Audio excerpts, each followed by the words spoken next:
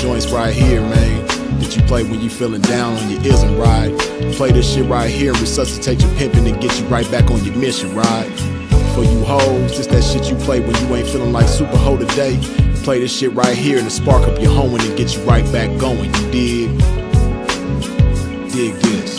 Pimps for real, don't mistake it for fashion. The turf that birthed my reputation for mashing was the track with active, attractive hoes. Professional goers that attract the dough. Like magnets to metal, never settle. We scorching them fag bitches pedal for them portions. My whores win it all. Not the ones on the sideline wishing but didn't ball in the guidelines. My bitches did it all. Down 7 below in the snow for dough.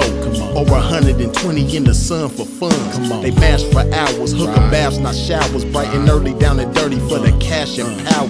They gotta get the cash, the towers, and reach it all to a pimp. In my position, I'm all but exempt. These bras not wimps, I'm like them renegade bitches. BFFs with tricks but never getting paid riches. Grenade bitches, they dynamite, blowing up on the pimpin' and missing when the time is right. But when they life gets strife, they see pimpin' shining bright, but they action is life without. Bitch, one strike you out.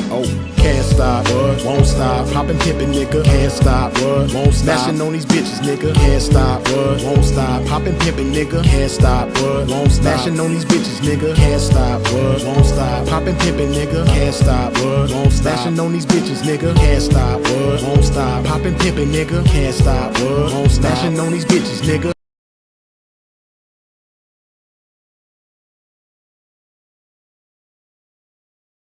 That's the magician niggas, smoking mirrors with your game. Hella extras to reflect the opposite appearance of a lame. Bitches coming from y'all, I can't rock with those. Tender-footed and rooted in them doctor shows. Soft shoe rituals, minute residuals. Papers on life support, your loots and critical. Something I learned about when running my earned route. And working with turnouts is murdering burnouts. Cause knocking one of you niggas for a scarred bitch.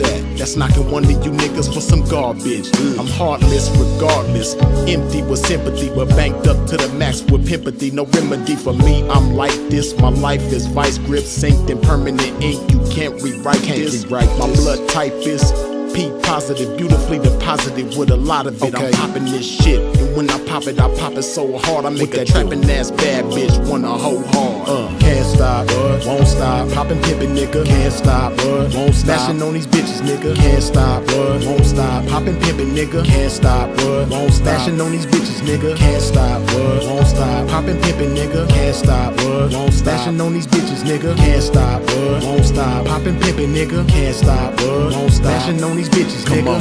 Come on, pimpin', man, pop that shit. Show these sucker niggas they can't stop that shit. Let these hookers know if they wanna cop that shit. Treat the bag like it's hot, bitch, and drop that shit. And to you hoes, if you ever took a loss, bitch, show these bitches how to bounce back like a boss, bitch. Let them know that the best way to floss, bitch, is reach that paper to some pimpin' hoe and toss it. Can't stop, won't stop. Poppin' pimpin', nigga, can't stop, won't stop. Smashing on these bitches, nigga, can't stop, won't stop. Poppin' pimpin', nigga, can't stop, won't stop. Smashing on these bitches, nigga, can't stop, won't stop. Poppin' pimpin', nigga, can't stop, won't stop. Smashing on these bitches, nigga, can't stop, won't stop. Poppin' pimpin', nigga, can't stop, won't stop. Smashing on these bitches, nigga.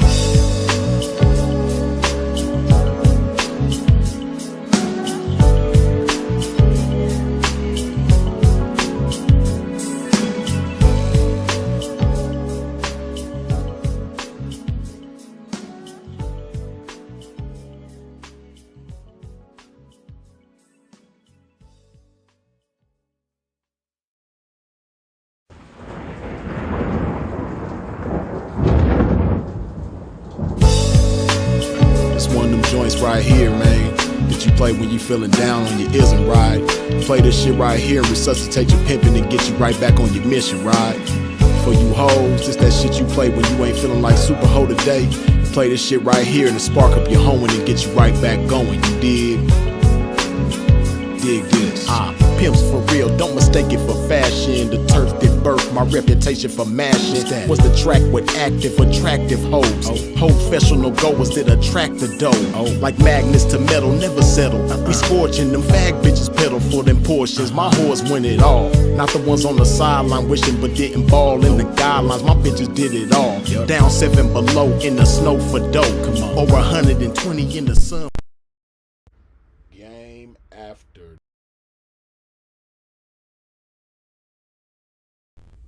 Okay, here we go. Game after dark. Y'all already know, man, what to do when you come up in here, man. Wipe your feet off at the door when you step into a pimp's domain. Hit that like button. Yeah. We're going to chop some game tonight.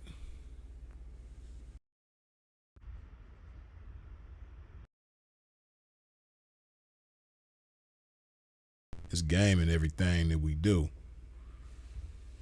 We're going to chop some game tonight about the game. But yeah, man, wipe your feet off at the door when you step into a pimp's domain. Hit that like button. Y'all already know, man. Freeze is first order of business. I got to hydrate my game. Put some of this good old love in my body.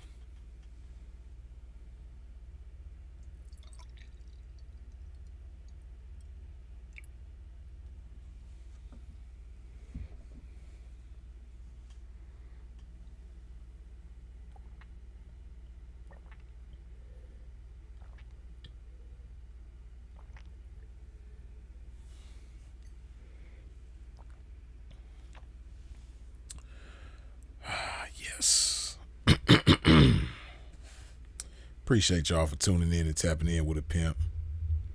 Welcome to Casa de Freeze, where we chop game and pop game, you dig? And separate game from lame.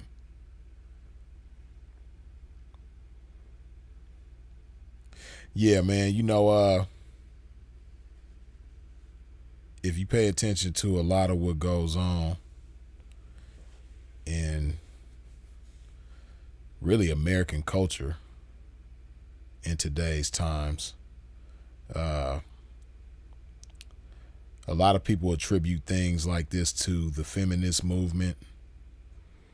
I think it's just it has a lot to do with media and social media, right?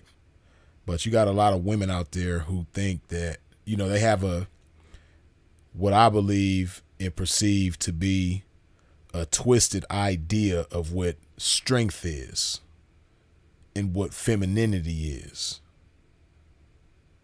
If you pay attention, a lot of women have it confused, right? Especially young women, ones born after probably 1997, especially, right? And what I want you to understand is that this isn't a finger pointing session. This isn't a session of, bitch, it's your fault and this is why it's your fault and you wrong for this and you wrong for that. And, this ain't a men versus women session.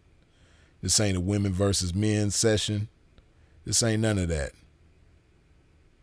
This is something that a lot of people don't understand in today's times, and that's called constructive criticism. You hear the term a lot. You've probably heard it before, but a lot of people don't really break down what that means. And then a lot of people attempt to give constructive criticism and don't really understand constructive criticism. Therefore, they don't give it properly, right? And effectively. But constructive criticism, when you break it down and really think about it, okay, constructive, that means to build, right? Criticism is basically holding the mirror up to yourself, holding the mirror up to a person and saying, hey, you might be able to tighten up in this area, or you can probably do this thing better, or you might be doing this thing completely wrong, but this is the right way to do it, so on and so forth, right? So constructive criticism is basically, giving someone some information about themselves in order for them to build themselves up and ultimately build with one another, right? Build with people. So, hold on. So yeah, like I said, that's constructive criticism. Now, again, a lot of young ladies out there have a twisted idea of what femininity and strength is for a woman, right? And you got a lot of chicks that think that just because they're outspoken, just because they're opinionated, that makes them a strong woman, and that if you're not outspoken and you're not opinionated, that makes you a weak woman, right? But see, there's a time and place for everything, and the wise thing is to have balance. Have balance within yourself as a woman, and to have balance just in life, period, right? So there's strength in both, and there can be weakness in both. There can be strength in being outspoken as a woman. There can be strength in being in having an opinion as a woman. But there can also be strength in, not being outspoken when it's not the appointed time. And there's also strength in not always having to share your opinion, right? But a lot of people don't understand that, because we live in a time where it's all about expressing your opinion. It's all about sharing your opinion. It's all about, getting people to rally around you and give you pats on the back via likes and notifications based on your opinion, right? We all have opinions. I have opinions. You have opinions, and that's fine. But, you don't always have to express your opinion about everything, right? If you pay attention to me, I don't always express my opinion about everything. Some things I stay away from. Some things I don't want to have an opinion about. Some things I may have an opinion about, but I don't want to share it, right? And a lot of people don't understand that. So that's why we here chopping game. But, there's strength exercised in both, because when you have the strength to exercise both, that shows balance, right? And just like there's strength in both, there can be weakness in both. When a woman just always has to be outspoken, there can be weakness in that. When a woman always has to be opinionated, there can be weakness in that, right? And some of the things, mind you, that I'm speaking of can apply to men as well. But, we talking about women tonight, because, the purpose of this video is to be constructive and build with women, right? So that's what we on. So, again, there can be weakness in being opinionated, and there can be weakness in, always being outspoken, right? Because oftentimes what a lot of people don't see, but with people who matter see, and even people who may not see it, it has a certain type of effect on them. But a lot of times when you're just so outspoken, you're always outspoken, it can come off as if you don't know how to turn it off, as if you can't control your tongue, as if your mouth is stronger than your mind, right? And you don't ever want to come off as someone whose mouth is stronger than their mind, right? And the thing is, a lot of times when you're outspoken all the time, people are going to disagree with you, and that's fine. But a lot of times when certain women are always outspoken, they don't want to hear what anybody else has to say, because in their mind, I'm right and no one else who has anything to say is going to be more right and more correct than I am. So what they have to say doesn't matter. So I'm only going to say what I have to say, and I'm not going to hear what anybody else has to say. Listen to me. I'm right. I ain't listening to you. You ain't right. And that's the way it is. But see, you don't get something that's very crucial operating that way. And that's called cooperation. When you deal with people, whatever it is, in order for it to work, in order for it to go along effectively, you need cooperation. When you enter into a business relationship with somebody, cooperation has to be involved. When you go and work a job, wherever you may punch a clock at, cooperation has to be involved. In sales, supply and demand, cooperation has to be involved. When you deal with your children as a parent, cooperation has to be involved. And when you're a woman in a relationship with a man, in order for that relationship to be healthy, cooperation has to be involved. So if you understand that no matter what you do with people, if you want it to go copacetically and effectively, you need cooperation. Now, understanding that, you got to ask yourself, okay, how do I get cooperation? How does cooperation work? How do people usually reach cooperation? Right? One of the key things to cooperation is understanding. And see, again, when you're the opinionated type and you just always got to speak your mind, what you communicate to people is that you don't care to understand them. And that's one of the biggest things when it comes to cooperation is understanding people, right?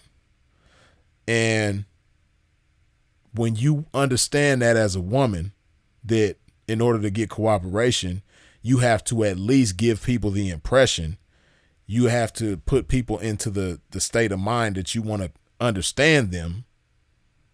It's like a superpower that's unlocked, right? Then you open up a level of strength that you probably never knew was there before as a woman, right? So, okay, understanding. I got to give people the impression that, I'm here to understand them in order to get cooperation from them. Okay, so how do I do that? Just think about yourself, right? For any woman who's opinionated most of the time, why are you so opinionated? Because you have the same urge that we all have. Everybody that's watching this live right now, everybody who's not watching this live right now, everybody within your reach, anybody that you could send a text message, DM message, inbox message to right now, anybody that you can call, anybody that you can see around you, anyone that you could think of and anyone that I can think of, we all have one thing in common. We all want to be understood. That's the biggest human urge, is to be understood. Us as human beings, our strongest urge more than anything is to be understood, right? So that's why you're so opinionated as a woman, is because you want to express yourself in order to get people to what? Understand you, right? To put it simpler and more relatable, you want people to feel you. You want to be felt. We all want to be felt, right? One of the greatest things to hear, and it has a genuineness to it, is I feel you. We love it when people say I feel you, and it's genuine. We can tell they mean it, right? When you express yourself, when you say a lot of words and you get something off your chest, one of the best things to hear is, I feel you, right? So that's why we want to be understood, because we want people to feel us. We want people to feel where we're coming from. We want people to feel what we're going through. We want people to feel what we feel, right? We want people to relate to us as much as possible, and that's usually being felt. Somebody feels you, right? So, the underlying fuel that drives a woman to be opinionated, it's nothing wrong with that. But again, balance is necessary. So you got to have a balance. Just as much as you want to be understood, everybody else wants to be understood too. So if you develop that power to listen and give people the impression that you want to understand them so that you can feel them, you don't understand how powerful you can be. It's so much power in that. So the key is listening, right? If you have a therapist and you pay a therapist for a session, a part of that therapist's power is listening to you, right? Of course, they're going to give you some advice. They're going to give you some food for thought. But before they can give you that, they got to what? They got to listen to you so that they can what? So that they can understand you. So that they can what? So that they can feel you. And then once they feel you, then they can give you some good game, some food for thought, some good information that's going to be helpful to you, right? And it's so important for us as people, because we want other people to feel us, right? So that's what that's about. And, that's the same thing the same reason why you have so much of an opinion about certain things, because, you want people to feel you. You want people to understand you.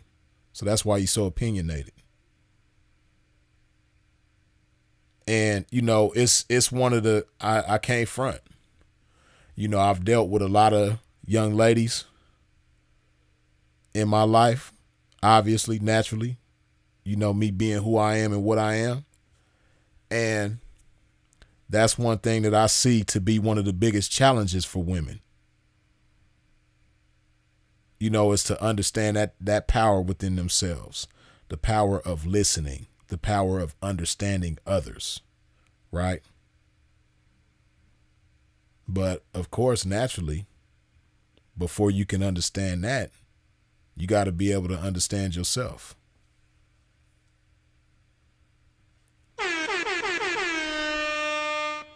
Eat books, good looking with the $5 holla.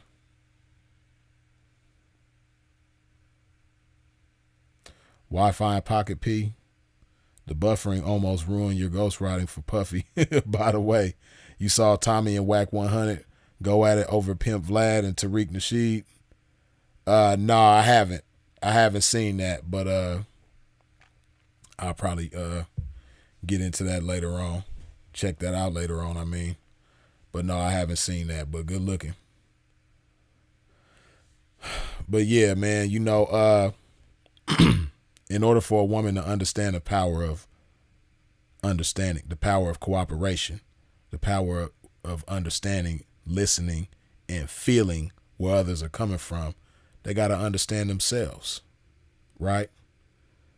They got to understand themselves as an individual, and they got to understand what it is to be a woman, right?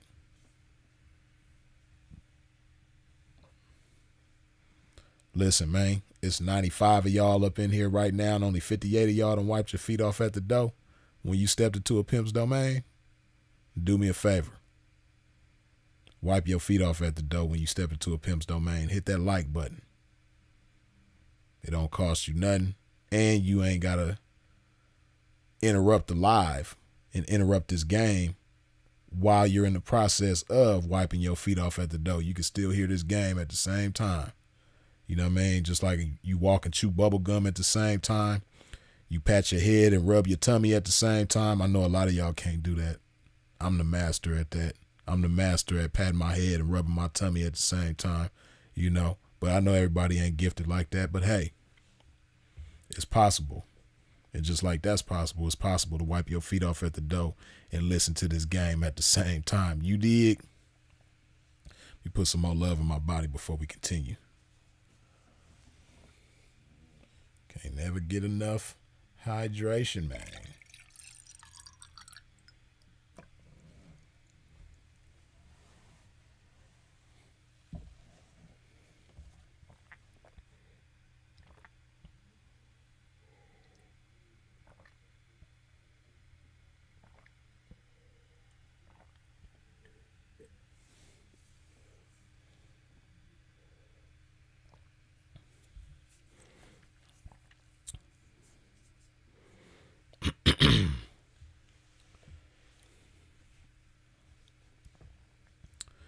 But yeah, man, you know, understanding yourself as a woman, right? What it means to be a woman. Now, one of the most beautiful things about womanhood that a lot of women have an issue with because they don't see it for what it is, and they also don't understand it. It's this thing called surrender, right? Man, it's such a beautiful thing when a woman knows the beauty and the power of surrendering herself to a man, her man of choice, right? Man, it's such a beautiful thing when a woman knows how to surrender herself, right? Now, I understand, you know, it's a tall task to find the right individual to surrender yourself to because, you know, in order for the surrender to work the way it's supposed to, in order for the surrender to be effective, it got to be to the right one. And see, you know, it's another thing that gets underestimated and taken out of context, blown out of proportion, underestimated, undervalued, underappreciated, and that's this thing called trust. People don't understand the power of trust. And, you know, a lot of times women ain't the only ones. Us guys go through it too. When you're young and you've never been hurt, you've never been stung, you know, you give your trust out like that Chinese food menu at the restaurant. You know how you can just walk in and grab a to-go menu? A lot of us do our trust like that. We just leave our trust available like a Chinese food to-go menu and allow people to just grab it and run with it and do whatever with it that they want to, right? But what usually happens when we are that careless with our trust? It gets violated. And when our trust gets violated, we get hurt, right? And we don't like the way that feels. You know, as a young man, you know, if you ever been in a situation where you call yourself being in love with a female, and you know you doing your all, you giving your all to make everything work out with this female, and you know on birthdays and Valentine's days and all that, you coming with flowers, cards, and candy. You know, you being romantic to the chick. You opening doors and pulling out chairs. You know, you talking on the phone with her late at night till you fall asleep. And then you find out that she has another man and she doing some of the same things she doing with you with, right? Now you heartbroken. You're like, damn, man. Man, I've been going out my way for this chick, man. I've been doing this and I've been doing that. You know, I've been there for her. You know, whenever she need me to be there. You know, I've protected her in certain situations. Man, I done so much for this chick, man. I can't believe she doing me like this, man. You know, over there messing with that other dude, man. Damn. So now your trust is violated and you hurt. So what you do with your trust? You put that shit in a mason jar. You screw that mason jar up tight, and then you put the mason jar inside a safe and lock it away. And now can't nobody get to your trust. And you telling yourself, man, I ain't trusting nobody no more, because all that's gonna happen is they gonna hurt my feelings. They gonna violate my trust, and I don't like the way that shit feel. So I ain't trusting nobody, right? And then to add fuel to the fire, all the songs that you listening to, you know, the Ride Wave and the NBA Youngboy and the Kodak Black and all this Glorilla and Cardi B and, you know, all the music that you like listening to. What they all saying? They don't trust nobody. Don't trust nobody. You know what I mean? Influencers that you watch. You know, the other YouTubers, the Tasha K's and the Fresh and Fit, all these dating coaches. You know, I ain't gonna say all of them, but a lot of them. You know, the undertone is a lack of trust. Don't trust nobody, right? Because if you trust somebody, all they gonna do is violate your trust, and you don't want that because that hurts too much. So don't trust nobody, right? So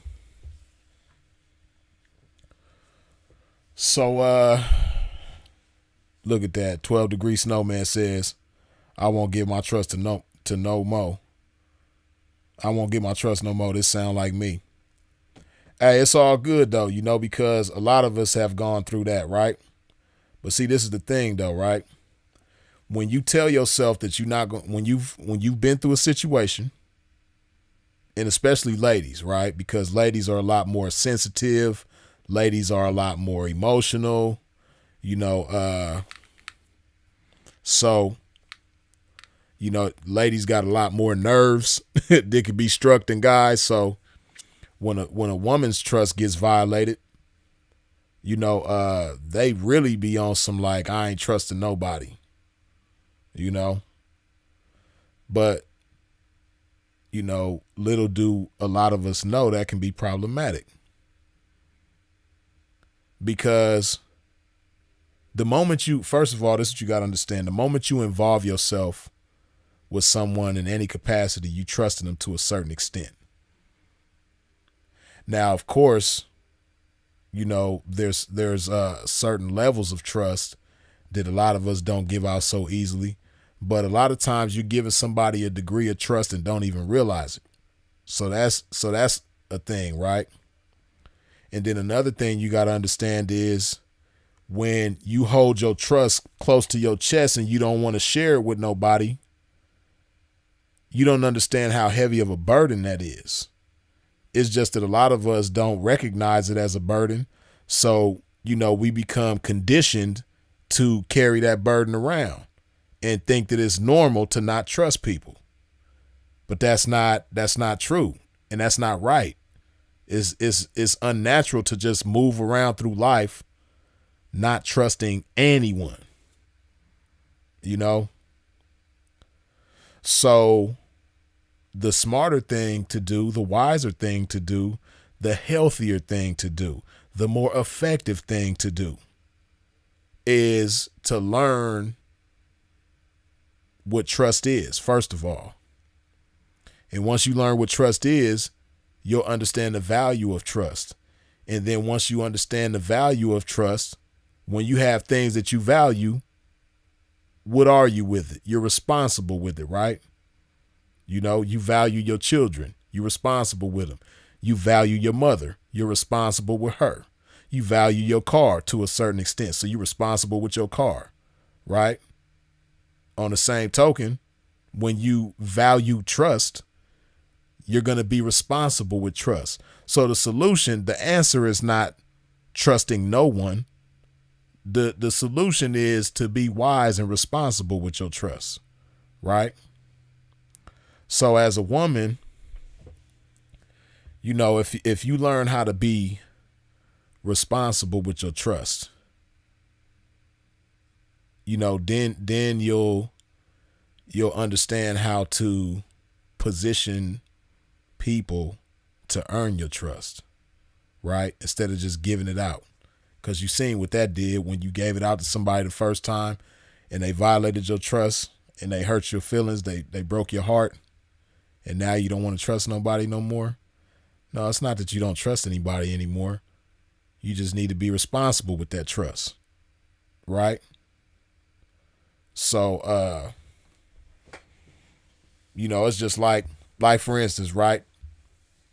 Just give you an example of being responsible with something, right? I'll never forget when I was little, man. I don't know, I'm about to really show my age on this one. Y'all know how old I am anyway, but so it don't matter. But a lot of you youngsters, man, y'all don't remember it was a thing. It was a movie that came out in the early 80s called E.T. E.T. short for extraterrestrial, right? But it was a movie called E.T. back in the day, right? So when I was real little, man, when I was 4 years old, my Uncle Ronnie and my Auntie Kathy, shout out to them, they bought me my first bike for Christmas when I was 4 years old. And that bike was an ET bike, right? So this ET bike, man, I thought the world of that thing, man. You know, it had like all the little ET stuff all over it. And you know, this was my first bike, so you know, I thought the world of that thing, right?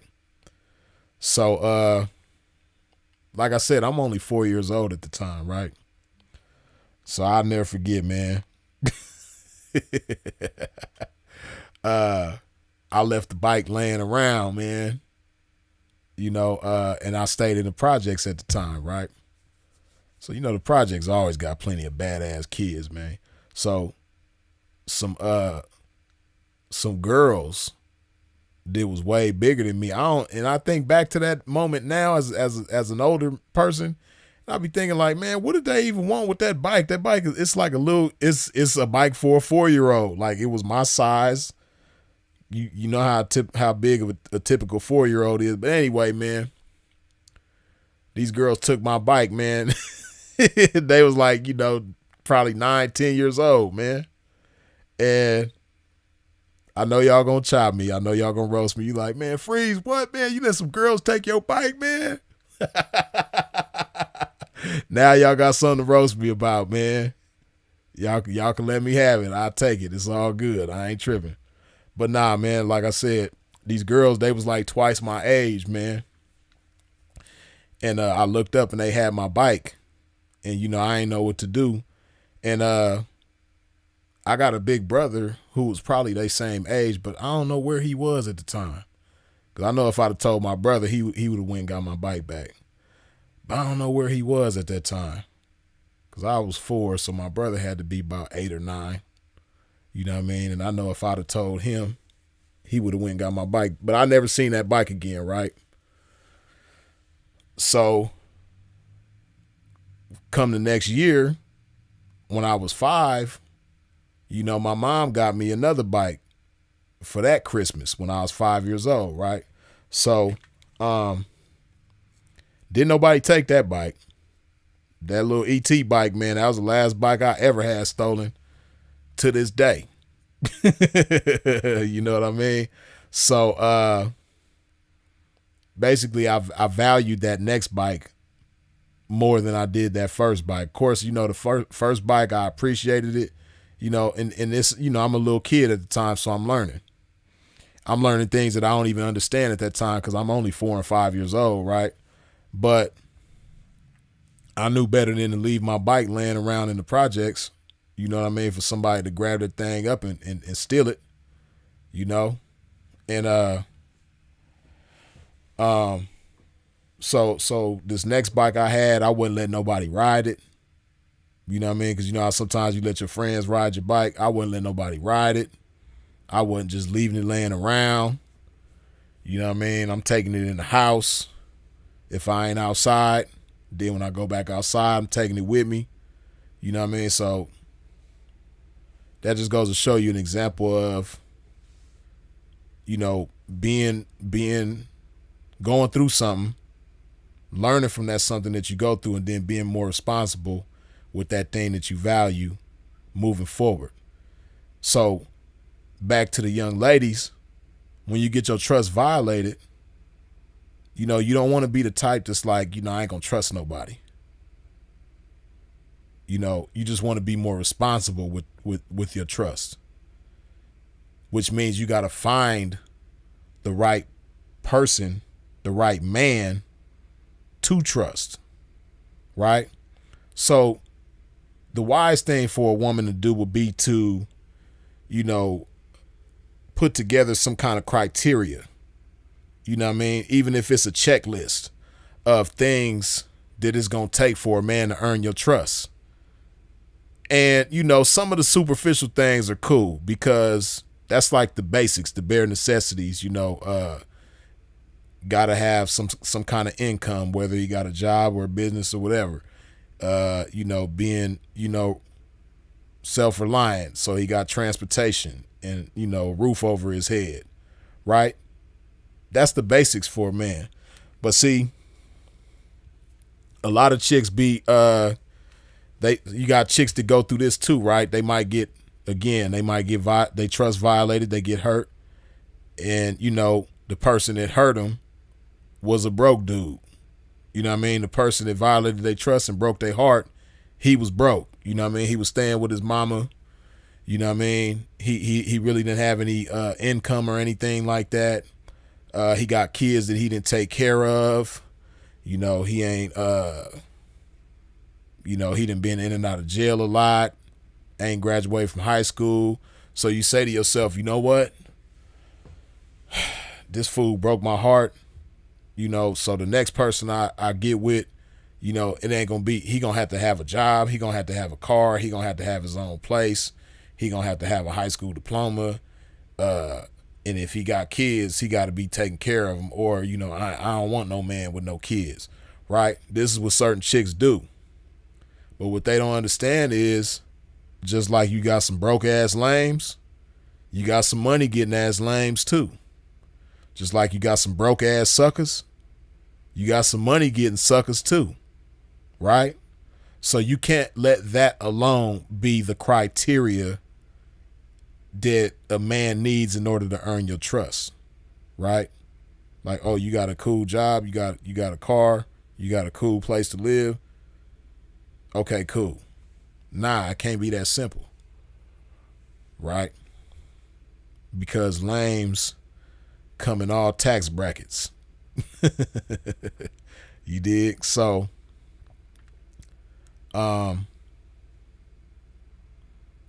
you gotta be more in tune. You gotta think a little deeper than that, right?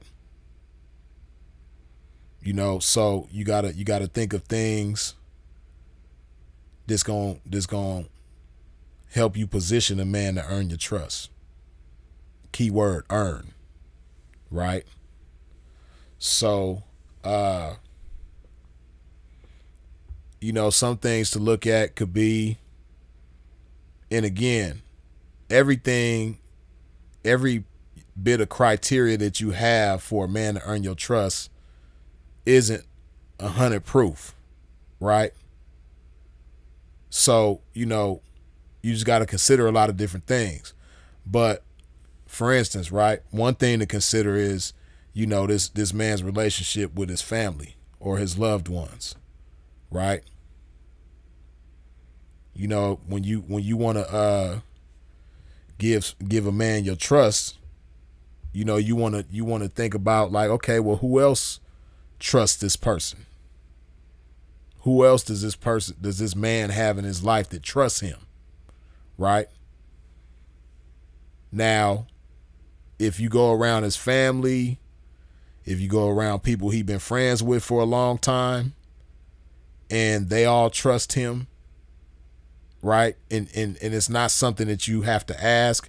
You can just tell by the nature of the relationships that he has with different people that they trust him, right? That's a good sign. If he has a job or a business or, you know, whatever it is that he does to earn income, you know, has he been doing it for a long time? Is he reliable? You know, can he maintain something for an extended period of time? And, you know, the people that he works with or the people that he does business with, you know, what kind of relationship does he have with those people? Do those people trust him? Right? You know, so this will give you a good idea as to whether or not you can trust him. Now, it's not the 100 proof gauge to tell you if you can trust him, because just because he can be trusted in all of these areas doesn't guarantee that you can trust him in a relationship as his woman, but it'll give you a good idea. Like, okay, at least I know somebody trusts this man. At least I know that somebody positioned this man to earn their trust and he proved to be trustworthy, right? You know, if you like I said, if you meet his family and just see how they interact with each other, see the nature of their relationship, same thing with his friends, it give you a good idea, right? Because you got a lot of dudes, they mama don't trust them, they father don't trust them, they grandparents don't trust them, right? And you know, if they do have any friends, they're like friends that are new. You know, you got some guys that don't have any childhood friends that they still friends with to this day, right? And again, like I said, this doesn't tell you everything about how trustworthy this person is, but it'll give you a good idea. Whereas on the other hand, you know, you meet a guy and you see that he has a good relationship with his parents. You see that he's a gentleman to his mother. You see how he treats his mother. And then you see that he might have friends that he's been friends with since childhood and how he interacts with them, right? It'll give you a good idea. Because you got some dudes that can't stand their mama. You got some dudes that hate their mama with a passion, right? And, you know, it's a trip because, you know, in the lifestyle of pimping and hoeing, giving an example, right? As a pimp, you would naturally think, even from a square's perspective, when you look at a pimp, that a pimp would have to be a ladies' man, right? He'd have to be good with women, right? He'd have to have a way with women. But you got certain quote unquote pimps in the game that can't stand their mama, that hate their mama, right? And you know, I like, it's certain cats in the game that I know that fit that description, right? Certain cats in the game I know that can't stand their mama, ain't got nothing good to say about their mama, right? But they swear up and down they some pimping. And you know, when they tell me why they hate their mama, you know, even though I can't relate because I love mine dearly, gonna kill and die for her in a heartbeat with no hesitation, right? When they break it down to me, I can understand why certain cats who hate their mama do hate their mama, right? I get it. But, you know, to be some pimping and you hate your mama, you know, if you hate your mama, if you hate the woman that birthed you into the world, like, how you gonna have love for, you know, any other female? I don't get it. You know what I mean? And usually the guys I know like that, it don't really they dealings with women don't really go well most of the time. And if there is anybody out there that hate their mama but is good with women, I don't even know how it's possible. You dig? But that'll give you a good idea though, right? And FYI, man, to anybody out there that might hate their mama, hey, ain't nobody perfect. And you gotta have some kind of, even if you may not like your mother per se, it's a good thing to at least respect your mother. You know what I mean? You ain't gotta like her, you ain't gotta, but at least respect her. You dig? But to the ladies, man, if you see a man that loves his mother, that's a good indication. So you can use that for your checklist if you thinking about positioning a man to earn your trust. Get a understanding on the people in his life and how well they trust him, right? And how well he trusts them as well too, right? Because you got people that might be like yourself. They don't trust nobody. So, when you're dealing with a man, you wanna pay attention to that too, right? Now this one can go deep, right? Now we just talked about, when you dealing with a man and learning how well other people in his life trust him, right? Now, when you think about how well he trusts other people in his life and how well he trusts any woman that he's involved with, hey man, a lot of y'all women be getting involved with some some man, and some of you guys in here that might fit the description, don't take offense to what I'm saying. And if you listen closely, what I'm saying might be some good game for you to fix that about yourself, right? But a lot of times, ladies, I don't know what it be, but a lot of y'all be loving to get involved with and fall head over heels in love with guys that just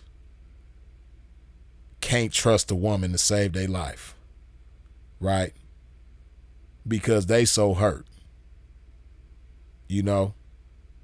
They so like scorned. And that shit is crazy to me, man. If you a man that's scorned, man, and you on some like can't trust no, I know you listen to all the Snoop Dogg songs, I don't love these 304s, and all the rap songs and all the movies and shit, How to Be a Player, Boomerang, and all that, man. Like, hey man, that's just movies and entertainment. Right. And that's not it's not a good look for a man to just be the type like that just can't trust women, and you're vindictive towards women because of what's been done to you. If this woman was like that and you thought the world of her, then all the rest of the women gotta be no better than her and all. Hey man, that ain't it, man. But ladies, that's something that you got to pay attention to as well. If you can, as best you can, try to learn about this man's past relationships. Try to figure out, how long each of his past relationships have lasted. And if you can, as best you can, try to figure out, why they ended the way they may have ended. Right. And this, again, a lot of this game that I'm giving right now apply to both men and women, but we speaking to the women tonight. And women ain't the only ones who do this. I know guys be thinking that women are the only ones who do this, but a lot of dudes do this too, ladies, so pay attention. You know, if you talking to a guy about his past relationships and he telling you why this relationship ended and he telling you why that relationship ended and so on and so forth, and not just relationships with women, but like, you know, homeboys that he might have fell out with, family members he done fell out with. If he's telling you all these different things and none of it is ever his fault, everybody always did him wrong, you got to pay attention and take notice to that type of stuff. You know, he telling you, you know, everything that went wrong in this relationship, everything that went wrong in that relationship, and he's never the one who did anything wrong, right? You know, it shows a lack of maturity for one, and then two, you know, it shows a lack of accountability as well, right? Now, you might have situations where, you know, both individuals were wrong. Or you have situations where the woman was really the one that was just completely foul and he might not have really done anything wrong. But just pay attention, right? Like for instance, right? I've dealt with women that might be telling me about a past experience and they might say, you know, I don't really want to say anything about that individual, but you know, it just didn't work out. Right? You know, they might not want to get into details about what that person may have done that was wrong. Right? Depending on how they word it, it'll let you know like, okay, I respect that. Because a lot of times when people end relationships and they end bad and they get hurt, they want to point the finger. But it takes a lot of maturity for an individual to be like, well, you know, I don't really want to, you know, I don't want to say anything bad about that individual. It just didn't work out. Right? That's something that's rare. But, you know, it's something that's commendable as well when you see somebody do that. So, you know, ladies, if you dealing with a man and he might say, you know, yeah, you know, my last relationship lasted this long and it ended, you know, this way, but you know, I don't want to say anything bad about her, but you know, it just didn't work out. That's commendable. Right? And that shows you a certain level of maturity and accountability as a man. Right?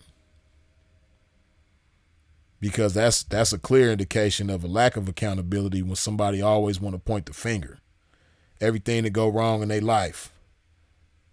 And the police pulled me over and they was messing with me, man. Man, I got fired from my job, man. They just don't like me because I'm black. Or they just don't like me because I'm fly. You know what I mean? They don't like the way I talk. They don't like the way I dress. They don't like my cologne. They don't like my hair. You know what I mean? It's always somebody else's fault. Everything that go bad in his life.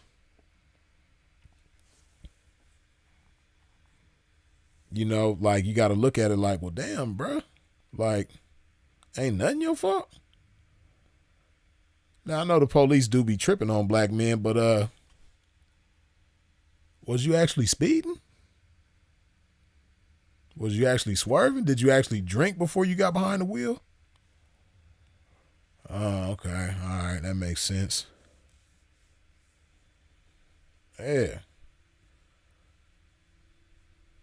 You know, so that's always a red flag when somebody explains situations in their life that went wrong and it's always somebody else's fault or something else's fault, never their fault. Never their fault.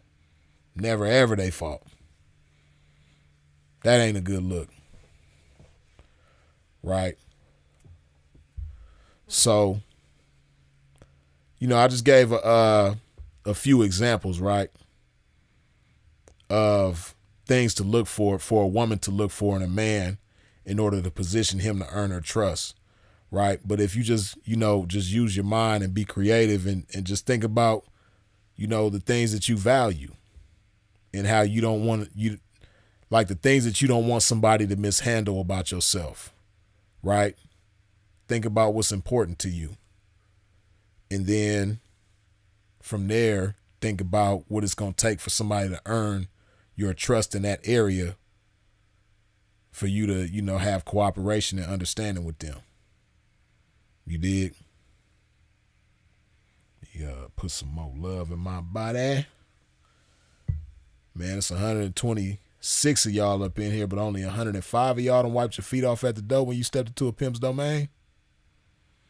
Do me a favor. Wipe your feet off at the door when you step into a pimp's domain. Hit that like button.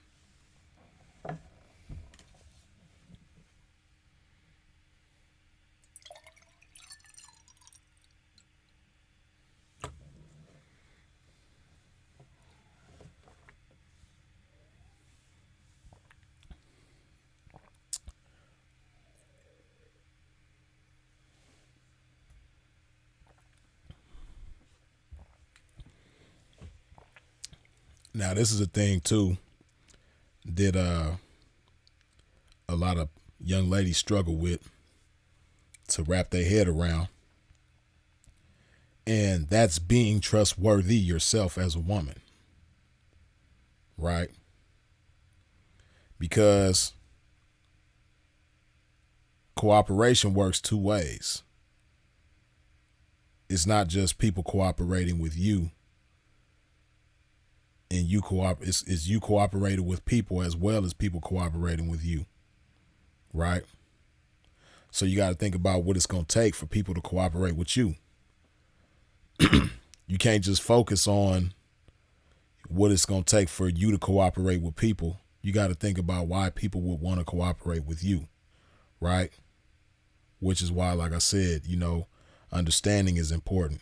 Giving people the impression that you feel where they're coming from is important. And just as well as those things are important, you being trustworthy as a woman is important, right? Y'all give me just a second. I'm going to be right back. Don't go nowhere.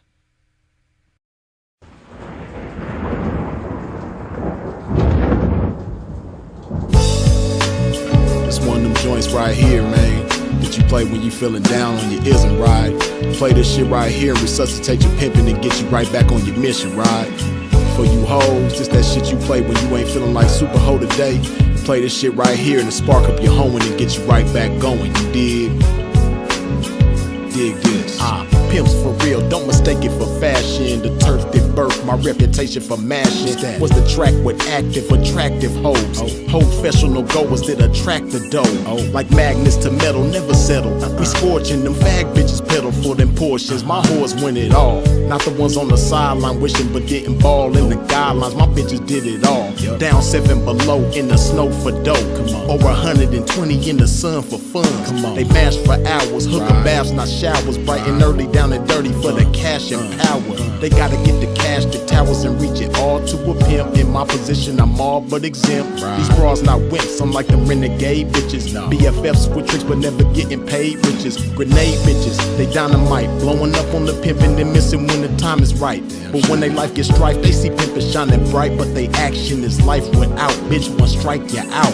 Can't stop, won't stop, poppin' pimpin', nigga. Can't stop, won't stop, smashing on these bitches, nigga. Can't stop, won't stop, poppin' pimpin', nigga. Can't stop, won't stop, smashing on these bitches, nigga. Can't stop, won't stop, poppin' pimpin', nigga. Can't stop, won't stop, smashing on these bitches, nigga. Can't stop, won't stop, poppin' pimpin', nigga. Can't stop, won't stop, smashing on these bitches, nigga. See, that's the difference, nigga. The pimpin' mashin' for these riches, nigga. Nothing like you master magician niggas. Smoking mirrors with your game, hella extras to reflect the opposite appearance of a lame. Bitches coming from y'all, I can't rock with those. Tender-footed and rooted in them doctor shows. Soft shoe rituals, minute residuals. Papers on life support, your loots and critical. Something I learned about when running my earned route. And working with turnouts is murdering burnouts. Cause knocking one of you niggas for a scar bitch.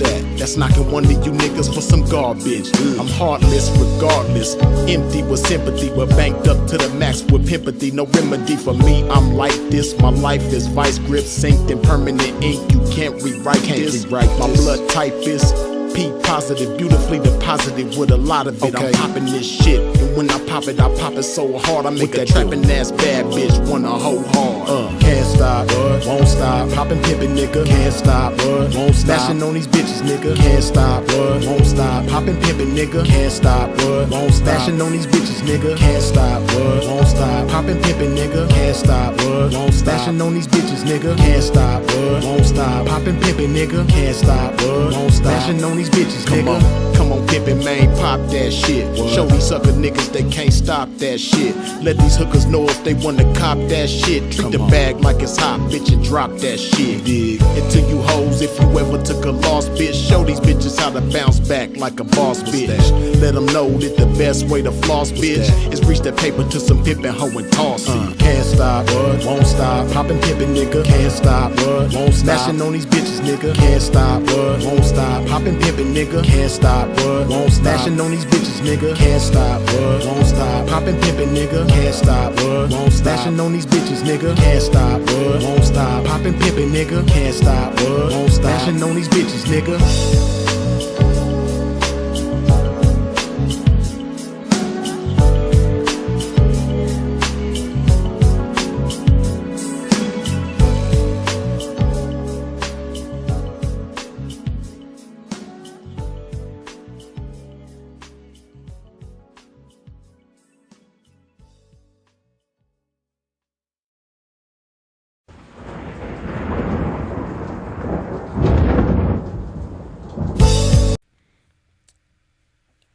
Back to this game that we never left.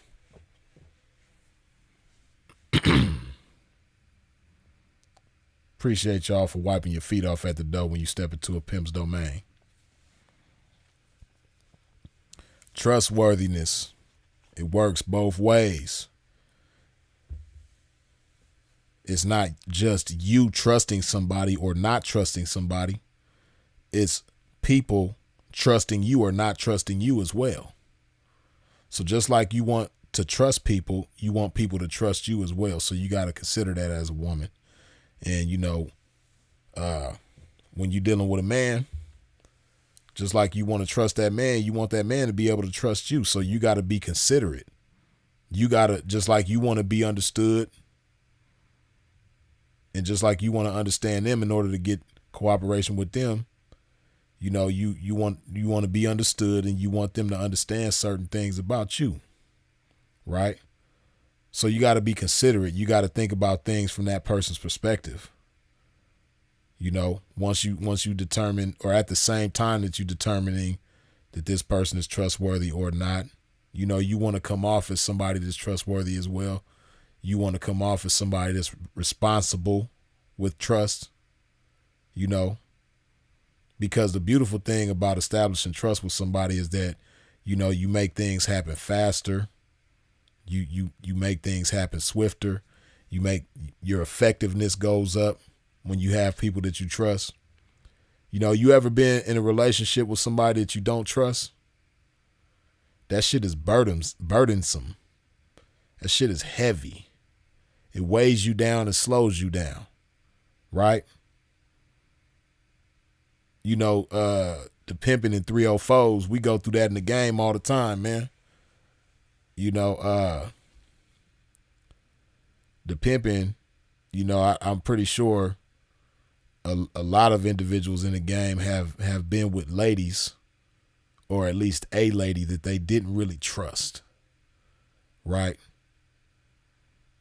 You know, and of course, once you become seasoned in the game, you understand how unwise that is. But a lot of times when you're young in the game and you're not as seasoned, you end up in a situation where you with a young lady that you don't believe that you can trust. But you might like the way she looks, or you might like the way she is in bed, or you might like her money. So even though you believe that you can't trust her, and she might have already done some things, a lot of cats be doing that. You know? That's a whole nother conversation though. She might already got a history in the game of being untrustworthy and doing, you know, committing cardinal sins against the game. But that's a whole nother conversation. But one way or another, man, you know, a lot of cats be involved with chicks in the game that they don't believe they can trust.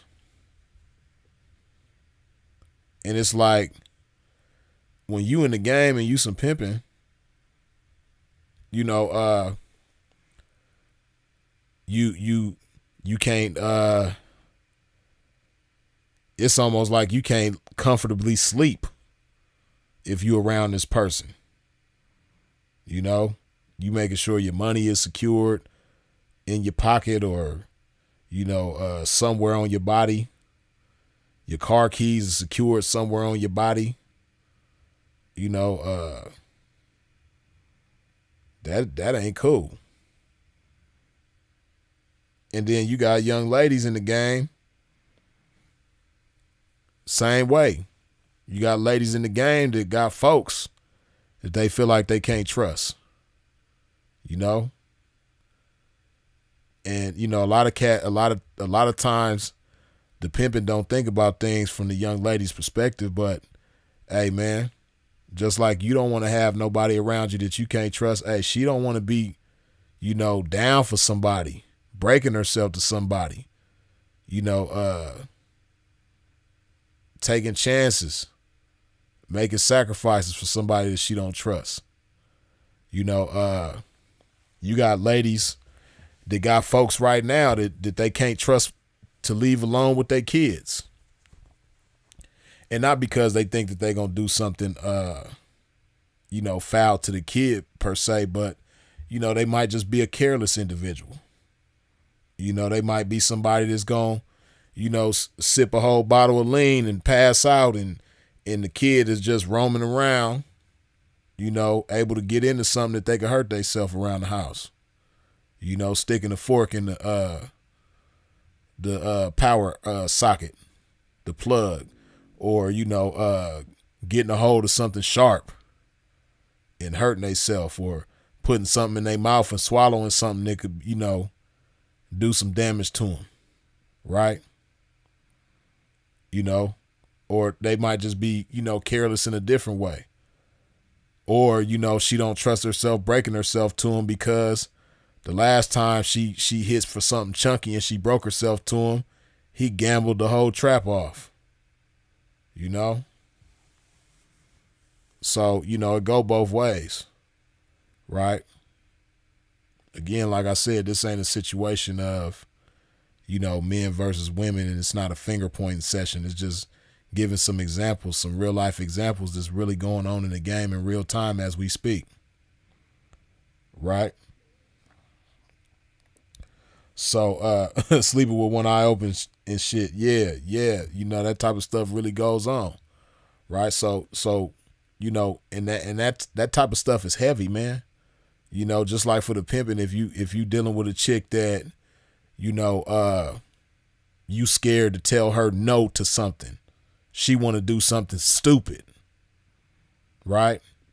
She might have not made no money the last night before, but she know her wifey's made some money. So tomorrow she want to go shopping, and she thinks she got the right to go shopping because even though she didn't make no money, her wifey's made some money. So, and she made some money the night before. So, you know, she thinks she deserved to go shopping. And it's like, you know, this don't make sense right now. You know, maybe if you have a good night tonight, then, you know, tomorrow we can do it. But right now, it just don't make no sense for you to go shopping right now. And you scared that, you know, she gonna put them people in your business if you tell her no. So you stuck between a rock and a hard place about how to handle this situation. Because on one hand, you don't want to make yourself look a certain type of way to your other peoples, but on the other hand, you know, you want to you don't want to rub her the wrong way because you don't trust her and you think like she gonna put them people in your business, but it's just something about her that you like that's keeping her around. You know, or you might be scared of that. You might be scared that if you fire her, she gonna put them people in your business. You know, so them type of situations are heavy, man. You know, you stressed out. You probably ain't sleeping good. You know, the game is challenging enough as it is, and you dealing with that. You know, or the same thing for, you know, young ladies in the game. Again, you know, if it's a chick that's down, just, you know, just a lot of times, man, the pimping don't be thinking about what chicks be going through in the game on a nightly basis. You know, dealing with all these different individuals, right? All these different personalities, you know, all these different types of individuals, good, bad, and ugly, right? You know, and for her to, you know, go through all these kind of things, and,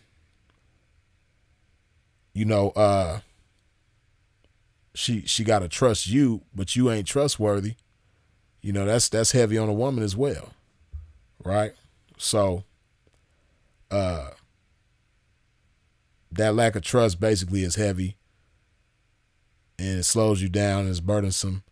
When you have strong trust, high trust, you know, as opposed to the heavy trust, I mean, the lack of trust, the high trust and strong trust, you know, it makes you swift.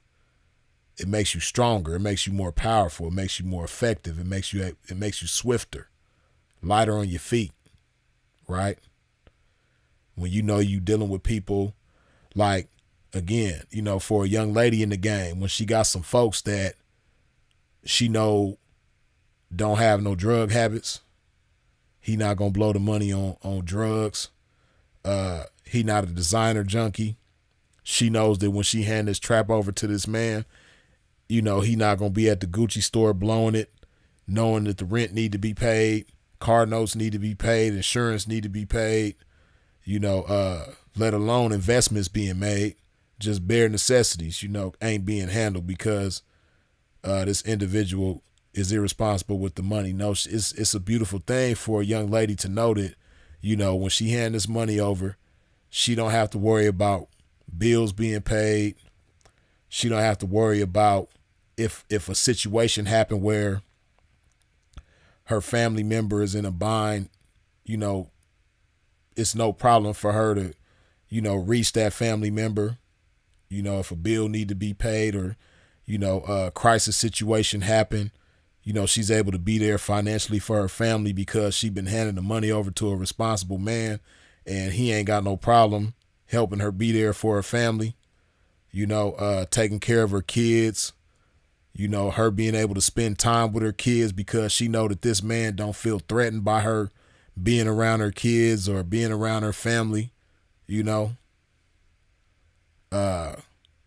You know, that's a beautiful feeling when a chick got folks like that she could trust, you know, and he's treating her well. He putting a smile on her face. He's considerate of her. You dig? Making her feel good about what she doing.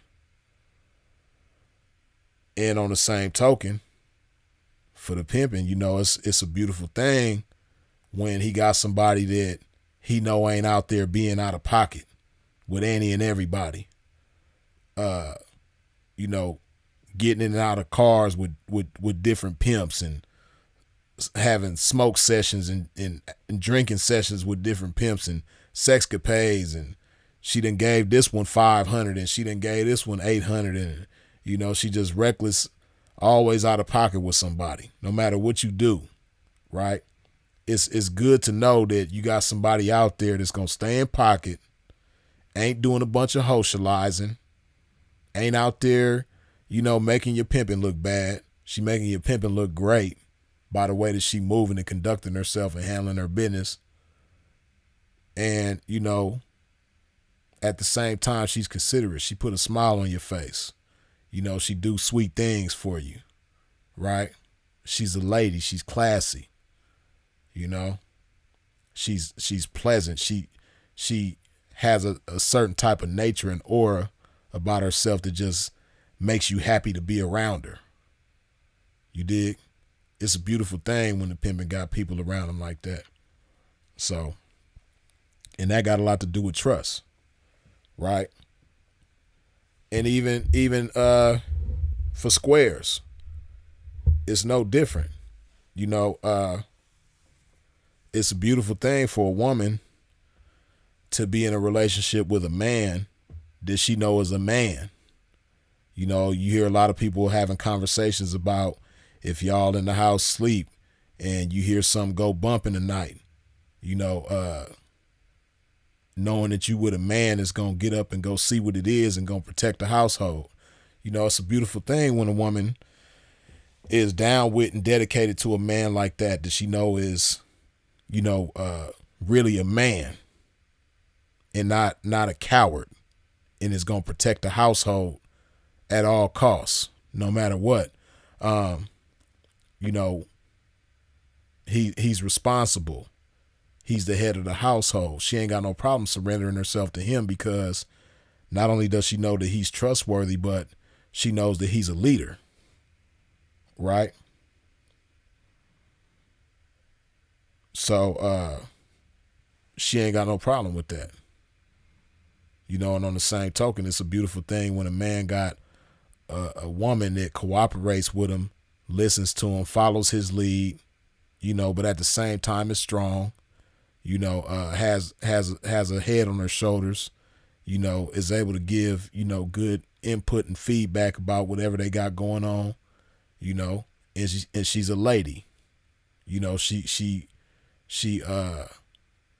somebody that he can be proud to be involved with, right? Just like he's somebody that she's proud to be involved with.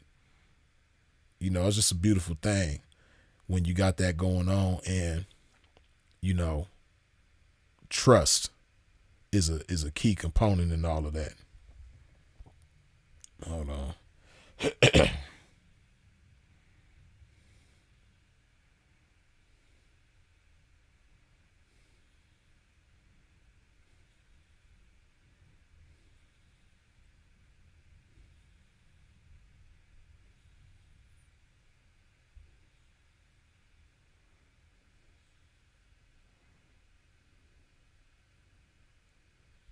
Okay.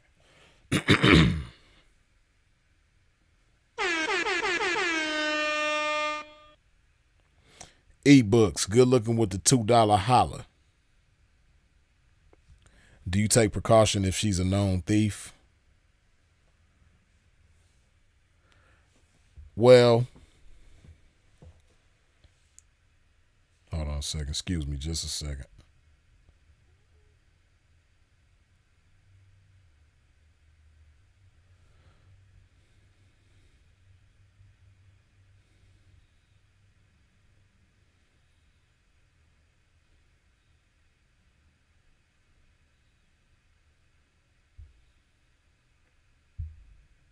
Sending this text message. Excuse me, y'all.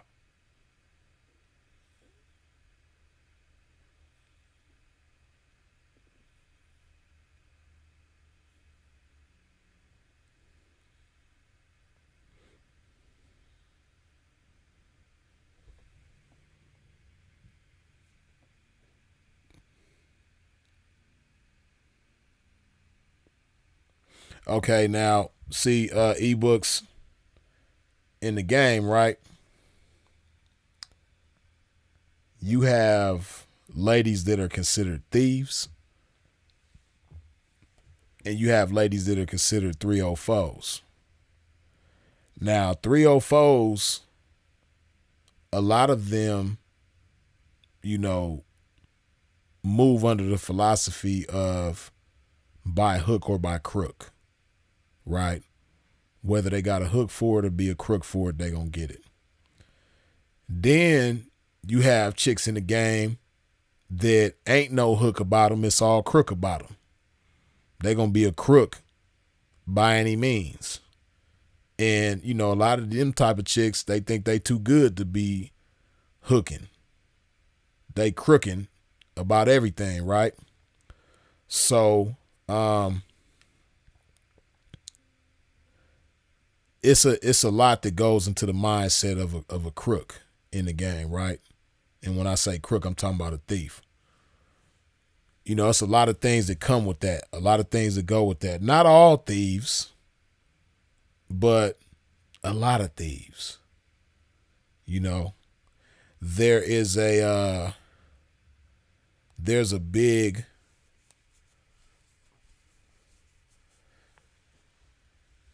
I don't want to use that term because it's so played out. So I'm thinking of a different way to word it.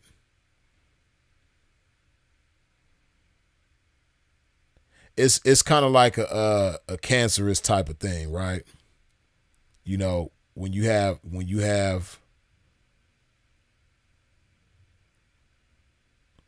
I'm taking the thief over the 304. See, LaCream,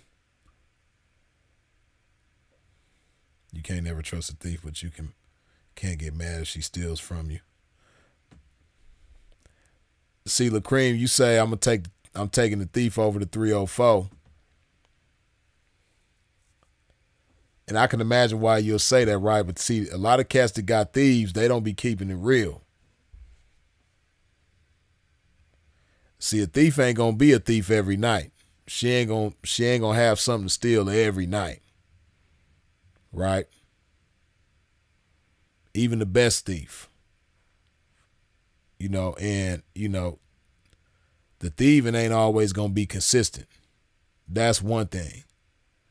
Then not just that, but you know, especially, you know, I ain't gonna speak on certain methods. So y'all don't have to speak on certain methods either.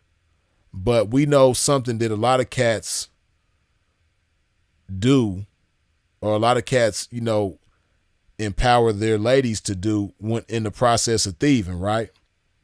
You know, and a lot of times when they do that, man, you know, like I said, a lot of cats with thieves don't be talking about this type of shit, man. But you know, like for instance, give you an example, right? I had a partner that knocked a thief. She was just straight stone cold thief, right? She ain't doing no 304ing. She ain't doing no hooking. She just crooking. It's all crook, no hook with her, right? My partner knocked this chick. And shortly after he knocked her, you know, in the town where she, you know, did her thing for a long time, he walking through the airport with her. And as he's walking through the airport with her, some guy that neither one of them recognizes walks up to her while she with the pimping and say, "Hey, remember me?" And she like looking at him confused, like, "What do you mean? What are you talking about?" And he like, "Yeah, I'm the one you did whoop with." And he was tripping, you know what I mean? Now, fortunately, because pimping be having game, he was able to diffuse the situation and you know, ended it copacetically. But once the situation was over with, he was like, you know, like, damn, you know, what's up with that? And the chick was like, she was like, I ain't gonna lie, you know, over the past, I think it was like a 4-year period. She was like, around this town, over the past 4 years, I done hit like 200 different individuals. Right? So, you know, you have that element to deal with. You know, you got a lot of disgruntled people, especially if you got somebody doing it in one particular place for a long time, like some do. You know, you're going to have a lot of disgruntled people, and you ain't going to remember everybody when you're getting down like that. So that's that. And then we just got to keep it real. A lot of the quote unquote thievery game in today's times is not nearly as game oriented as it used to be back in the day. See, back in the days when chicks was getting a thievery on, it was game, or it was a lot of game in it, right?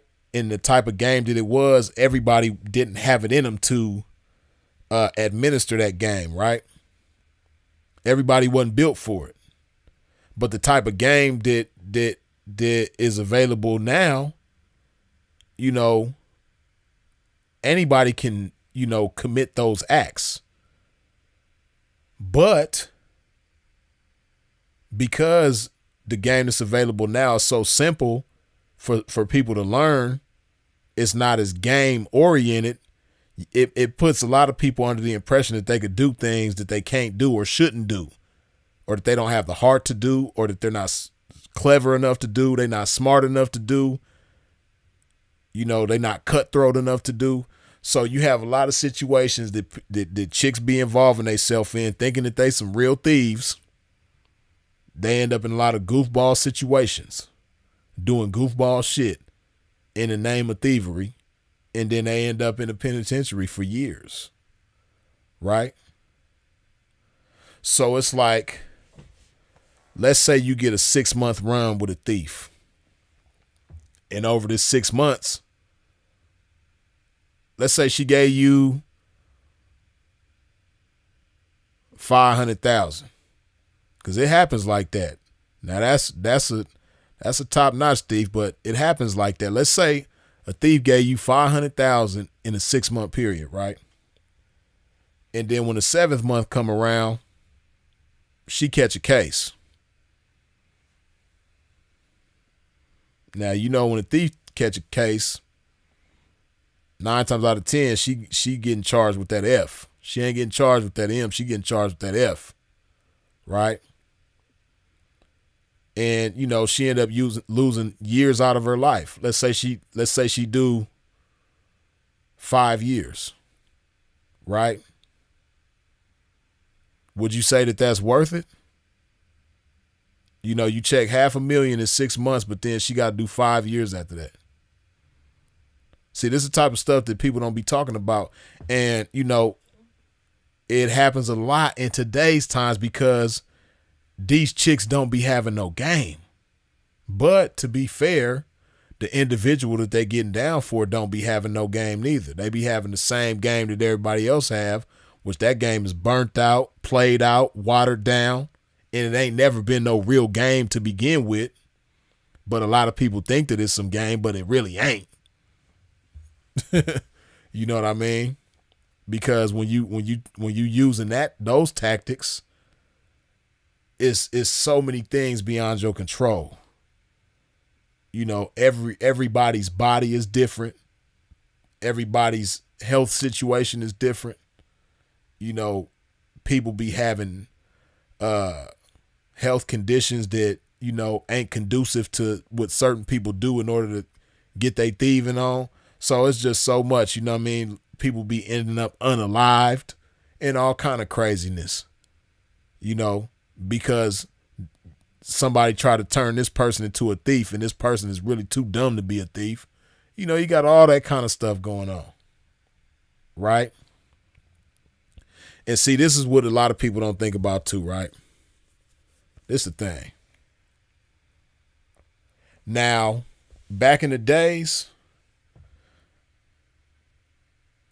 certain types of thieving going on, I could understand. Right? But in today's times, this is what people don't pay attention to things like economics. People don't pay attention to stuff like that in the game. A lot of people don't, right? So but when you understand simple economics about America, right? And once you do a little research, you come to understand that, hey man, tricks got more money than they ever had. Right? Hey man, tricks got more money than they've ever had. It's more millionaires moving around than it ever been. Right? So the type of things that people be stealing, the type of money and materials that people get stealing is the type of money that a chick should be able to get and have given to her.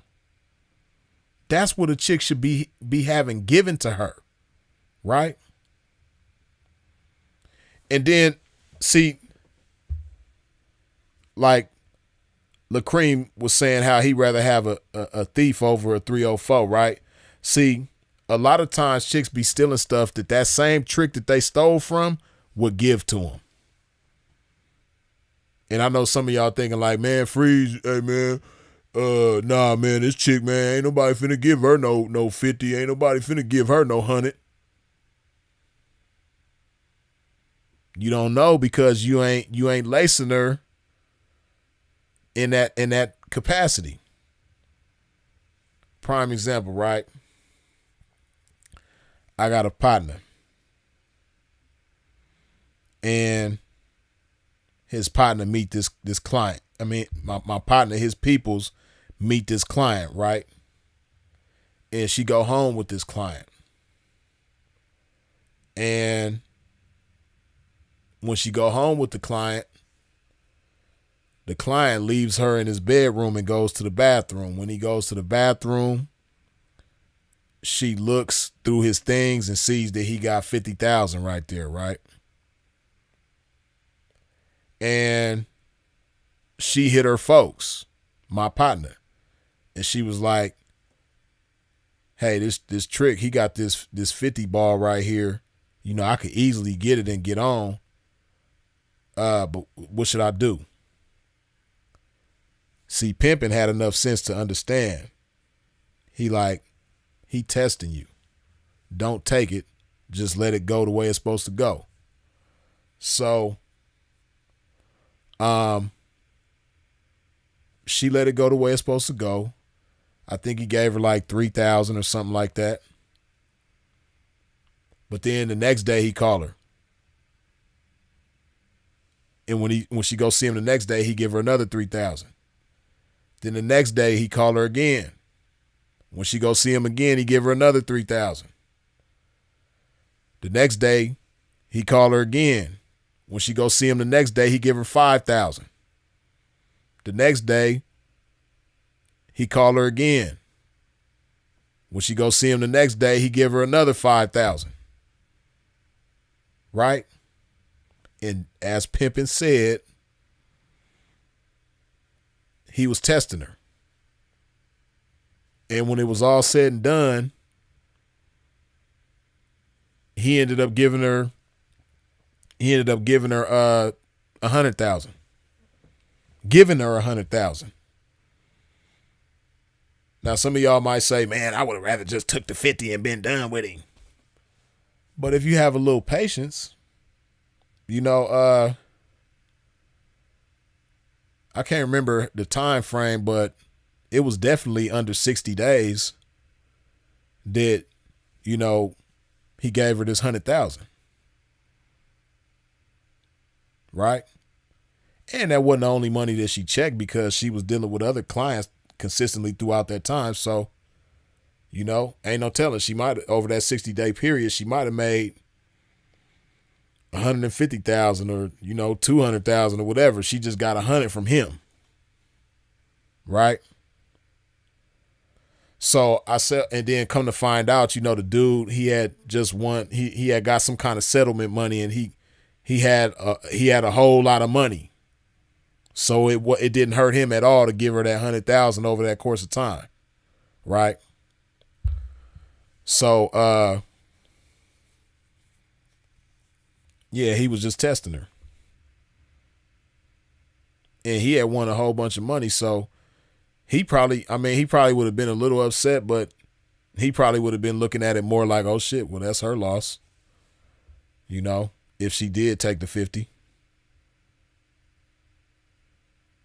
And, or, you know what I mean? He might have been prepared for her to try to take it and run because they was in his house. And, you know, he would have just took the 50 back from her and been like, shit, go on about your business, and she wouldn't have got nothing. Right? Or he could have been one of them types that would have tried to hurt her. You know what I mean? See, a lot of cats don't talk about them kind of situations where, you know, chicks end up stealing from somebody and they end up unalived. You know, they might run into a trick that they hit 3 months from now, 6 months from now, a year from now, and he catch up to her and unalive her. You know, cats don't talk about them type of situations. See, it'd be good in the moment, you know, when a chick hit and she come back, you know, with something chunky. It's good in the moment. And, you know, you have a lot of situations where chicks don't end up going through something real bad in the process of that. But the chances, it's like, if she gave you $1 million and then after that million she get unalived, was that really worth it? Hell no. You know what I mean? Or again, if she, you know, have to go sit down for 5 years or 10 years or 7 years, is that worth it? Hell no. Because see, you know, cats, they try to make it like it's just about the money. But it ain't just about the money, man. Like me, I like having the warmth of a female body around me. You know?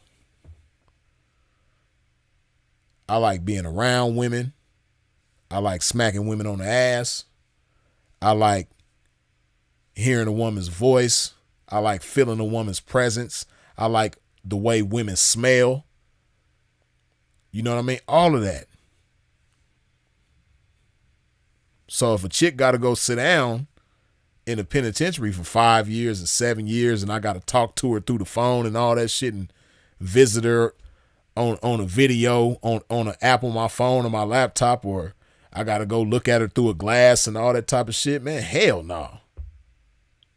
You know what I mean? I'd rather take a fraction of the money and still have the chick around than to have this whole lump sum of money and she got to go sit down in the penitentiary. That's crazy. You know, and cats don't really speak on the likelihood of that being the case in the game, especially in today's times. See, that's another thing people don't think about too. Like I said, back in the days when the thievery was going on, it was more game involved. The majority of people in the game that's doing some thievery, in today's times, they don't have that old school game. And that old school game still works today. Right? But to a certain extent, though, because guess what? Technology is 1,000 times, 1,000,000 times more advanced than it used to be. So a lot of stuff that chicks was getting away with back in the day, they can't get away with that today. Not nearly as smoothly. The moment you step outside, there's cameras everywhere. You know what I mean? And a lot of things can be traced and tracked, and cell phone towers and locations. Like, man, it's a lot that goes on. So that don't always be worth it. Let me put some more love in my body, man. Okay, I see y'all got the likes looking good. But if you did not wipe your feet off at the door when you stepped into a pimp's domain, please do so now. Hit that like button.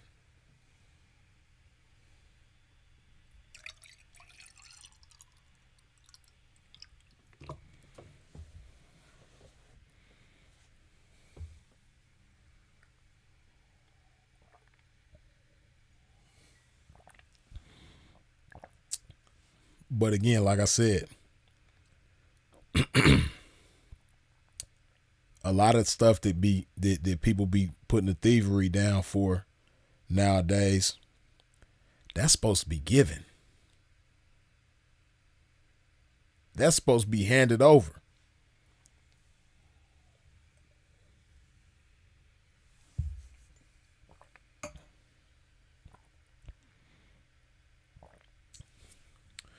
You know what I mean? Like, and I've been saying this for years now, man. And within the years that I've been saying this, the dollar has done nothing but get weaker and weaker and weaker. Right? The dollar from once upon a time is only 50 cents now. If you go further back in time, them dollars from further back in time is only 25 cents right now. You go further back in time, the dollars from further back in time is only 10 cents right now. But, you know, the going rate for a woman's time is still the same, right? Like the dollars from back in the day, chicks was, you know, endeavoring to make $1,000 a day with the dollars from back in the day. But that same 1,000 that they was trying to make back then, if you take some dollars from back then and put them in today's times, it's $2,000, it's $3,000, it's $4,000, it's $5,000. But chicks still trying to get that same 1,000 though. Again, because like I said, a lot of us in the game, we not inclined to think about everything that goes along with the money. We think about getting it, but we don't think about how much we're supposed to get, how we're supposed to get it, what makes sense to get, right? But Tricks got the money. And, you know, I'll be looking at certain stuff to be going on in California, and it's like, how dare you? How dare you disrespect the game? How dare you disrespect yourself for the stuff that you be doing in California? Let me see what California ranks in the economies. Because I remember at one point in time, man, California was like the fifth. California had like the fifth biggest economy in the world. I know it's probably lower now, but let me see. Hold on. Matter of fact. Hold on a second. Bam, bam, bam.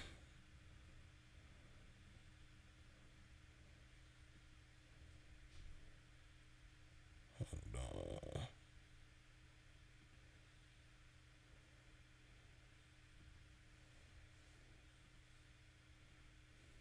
All right, give me just a second.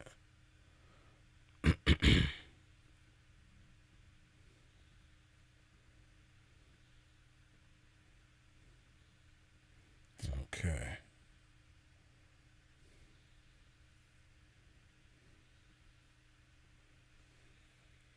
Let's see.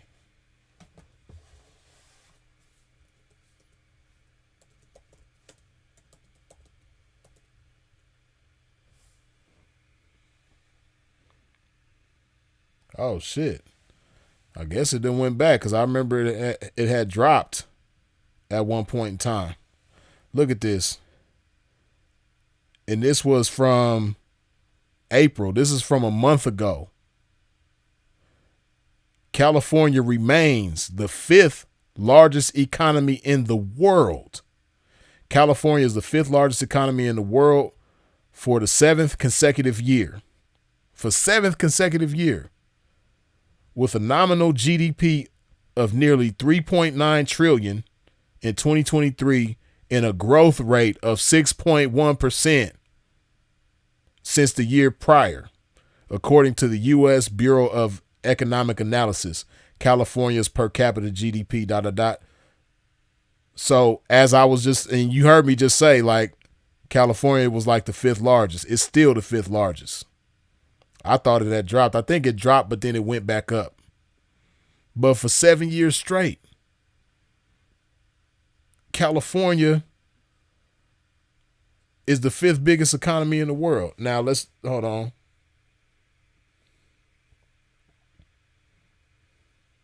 Let's see.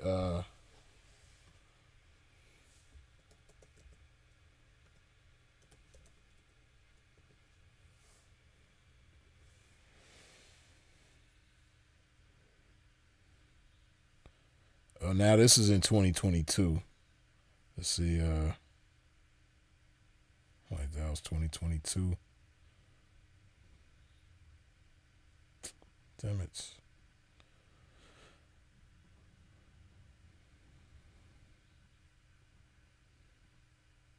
Come on. Golly.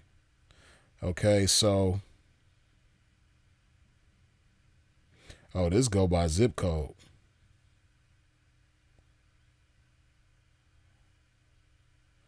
10 richest California zip codes. That's crazy.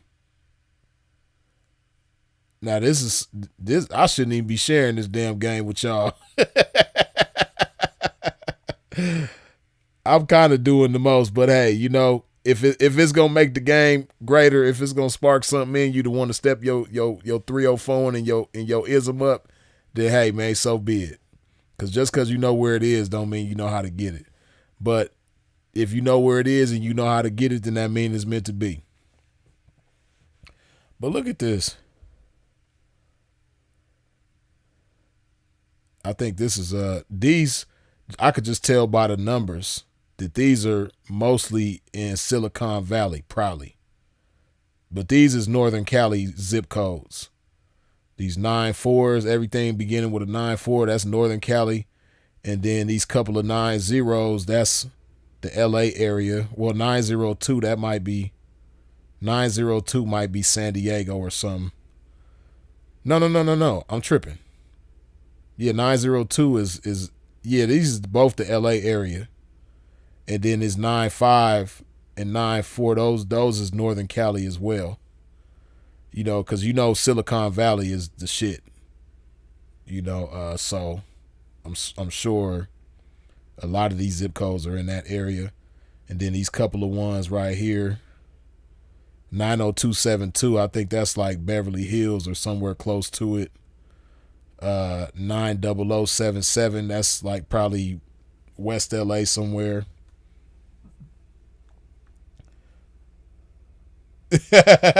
Divine, you stupid. He said, close that goddamn screen, freeze. Hey, Divine, trust me, man. If they don't know what to do in them areas, man, then hey, it's on them. They ain't gonna do nothing with it anyway. Right? I change my phone number every month. Say you live in California, you want to have a Vermont number. Yeah, but these are some of the. But can you imagine these areas? This just go to show you now. Everywhere in California ain't like this. I'm trying to find.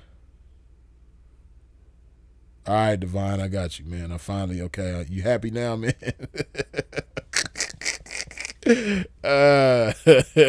Divine, you ain't messing with me tonight, huh? Oh shit.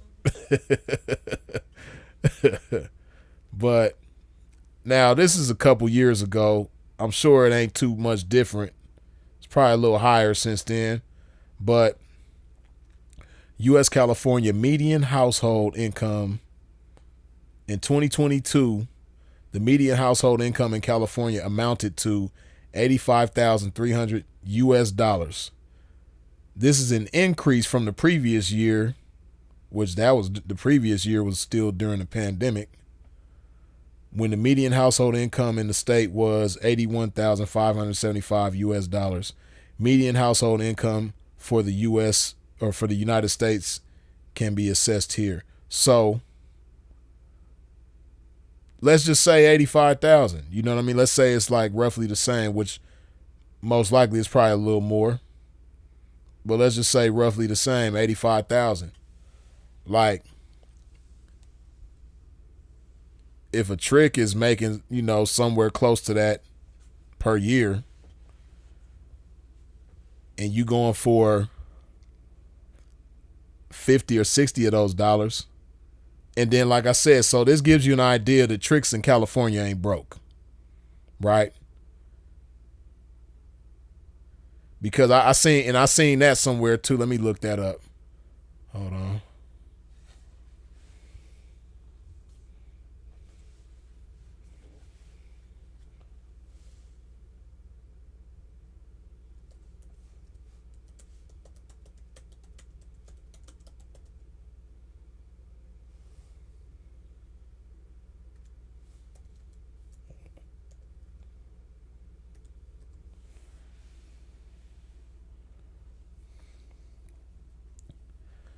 For you chicks in LA, right?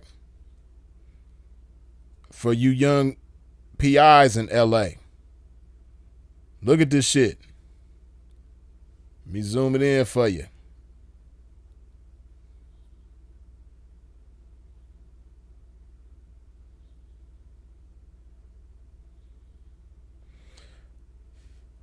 Los Angeles did not make the top 10, ranking number 17 here.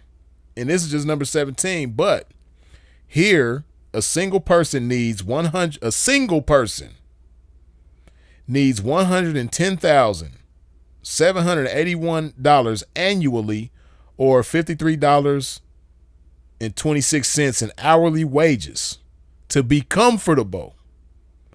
So this ain't to live luxurious. This ain't to live lavishly in Los Angeles. This is just to be comfortable.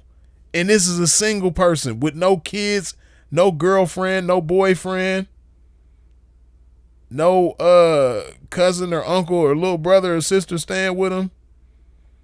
This is somebody single by themselves. This is what they need to live comfortably. Or if this puts things in perspective for you, they need to make $53 an hour. And so for a family of 2 working adults with 2 children, a salary of $276,000 is needed. Anaheim and Long Beach also made the list, tying for number 14. So Anaheim and Long Beach, it's even higher than Los Angeles, right? So when you put this in perspective, right? So a trick, let's just say a single trick that ain't got no kids, no wife, no girlfriend, no nothing, right? He just stay by himself. It's safe to say that the average trick, because tricking is a luxury, right? Just like smoking weed is a luxury, alcohol is a luxury, gambling is a luxury, going out partying and clubbing is a luxury. Tricking is a luxury, right? Just like going to the strip club is a luxury. Tricking is a luxury, right? So in order to live comfortably in LA and be able to do the things that he want to do, he got to make at least $53 an hour. Now, you chicks that be believing these tricks on the blade or at your in call, or if you getting ready to do an out call or whatever anywhere in Los Angeles County, and the trick only telling you, oh, I can only do 50 or I could only do 60 or 80, and you going for that, shame on you. And then even worse, hey, this shit be pissing me off. I can't even front to you. When chicks be stealing $100 from a trick, stealing $80 from a trick, stealing $50 from a trick, stealing $200 from a trick. Hey, man, if you stealing anything that don't have at least 4 zeros to it, or let's just say 5 figures, if you stealing something that don't have at least 5 figures to it, especially in California, shame on you. If this don't put things in perspective for you, then I don't know what will. I really don't. You know what I mean? Anita J say, after today's live, we living Fig and going to invade wherever Divine is made. Okay, look like there's some action going on in the comment section. You dig? Stealing $100 in an iPhone on Fig. Hey, Divine, you already know what I'm talking about, man. P, you already know what I'm talking about. You know this is what's going on in LA, man. You know. Right. Who said that? Where did that comment just go? Oh, 360 Republic say Freeze breaking this shit down to a science. Hey, that's how you got to be when this is really your life and this is really what you about. And I just work at Planet Fitness, man, you know? Shit. Yeah, that person that be telling you you can't walk in with that gallon jug, that's me, man. You know, judgment-free zone, Planet Fitness, that's me. That's all I do. I'm just fascinated with this lifestyle. That's all. I'm just a fanatic. But, like I said, man, if this don't put things in perspective for people that are active in the game in Los Angeles, shame on you. You know what I mean? If you ever in your life, since you've been in the game, stole $50 from a trick, shame on you. If you ever stole $100 from a trick in Los Angeles, shame on you. If you ever stole $500 from a trick in California, shame on you. Because you see what kind of income, you know, this gives you an idea of the type of income that a trick is making out there to live comfortably. You know what I mean? So if it takes this to live comfortably, right? Hey, California, you can't even, if you see a trick that got his own place in a car, that alone lets you know that he makes well above minimum wage, because you can't even survive. And if he lived by himself, that lets you know alone that he makes more than minimum wage, because you can't survive by yourself on minimum wage in California. Can't do it. You know what I mean? Only way you gonna make it is if you got roommates or you live with somebody or something. Like, if you make minimum wage and you live in California, there's no way that you can survive by yourself. Right? So 9 times out of 10, if you see a trick out there with some extra spending cash, come on now. You know what he got to give up. You know what he got to give up. So if you can't even get a trick to sacrifice 4 hours out of his daily income, you know, most tricks is working at least 8 hours a day. Some of them working 10, 12 hours a day. Some working 15 hours a day. But it's safe to say they working at least 8. And they working at least 5 days a week. So you mean you can't get a trick to part with 1/10 of his hours out of the week? He working 40 hours a week. You can't get him to part with 4 of them? Give you 200 at least? Come on now. Hey, man, in Los Angeles, anything under 200 should be unheard of. And 200 ain't even really, it really shouldn't even, it should be more than that, really. But, like, anything under 200 is disrespectful. When you look at this should help put things in perspective for you. For real.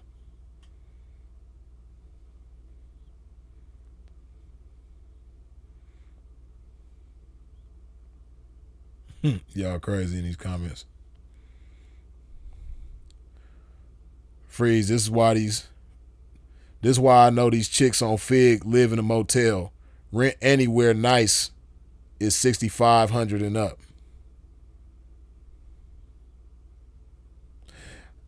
You could find somewhere a little cheaper than that. You know, especially if it's not like a big family, if it's like a 1 or 2 bedroom, you can find a 1 or 2 bedroom for like $3,000 a month, maybe $3,500 a month. But with the cash flow that's going around that thing, hey man, shouldn't be no problem. Y'all give me a second, man. I gotta do something real quick. Don't go nowhere, because when I get back, we're going to continue with this game. Be right back.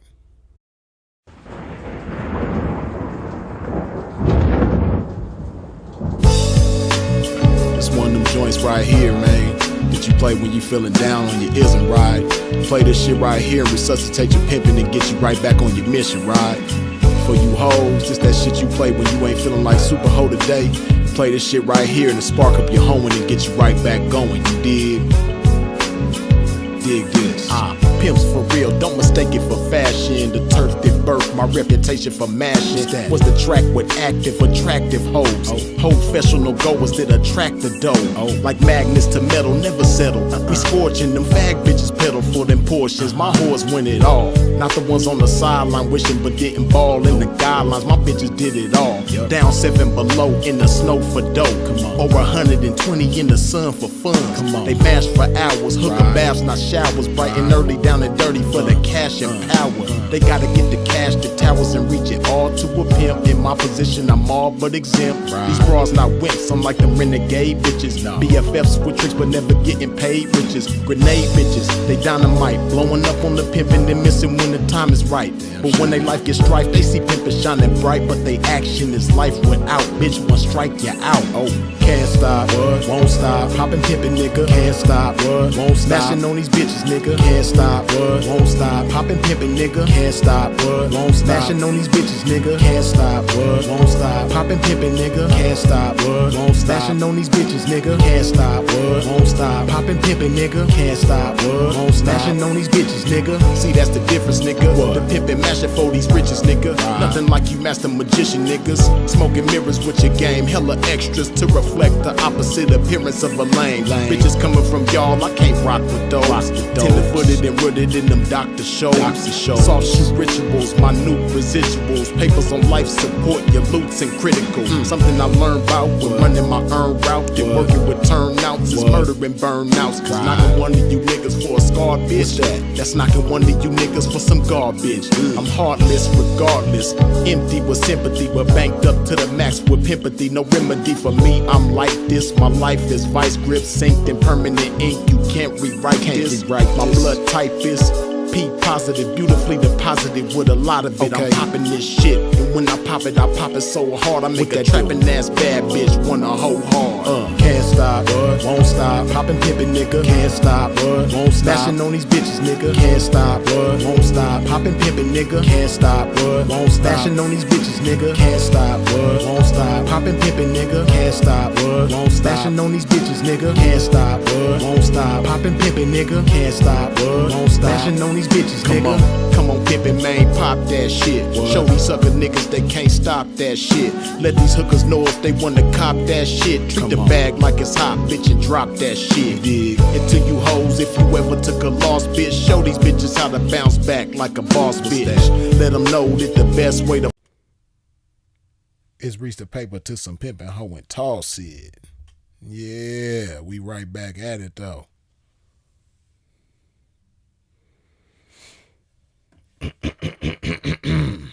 But yeah, man. Back to this game that we never left, in the words of my brother Sinful to P. Come on. Okay, there we go. Yeah, man. Matter of fact, let me put that screen back up. Talk some more of this shit. You know? Now this is and that's the cold part about it. LA ranked number 17. Let's see what the rest of this list has. Oh man, come on. This is getting on my nerves. Gotta turn these. I keep saying I'm gonna turn this shit off. And I've yet to do it.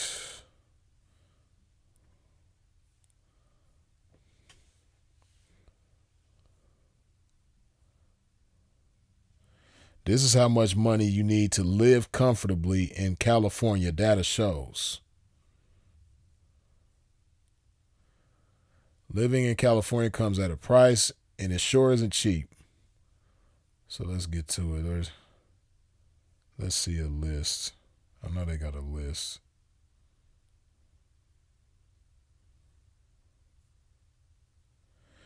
It takes the most money to live comfortably as a single person in New York City. This breaks down to $66.62 in hourly wages, or an annual salary of $138,000. So again, New York City. Hey man, if y'all out there on that Pennsylvania or if you own anything, whatever it is that you're doing in New York, and you accepting, 50s and 80s and all that type of shit, hey man, shame on you. If you in New York and you ever stole $100 from a trick, shame on you. If you're in New York City and you ever stole $80 from a trick, shame on you. Just letting you know, tricks in New York is not cheap, or they not broke. They just being cheapskates. Look at that, they making $66 an hour on average in New York to live comfortably, right? 7 of the 10 most expensive cities for a single adult, and 5 of the 10 most expensive for families are in California. Smart Asset found. So the 10 most expensive cities for a single adult, we just gonna think about single adults because, a lot of tricks, not all tricks, but a lot of tricks are single adults. You know what I mean? You got some married tricks out there. Shout out to the married tricks. But a lot of tricks are single. So 10 of the most expensive cities are in California for a single person to live. San Jose in the Bay Area ranked first in the Golden State as the most expensive for a single adult and families. In San Jose, data showed a single adult needed an hourly wage of $65.74 or $136,000 to live comfortably, while the combined salaries for 2 working adults with 2 children needed is $334,000. So look at this list. This is the top 10. New York City, they checking it, man. Why you ain't checking it? Everybody checking it but you. San Jose, man, they checking it. If you ain't checking it, something wrong with you. Irvine, California. I know Irvine got money. In California, a lot of the most expensive places is going to be close to San Jose or somewhere in Orange County, man. And of course, LA got their areas too, but San Diego got their areas too. But yeah.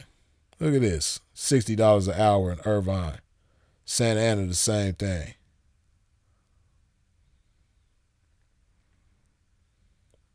Boston. I knew Boston was going to be on the list. $60 an hour.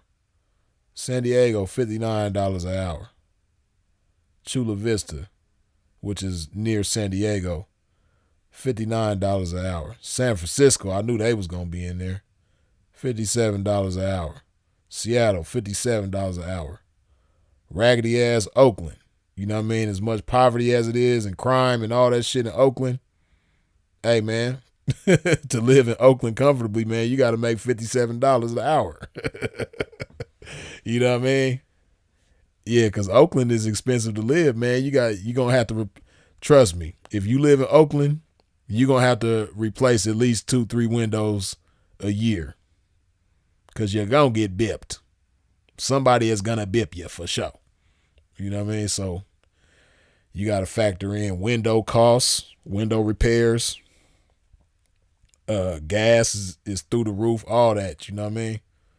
So even on the phone, everybody be talking about how there ain't no money on E14, this, that, and the third, whoop-de-whoop-de-whoop. All the tricks, they only giving up 50s and 60s and da-da-da-da-da. Hey, man. A pimp let you know. Tricks in Oakland are not broke.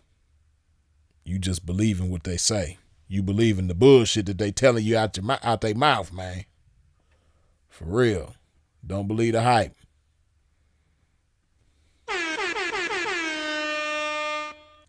Tyler, good looking with the $2 holla. I'm late, but blessings to everyone. It's all good. Better late than never. Christopher Lee, good looking with the $2 holla. You dig? Freeze, you and Sin always been a well of knowledge. Appreciate you, man. Glad you recognized it as such. I appreciate that. But yeah, man. Oakland, the new Gotham City. It really is, but hey, as much of a Gotham City as it is, hey, It's an expensive ass Gotham City. Shit. You know? Well, then Hector, the 304 protector, she needs to borrow, steal, rob, and panhandle whatever needs to be done in order for her to purchase her ticket to get to you. And if she really for you, then she will. Yeah.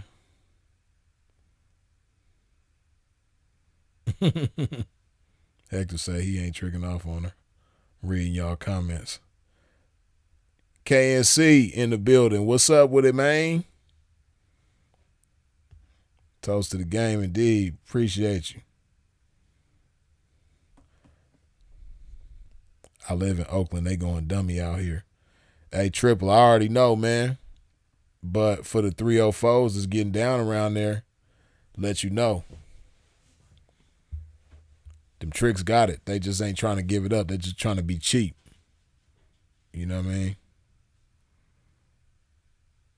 Only way that I would believe that a trick probably ain't got it, and that ain't even an excuse, but if he rolling around with like plastic on his windows or something, you thinking to yourself like, damn, why he ain't paid to get his window fixed? He might not have it because he probably stayed with his parents or stayed with family or something, and he making minimum wage, barely getting by.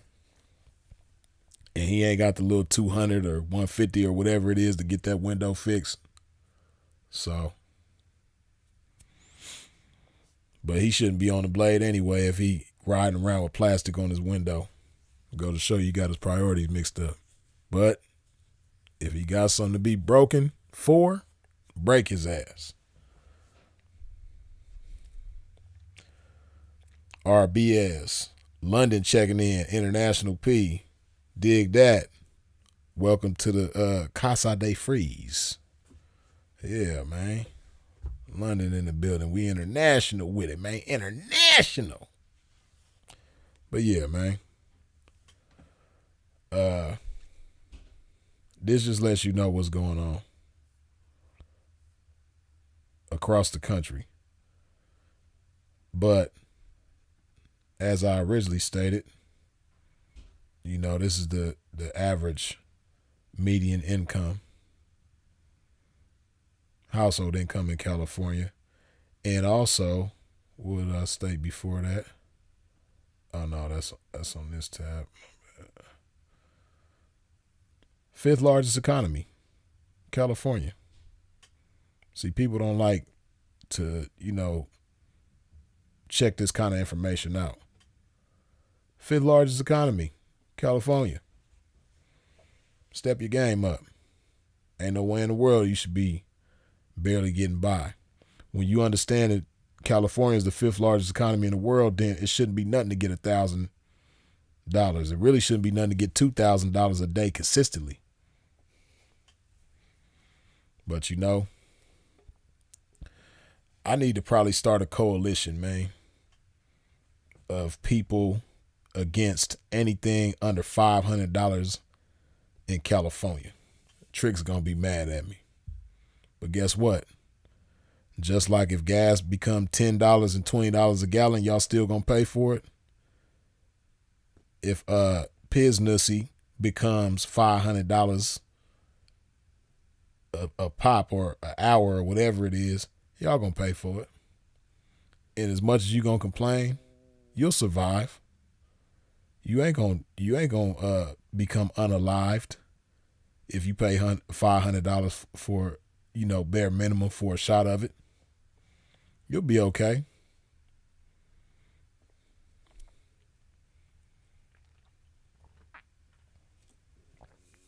It ain't gonna kill you. It might actually make you stronger.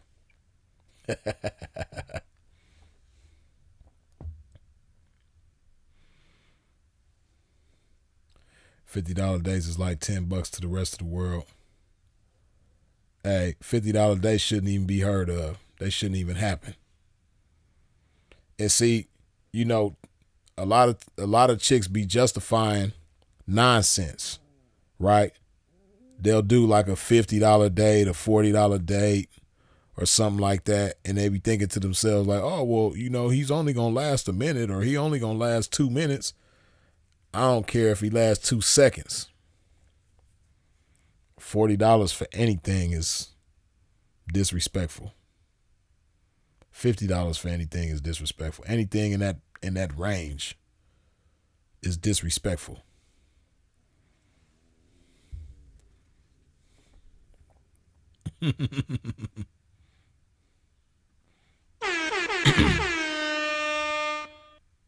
E-books, good looking with the $2 holler. My struggle dollar's not good enough for you. Nah, see, it's struggle dollars and then cheapskate dollars. First of all, e-books, you don't live in California. So a lot of what I'm saying that pertains to California don't pertain to you. But e-books, I know that whatever it is that you paying for, these struggle prices with these struggle dollars, as you say, I know you can give up more than that. You know what I mean? Maybe I need to have I need to create a community of tricks on one side and then a community of ladies in the game on the other side, and just get everybody to understand, like make it make sense to the ladies. Like, this is why you need to charge this amount. And then over here on the trick side, make it make sense to them. Like, this is why you need to spend this amount. And, that might make the game greater. I'm only one person. There's only so much I can do, but I might be able to do a lot. Maybe I might be able to spark a movement or something. I might be able to start a movement if I do that,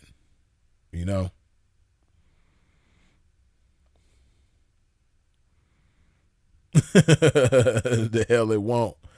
E-books, man. Hey, there's nothing wrong with see, e-books, I'm pretty sure it's something that you like to spend money on.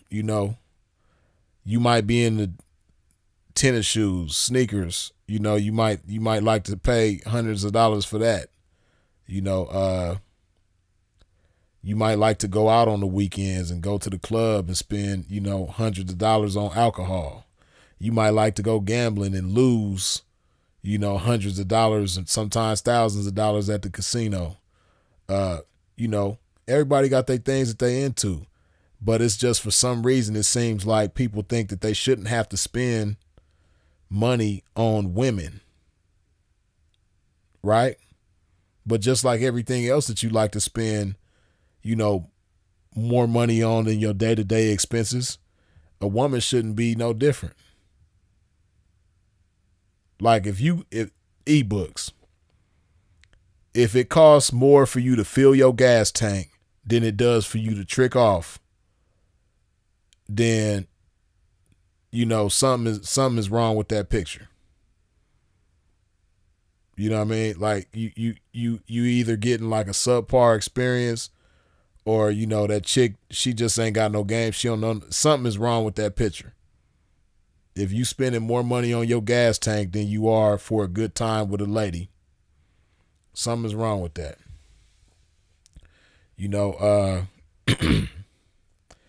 If the shoes on your feet cost more than your time with that lady, if the belt that you have on costs more than your time with that lady, the outfit that you got on costs more than your time with that lady, something is wrong with that picture. And then just think about it, like, man, this is a woman. Like, you're going to get much greater gratification from that than all the other stuff that you spend money on. Those are like necessities and things like that. But, hey, man, ain't nothing wrong with stepping your tricking up. That's all I'm saying. Man, even Disneyland got discount passes. Hey, e-books. You talking about Disneyland. Funny you should mention Disneyland. I bet you Disneyland costs more than your tricking. Hold on.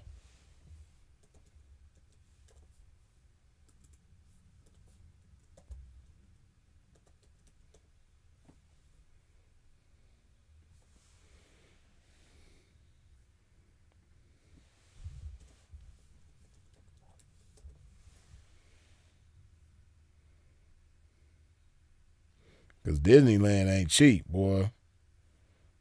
Let me see. Golly, I keep having to do this stupid shit. Gotta fix that. Disneyland for sure costs more than you. What you spending on tricking these days, ebooks? What's the going rate for tricking where you at?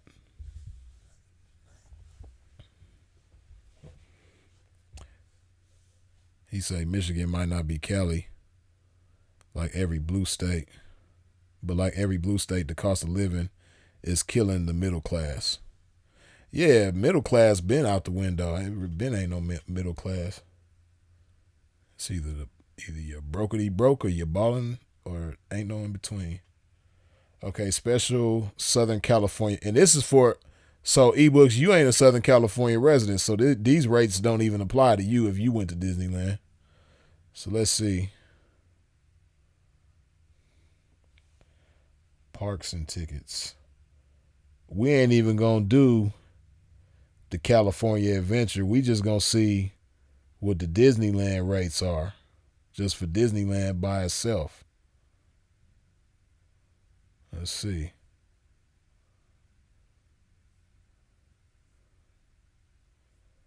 Come on now, where's the rates? Or maybe I was.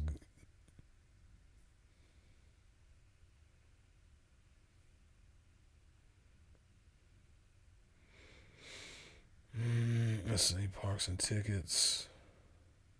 Tickets and passes. Theme park tickets. Okay, here we go. Theme park. Come on now.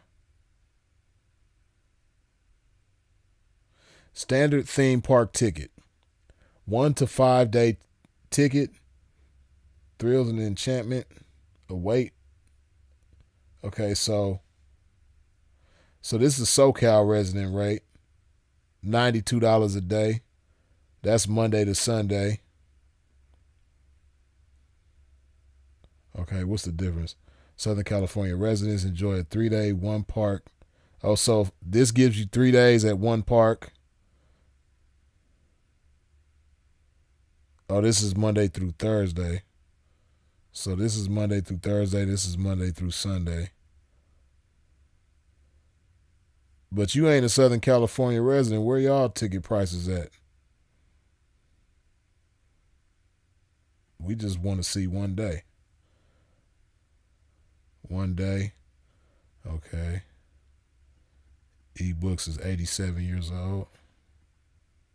Oh, no, this is just one person. Okay. I thought it was asking for your age, eBooks. So I was trying to put 87. It didn't let me.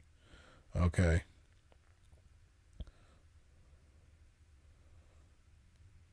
So 1 per day. Continue. Okay. Let's say we want to go next month. We want to go on Tupac's birthday. $184 eBooks. The cheapest is if we go tomorrow, or today rather. If you was going to Disneyland today, it's $134. 1 day tier 2 ticket with admission to park. What is a tier 2 ticket though? What does that give you? I don't know the difference. 1 day tier 2. They don't have a tier 1? You know, eBooks cheap around here. He trying to get that tier 1. They ain't got the tier 1 for eBooks.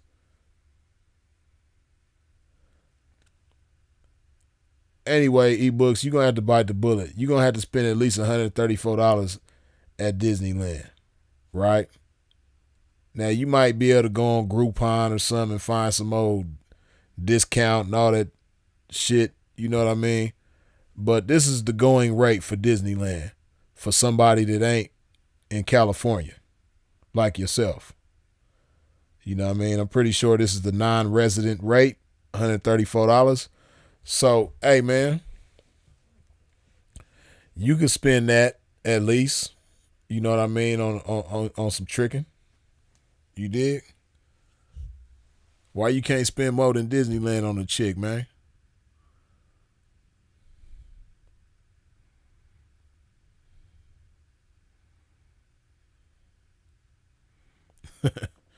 I don't trick in my hometown. I drive to Chicago and hit up the parlors or the Mexican bars with the Paisa girls and feed them.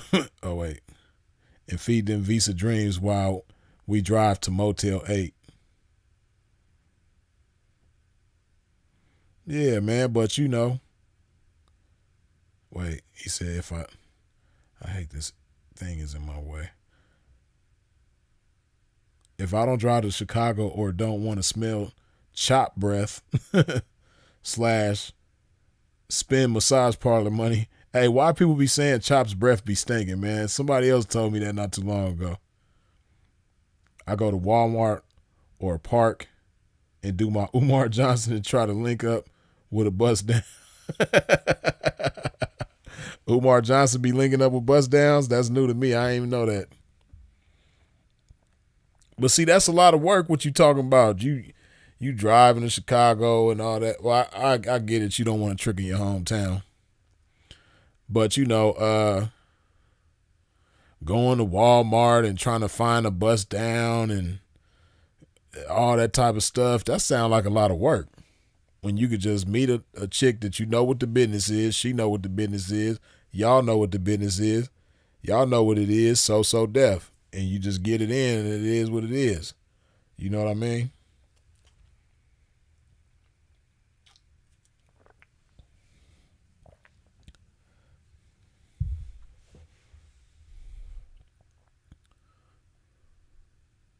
Hector says, how are younger P's looked at by 304s?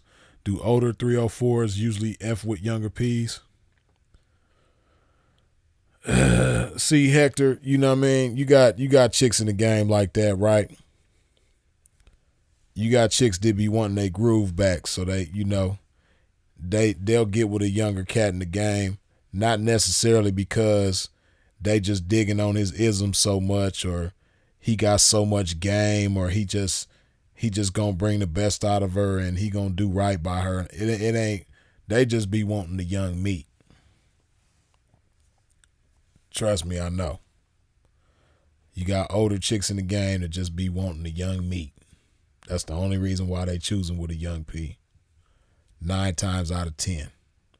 It ain't because they want to make him rich. They might make him rich in the process of getting to the meat, but that's really what it's all about. They think he handsome. They think he is nexy. You know what I mean? They want to jump his bones. That's what that's about. It ain't so much about, ooh, he just so cold of a P. I just gotta choose him. You know what I mean?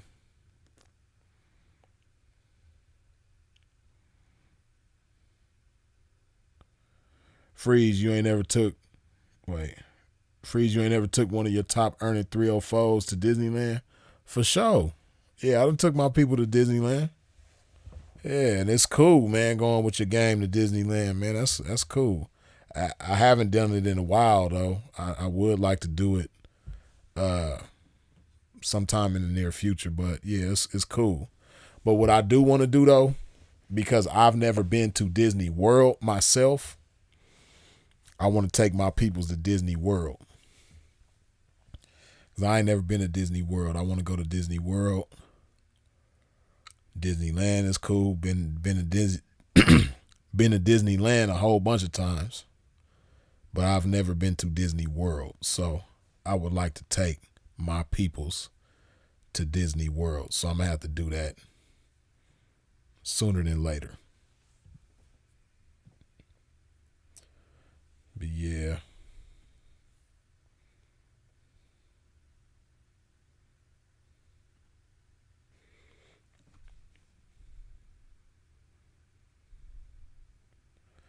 But yeah, wait.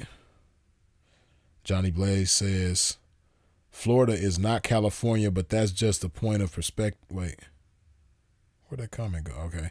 That's just a point of perspective. Money can be made if you know how to work a dollar. That's real.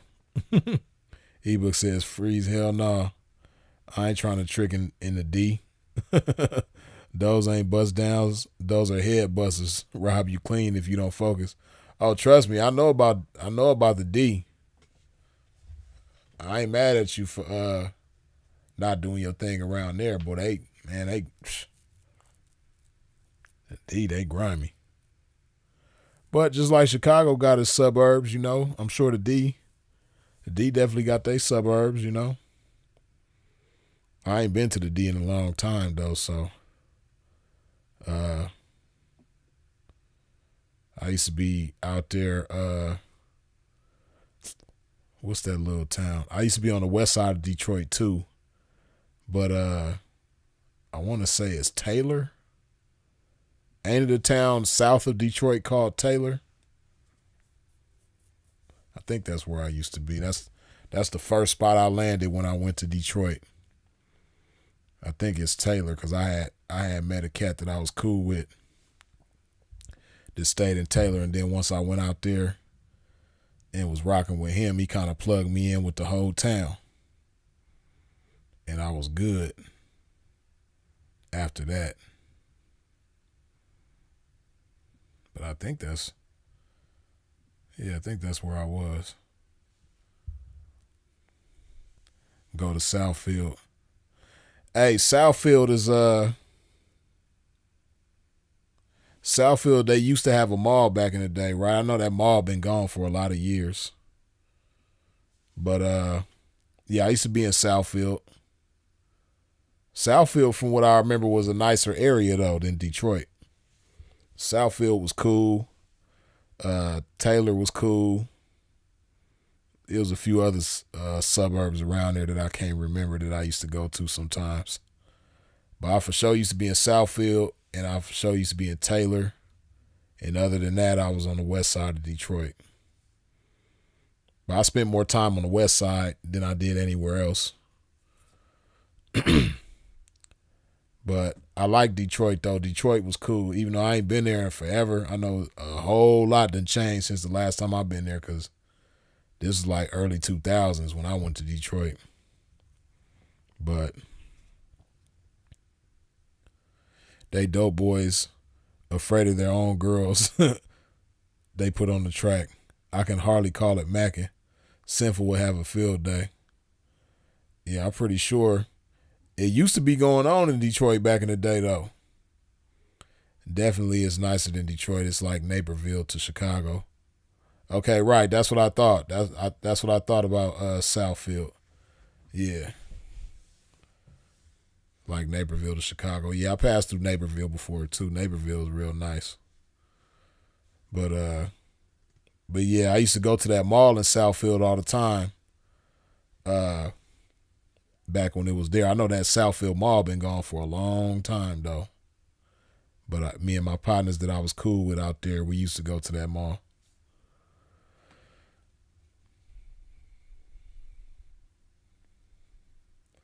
Then again, seeing your prices, you want to inflate the whole Midwest. Man, I just want, because ebooks. If you see you on the tricking side of things, man. So I know it's a challenge for you to just keep it all the way 100, man. But if you just keep it all the way 100, man, hey, Trick's been getting away with murder for a long time.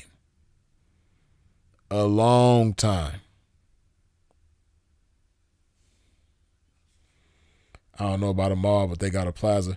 Yeah, ebooks. The mall I'm talking about, man, it's like 20 years ago. And I know they tore it down probably a few years after that. But yeah, Southfield used to have a mall. It's just been gone for a very long time. But it was there in the early 2000s, though, and it was a nice mall, too. It was like, that's why I was surprised when I heard they tore it down, because it was a nice-ass mall back in the day. But, yeah, that mall been gone. But like I was saying, man, ebooks, you got to keep it all the way 100, man. Y'all been getting away with murder for a long time. A long time. For real, man. Trick's been getting away with murder for a long time. So all I'm suggesting is that we have some balance in the situation. That's all. Just a little balance, Now, of course, those of us with game, we gonna make it happen regardless. But if we had more balance going on, man, things would be better for everybody. Seriously.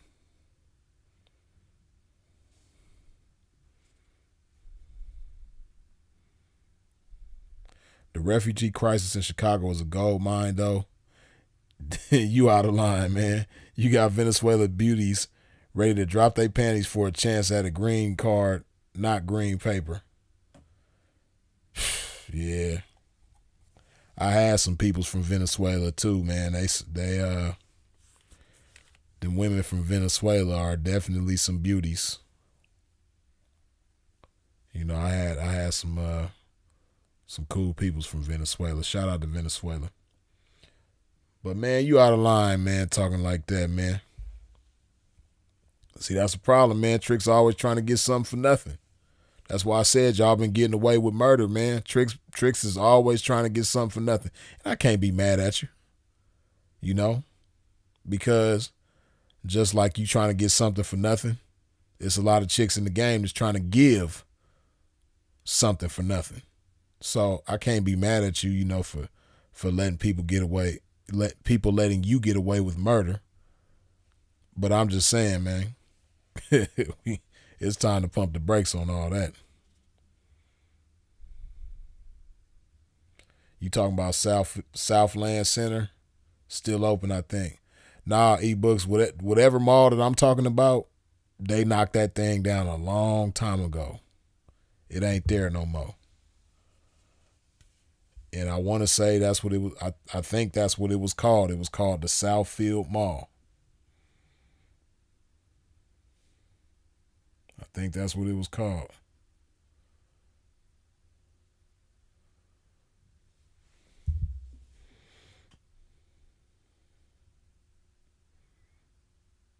You said Southland Center. I'm looking it up. That's in Taylor. Nah, the mall I'm talking about is in Southfield. I don't know.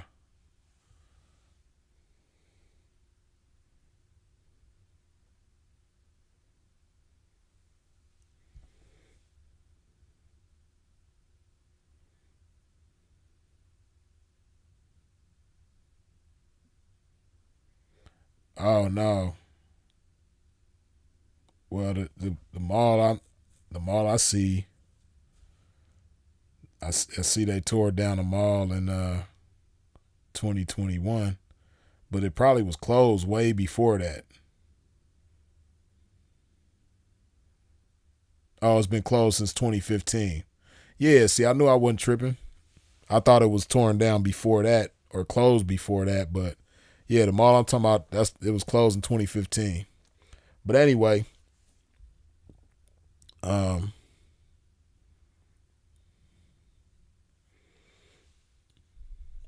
on.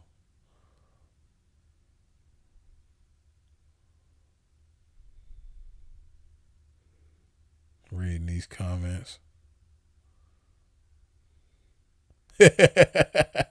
Keep it P with the P.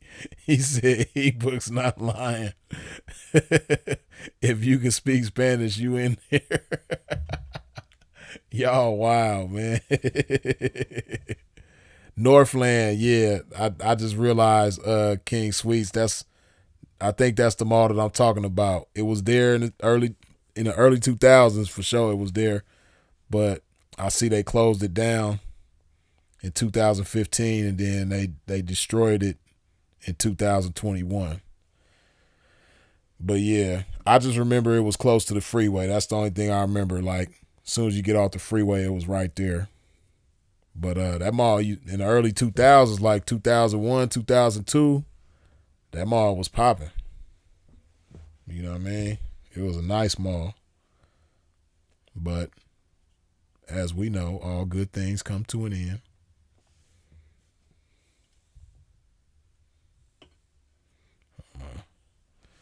Is Stevie's on the Strip, soul food and seafood still in South Central LA? Stevie's, I'm not sure what you're talking about as far as Stevie's. I'm not hip to that one. Stevie's? I'm not sure.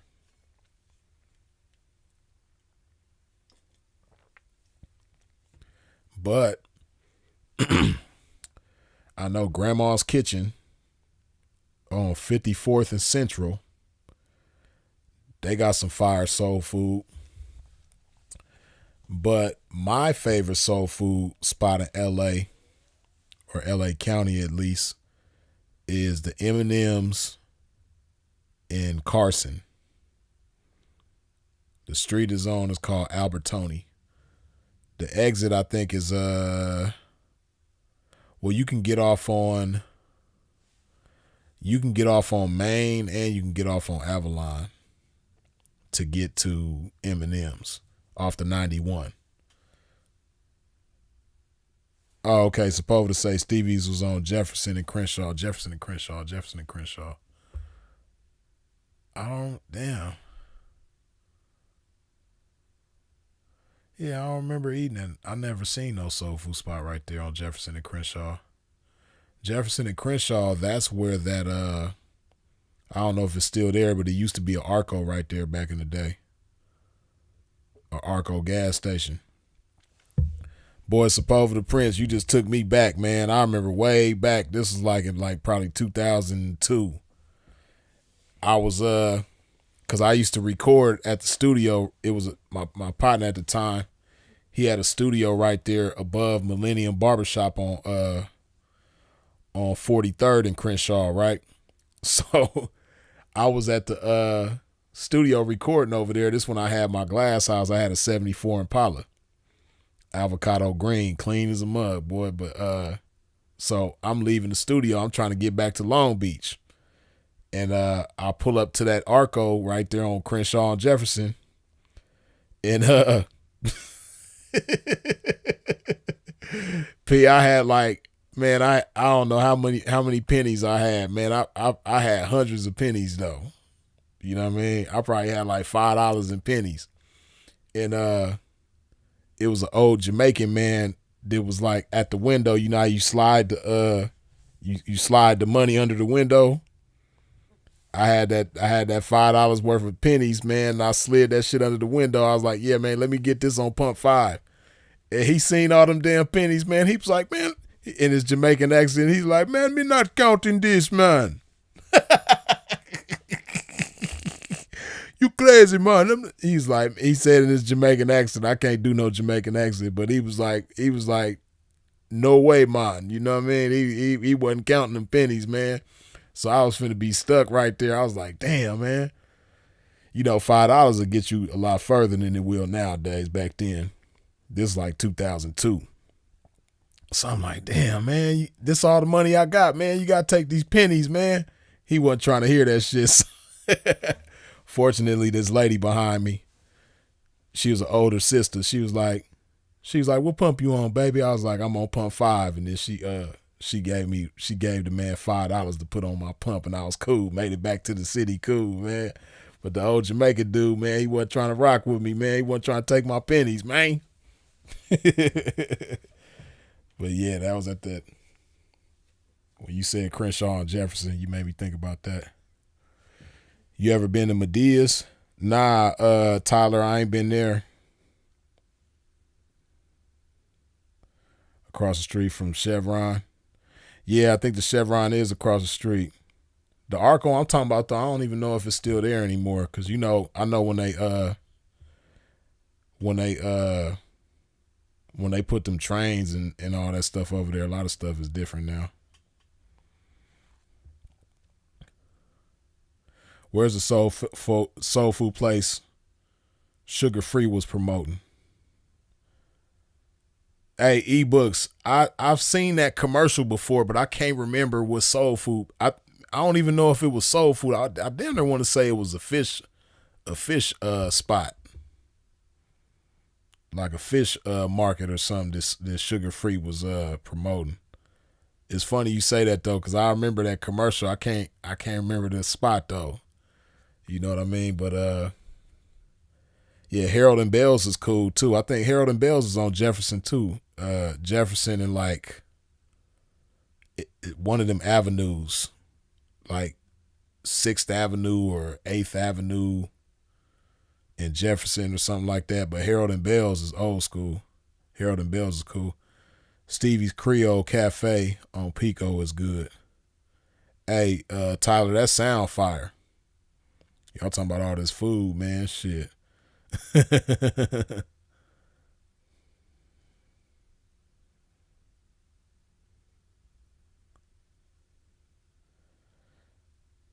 They must have changed the name.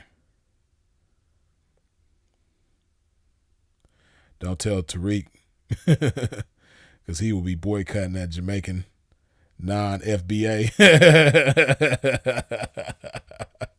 That's Tariq area too. You know what I mean?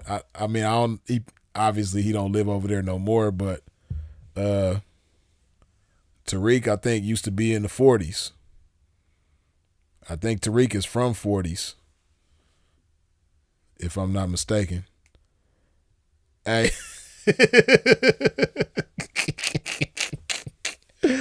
Oh man, hey, please tell me I ain't the only one who done heard Tariq's rapping.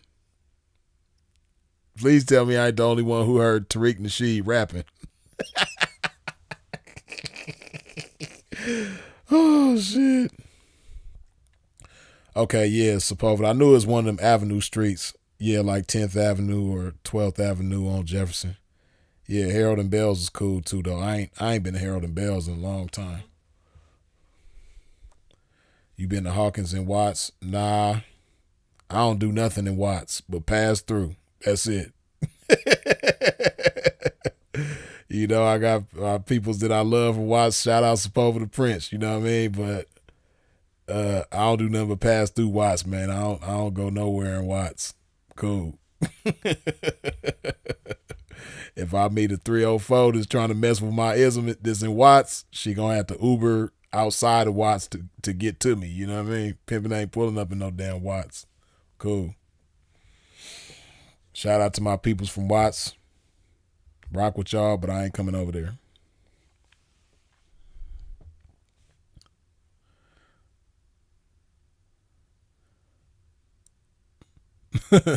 Low key, I wouldn't want to eat no place where Sugar Free eats. Dusty Angel, Dusty, y'all crazy, man. Sugar Free, cool. Keeping it P with P. Freeze, do you do consultations? Not right at this moment. I got to get my stuff together, man, and do my consultations. I want to get to the consultations, but I gotta get my I got to get certain things in order before I get to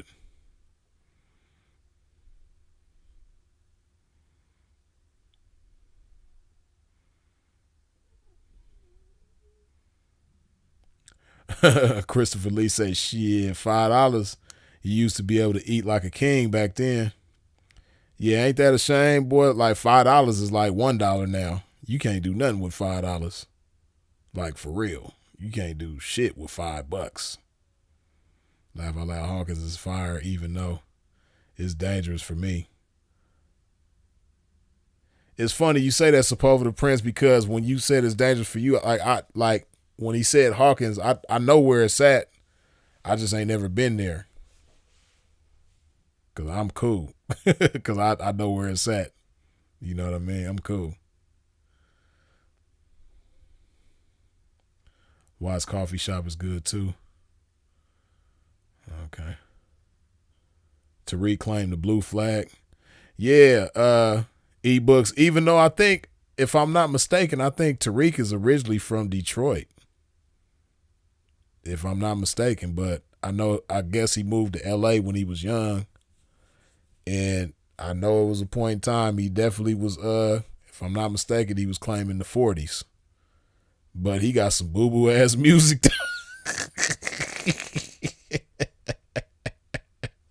I can't lie, man. You know, I ain't got nothing against Tariq. He cool. He cool. He seemed like he an all right guy. I like the fact that he's pro-black and everything. He got a lot of knowledge and stuff. He's educated, you know, but that music thing, that ain't for everybody, and he's one of them that is not for it, man. Like, It's rapping, boy. Man, Tariq rapping is boo boo. He need to leave that shit alone. I hope he done left it alone. I hope he done hung his mic up and he ain't messing with it no more. Cause Fire Fist say Tariq old mixtape was cool. Wash your ass. I don't know, man.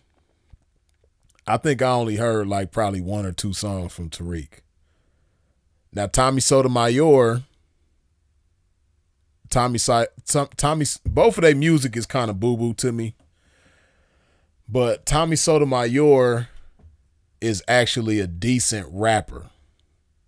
It's just the beats that he be rapping over and some of the stuff that he be rapping about is kind of lame, corny, but Tommy can actually rap though. Tariq, nah. Tariq shit ain't it, man. But Tommy is actually cool.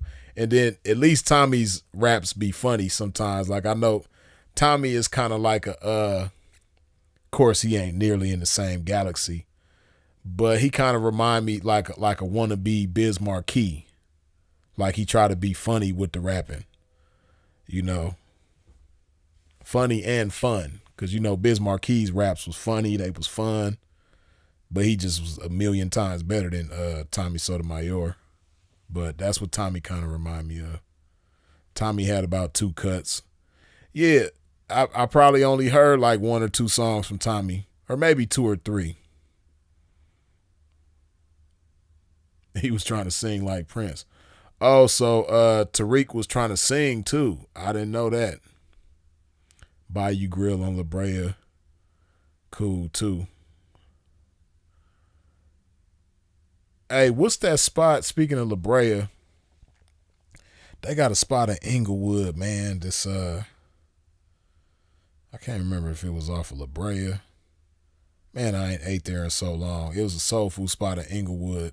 Not M&M's, because I know they got an M&M's over there.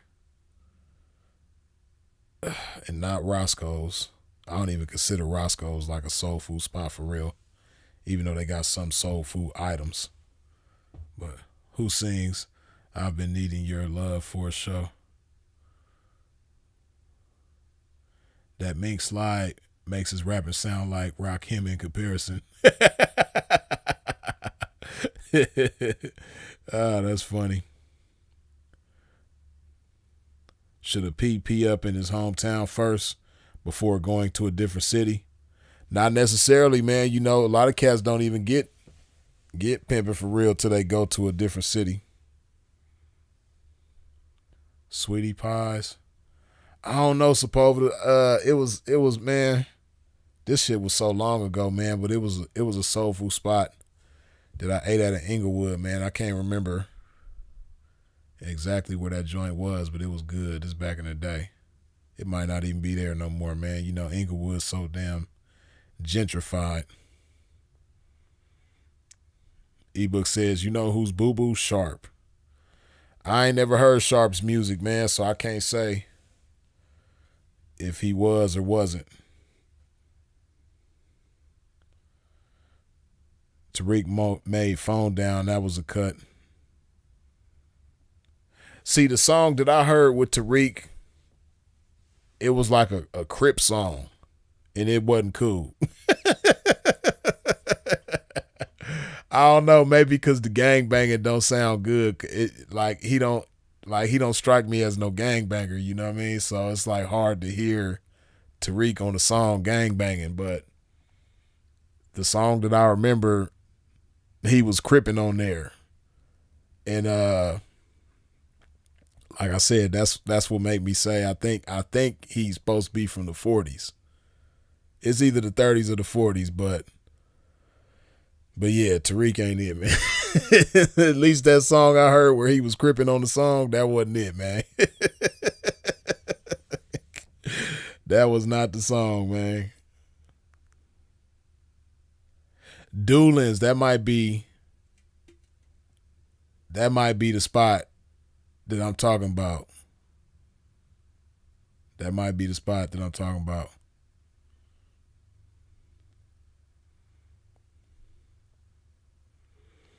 Daxter Clark says, gentrified like up here in NYC, pitiful. Yeah, you know, another spot that's like super gentrified is DC, man. DC so gentrified is crazy.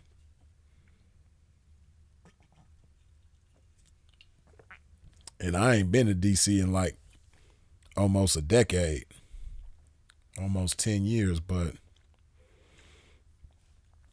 from what I remember, DC was kind of like a different world, man.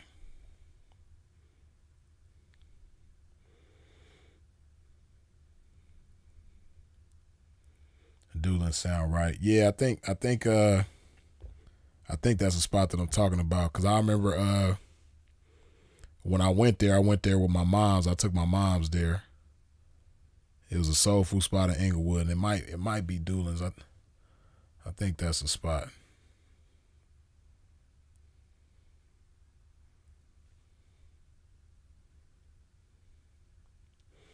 Yeah, I lived in DC 08 to 2020. It changed a lot in that amount of time. Yeah, I'm already knowing, because matter of fact, it's funny you say 08. 08, that's the first time I went to DC. It was a different world back then.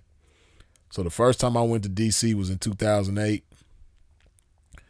The last time I've been to DC was in 2015, I think. Was it 2015? Wait. Yeah, no, yeah. Yep, 2015.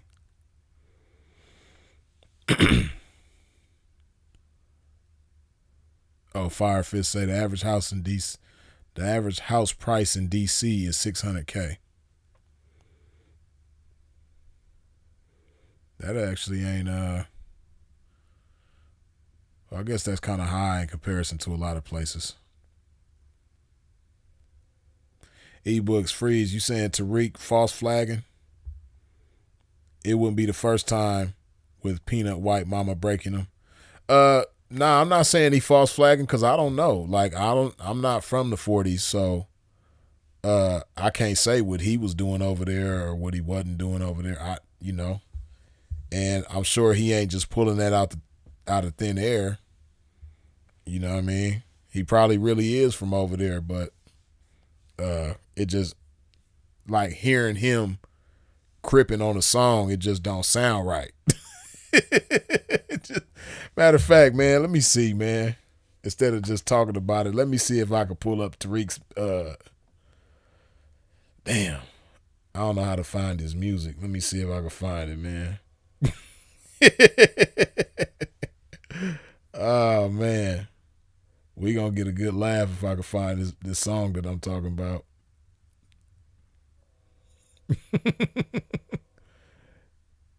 We gonna take a poll too. If I can find this Tariq song, we gonna take a poll. We gonna do bump it or dump it.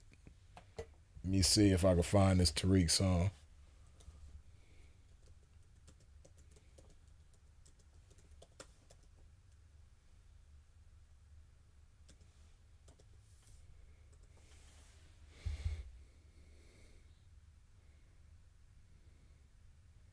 I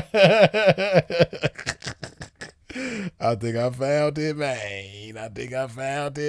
Hold on, man. Hold on.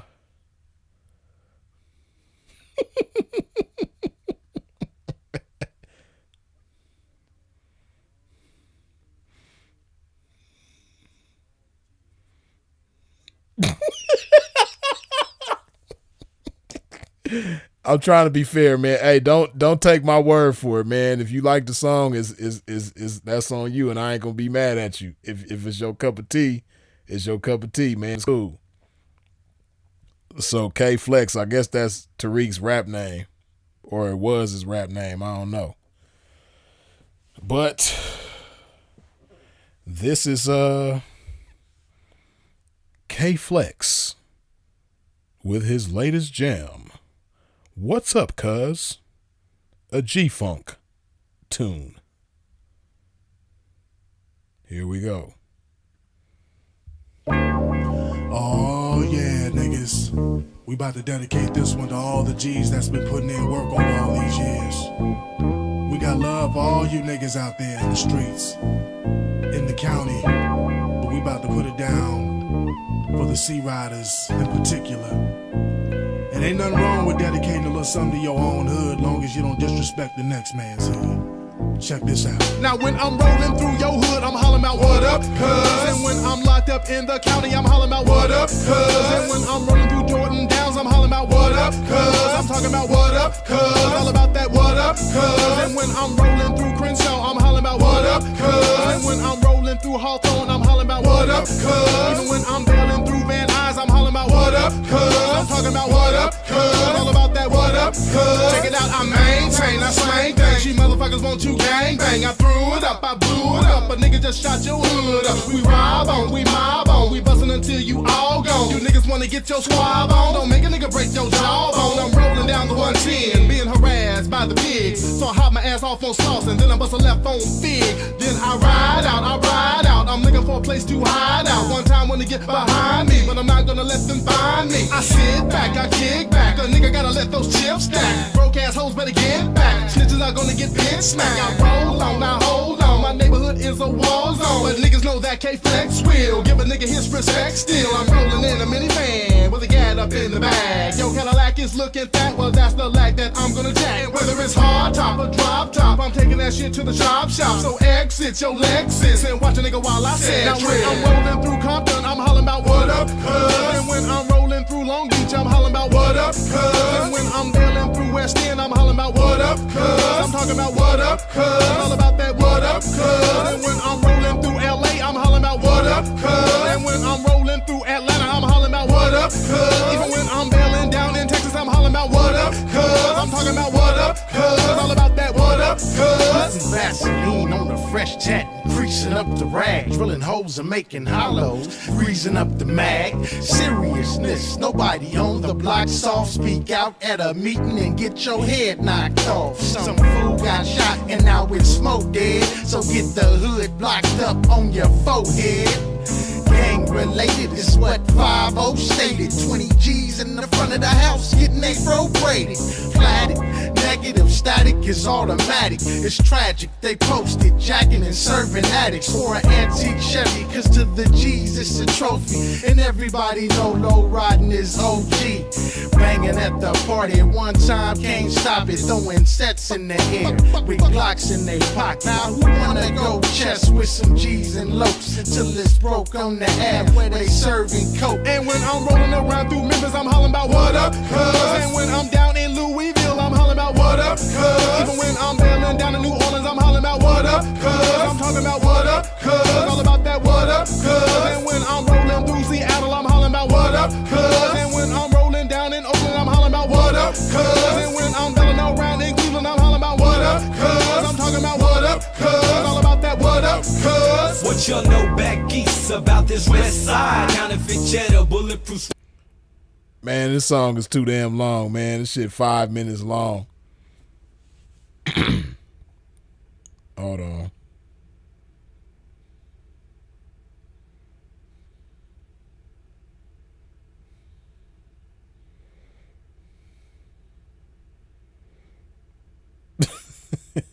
Okay, hold on, man. Hold on. Okay, that's that. Oh, shit. Wait a second. What up, cuz? When I'm rolling through Van Nuys, I'm talking about what up, cuz? See, that's where he kind of lost me, too, because, you know, ain't no what up, cuz in Van Nuys. Like, there's no cuz. There's no cripping going on in Van Nuys, but...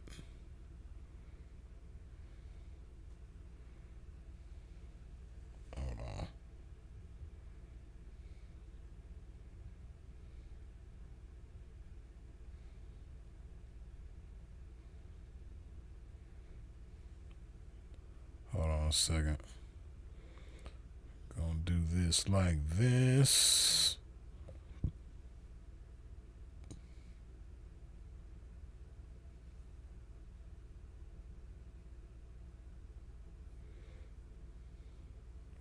Okay, now let's see. We're gonna do this.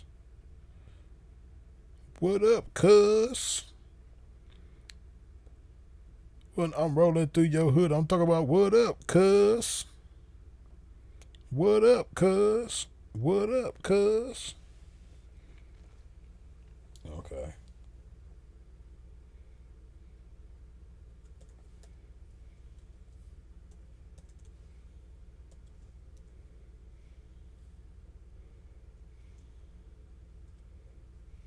Come on, man.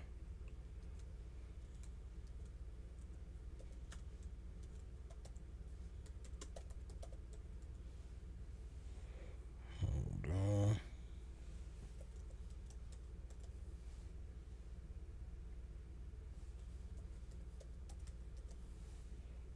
Okay. All right, man. So y'all got the poll right there, man. Do y'all what up, cuz? Is you bumping it or is you dumping it?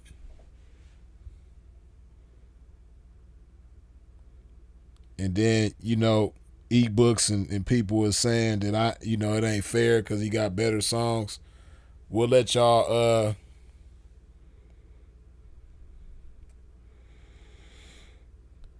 Mannequin, I like Tariq's song better than They Ain't Like Us.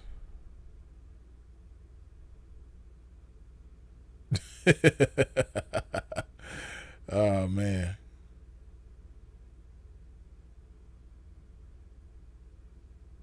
FBA All Day. Is that a song by Tariq? Euro?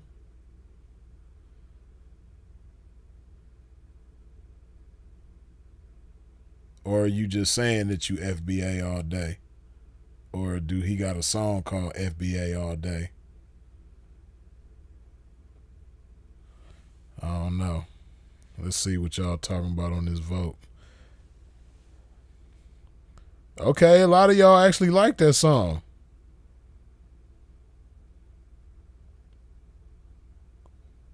Y'all messing with What Up, Cuz.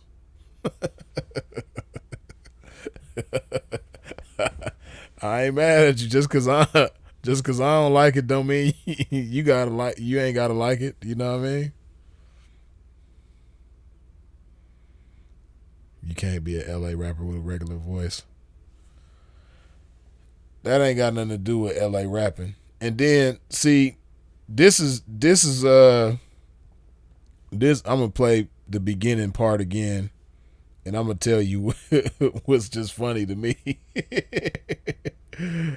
Listen to this beginning part. Oh yeah, niggas. We about to dedicate this one to all the G's that's been putting in work over all these years. Like, you can't be gangster and sexy at the same time, man. Like, you gotta pick one, man. Like, why is he trying to be gangster and sexy at the same time? Oh yeah. This is for all my G's out there putting in work. This down for your set. We got love for all you niggas out there in the streets. We got love for all you niggas out there in the streets. Like, my nigga, you gotta be the gangster or sexy. You can't be gangster and sexy at the same time, man. Like, if you was in the county jail or if you was in the penitentiary, man, they would have beat you. They would have took you to the shower and gave you that DP, man. And I'm talking about disciplinary action, not the other kind of DP. Pause. No Diddy and all that. Or they would have took you to the back of the dorm, or they wherever they do their DPs at, man. You would have got DP for trying to rap like this in the joint, man. In the county, but we about to put it down for the Sea Riders in particular. And ain't nothing wrong with that. Ain't a little something to your own hood, long as you don't disrespect the next man's hood. Check this out. Now, For the Sea Riders in particular. Y'all, yeah. This is for my Sea Riders. What up, cuz?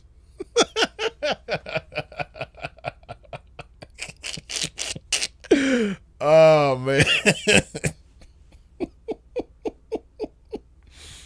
Oh man, I know I ain't no fair, man, because this I'm just saying, man, am I tripping? Is he trying to sound sexy and gangster at the same time, or am I tripping? You know what I mean? Cause he got the Teddy Pendergrass sample, the Love TKO. That's already bad enough. You know what I mean? You sampling a love song where Teddy, serenading the ladies, and then you trying to sound gangster at the same time that you trying to sound sexy, man. Like, come on, man. Like, that ain't it, man. Ah, man. Okay, so it's safe to say that y'all ain't rocking with What Up Cuz, because if I put the Dump It with the No, that's 67% of y'all that's not rocking with it. And then if I put the Bump It with the Yes, that's 33% of y'all that are rocking with it. So 67% of y'all is dumping it. So see, Malachi, you being nice, talking about sound 90s. It do got the 90s type of vibe to it, but come on, man, listen to this again. Hold on, Malachi, because you know music, man. You ain't got to be all politically correct all the time, man. If something is garbage, man, it's okay to say it's garbage. It do got the 90s flavor, but we all know that in the 90s, it was some bullshit back then, too. It was some garbage back then, too. But just listen to how he trying to sound gangster and sexy at the same time. You can't sound sexy when you talking to the gangsters, when you talking to the Sea Riders. Oh yeah, niggas. We about to dedicate this one to all the G's that's been putting in work over all these years. We got love for all you niggas out there in the streets, in the county. But we about to put it down for the Sea Riders in particular. And ain't nothing wrong with dedicating a little something to your own hood, long as you don't disrespect the next man's hood. The way he coming.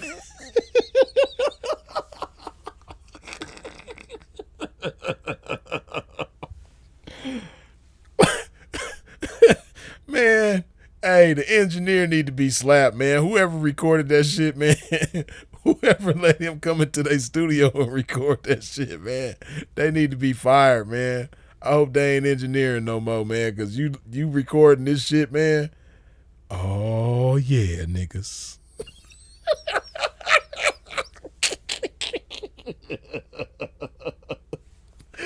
Oh, my goodness, man. Tariq cool, man, but just if he ever tried to come at me, if he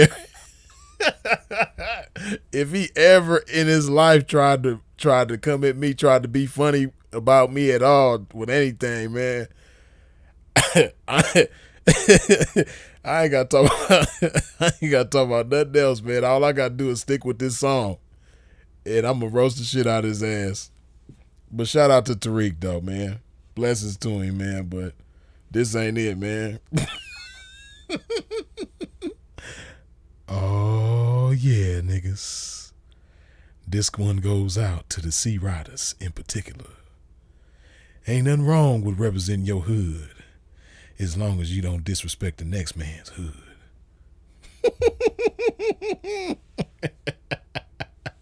Like, hey man, it just don't sound cool, man. Like, you got me scared, man. Like, did you record this baby oil down, like with your shirt off in the booth? You know what I mean? Oh yeah, niggas.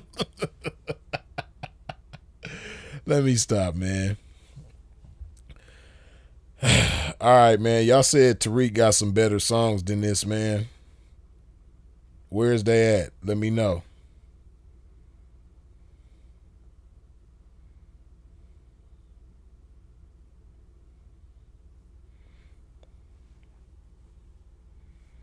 Let me see what y'all talking about. He low-key did sin after he died. And Bill Peart is saying, for real. That don't surprise me, man. You know, all these dudes was jealous of sin and they steal from sin. You know, Tariq done stole from sin and all that, you know, but yeah, man, y'all said he got some better songs, man. So if you know a better song,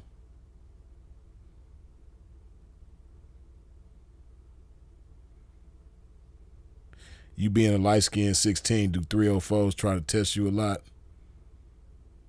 Hey, man, it don't matter if you light, dark, or whatever. A 304 gonna try to test you for sure. But you got to set the tone right from the gate. So, nah, I ain't going.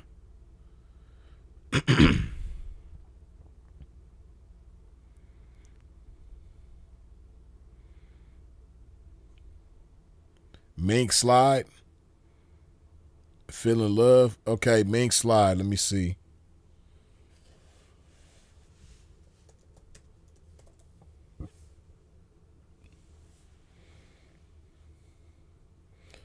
Okay, let me okay, so y'all wasn't messing with What Up Cuz. So we gonna end that one. And it ended with 17. Okay, so y'all kind of, more people voted yes. A lot of y'all rock with Tariq's What Up Cuz, but it's ultimately a dump. Oh, he got a video for it. Wait, is it two different videos? Oh, that's somebody else with the same song title.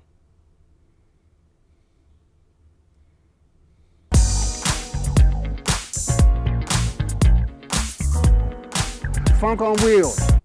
Wait a minute. Is this Tariq and Dude or something? I know I clicked on this one. Okay. Funk on Wheels.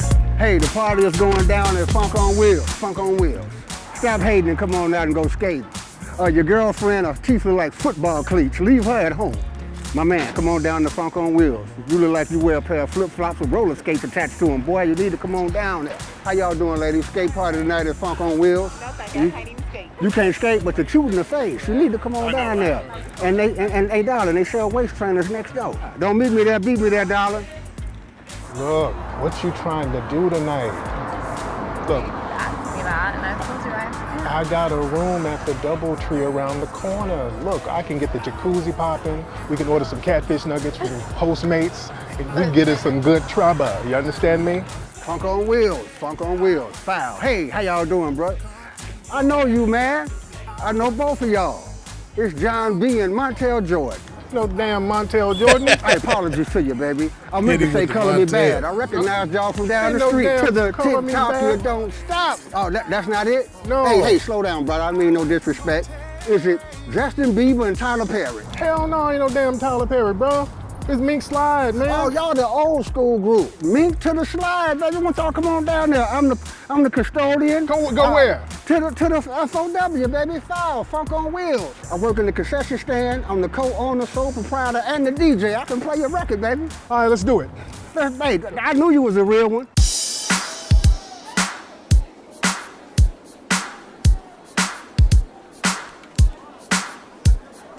Hey, once again, I'd like to welcome everyone to Funk on Wheels, the only skating rink that also sells embroidered maternity clothes. I need all the advanced skaters to the floor right now. Advanced skaters only, because we're about to get into this new joint from Mink Slide called Slide to You. I'll be your lover, morning, noon, and night. I'll do whatever until I get it right. When I first saw you, love was at first sight. Our future is looking bright. You're bringing me sheer delight. Baby, I wanna take you around the world with me. You need a soldier, I do that joyously. You're such a lady, delicate and sweet. Whatever you want from me, I give it up happily. Baby, I want to give you my love. I want you right here with me. I can give you the world and take you on shopping sprees. We can get real romantic, dinners and candlelight. I'll take you on a horse and carriage and disappear through the night. 'Cause I've got to slide to you. Slide to You know I'm tried and true. tried and true. I've got my eye on you. You got me open wide. So come on, won't you slide? Won't you slide? I've got to slide to you. Slide to you. You know I'm tried and true. Tried and true, baby. I've got my eye on you.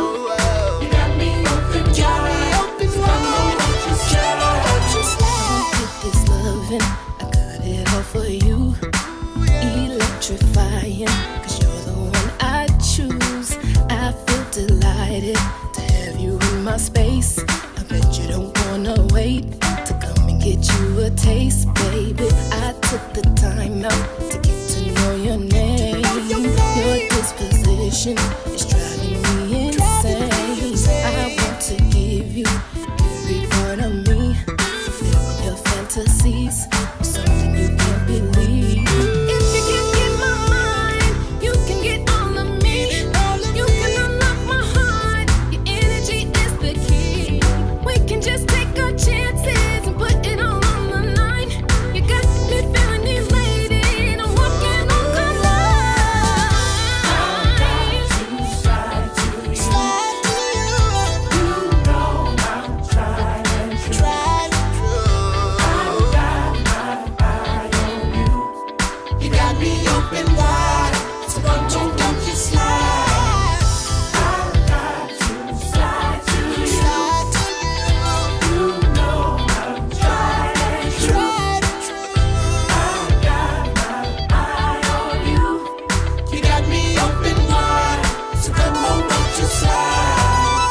I can give love passionately. Baby, won't you come a little closer so I can feel your heat? The night is still young, you're still looking sweet. So won't you just take my hand, head over to my retreat, baby? I've got to slide to you. You know I'm tried and true. I've got my eye on you. You got me open wide. So come on, won't you slide? I've got to slide to you. Come on, won't you You slide? know I'm tried and true. I've got my eye on you.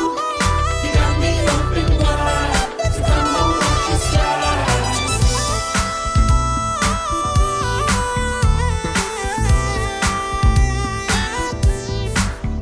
Come on, slide.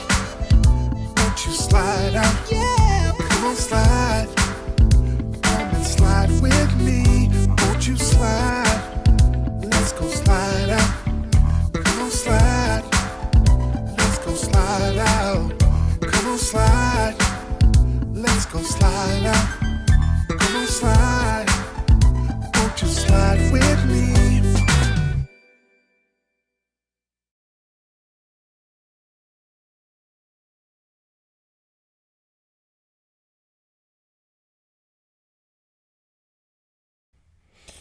All right, now,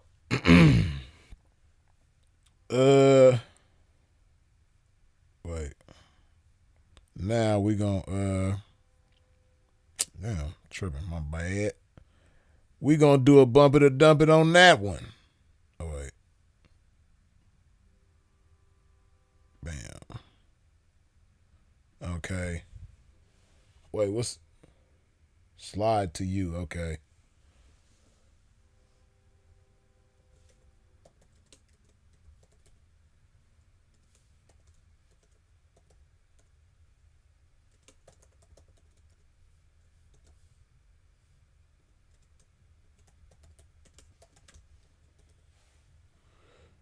Okay. So we just gonna leave it at yes or no. Bump it or dump it, man. Oh wait, oops. How do I? Okay, there we go.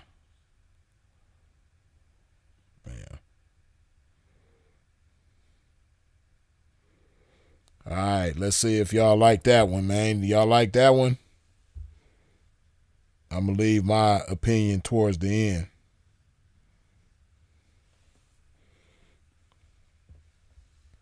We're going to see if y'all like that one.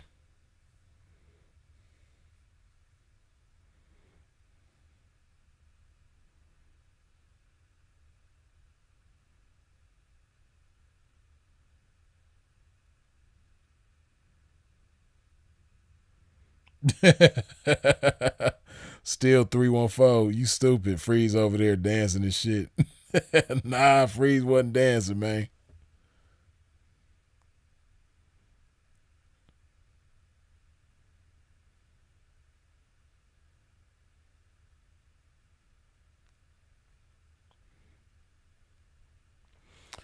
Let's see what y'all got so far. Okay, a lot of y'all like that song. Mink Slide. A lot of y'all messing with that.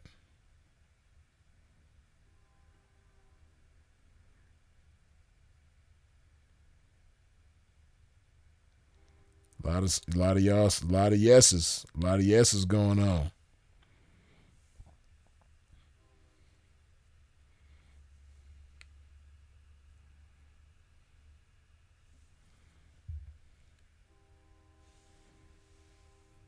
When did this song come out? Let me see.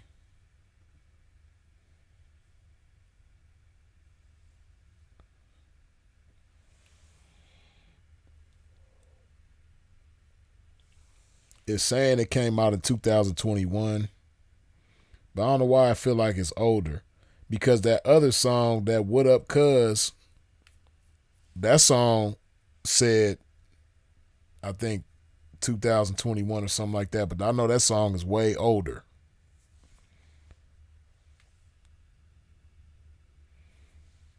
So I don't know if that's when this song came out.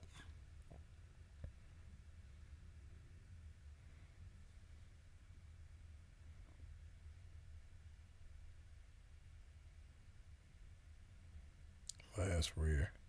I don't know if he meant to say last year.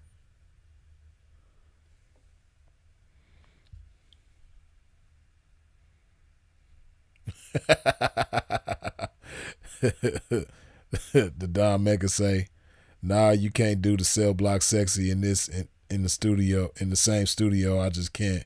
Guess I'm a hater. Hey, y'all getting at me crazy. Freeze thighs was wiggling and feet was tapping to that song. Hey, y'all hilarious as hell, man. Nah, Pimp was over here. I ain't gonna lie to you. I was on some stone face shit. You know, I don't want to come off as a hater, but you know, it wasn't my cup of tea. That's not something that I'm gonna listen to more than once. Unless it's like this kind of situation again. I'm not gonna listen to that in my own time. You know?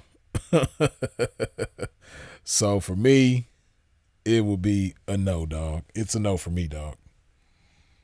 You know? If I ever want to hear about foundational Black Americans, you know, things of that nature, then I might tune in to Tariq Nasheed for that. You know, other than that, on the music side, nah. Especially when you trying to when you trying to serenade the gangbangers, man. When you trying to serenade the Crips, man, it sounds sexy at the same time that you talking to the Crippin', man. That ain't it, man. So I can't do it. Then on this song, this Mink Slide, I don't know, it's just, and you know, it just wasn't it, man. It wasn't it. It just sound like generic, you know what I mean? It just sound like a generic ass song, like, I don't know, it just sound, I don't know how to describe it besides just saying it was generic. It just sounds generic, like it don't sound like somebody that's really into music. It sounds like somebody that's just trying to do some music shit just for the sake of doing it, but it was just like hella generic, you know what I mean? It just sound like, I'm trying to think of an example. I don't know, man. It just sounded generic, man. It was like super generic. Yeah, I can't think of a good example.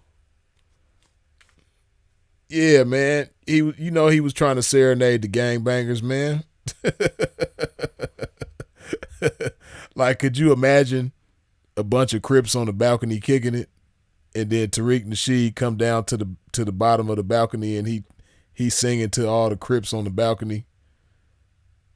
That ain't it, man. That's the image in my head when I heard that.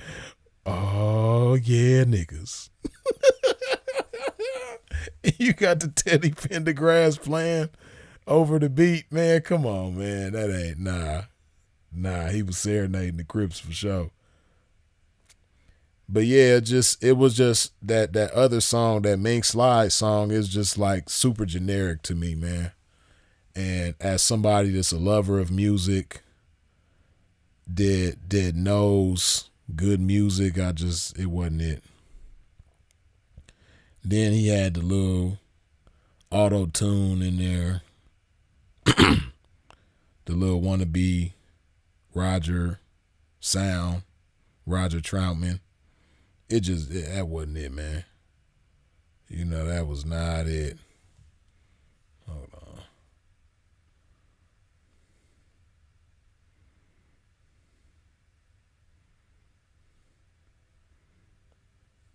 Yeah, man, you can't be like trying to talk some gangster shit and you serenading the Crips at the same time, man.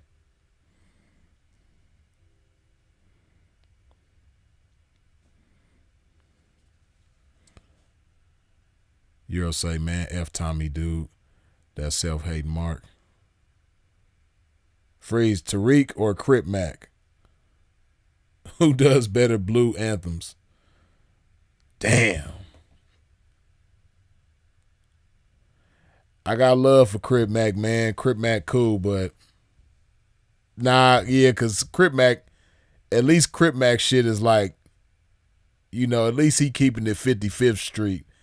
Crip Mac ain't trying to keep it 55th Street and Black Street at the same time. You know what I mean? Like Tariq Nasheed, he trying to keep it 55th Street and Black Street at the same time. You either got to keep it Black Street or you got to keep it 55th Street. You can't do both at the same time. It's a time and place for everything. Like one song, you might be keeping it 55th Street, and then on the other song, you might be keeping it Black Street. But you can't do on the same song, you 55th Street and you Black Street at the same time on the same song. Can't do that. So yeah, I got to go with Crip Mac. I'm going to go with Crip Mac on that one. Cause yeah, he was trying to, you know what I mean? So don't say goodbye, say good night.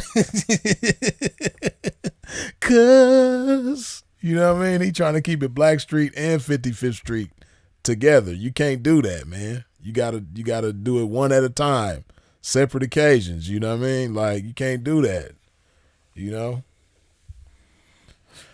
So, yeah, I'm gonna go with Crip Mac on that one. You know, even though Crip Mac ain't got no business rapping, Crip Mac, you know, I get it though, because he's such a captivating figure on the internet. You know, Crip Mac just know how to get people's attention and hold people's attention. So I understand him rapping because, you know, he gonna get people's attention. So why not rap if people gonna listen to it, even though it's boo-boo? They just like Crip Mac so much that they gonna listen to it. You know what I mean? But Yeah, Crip Mac ain't got no business rapping. But at least he keeping it all the way 55th Street on the song.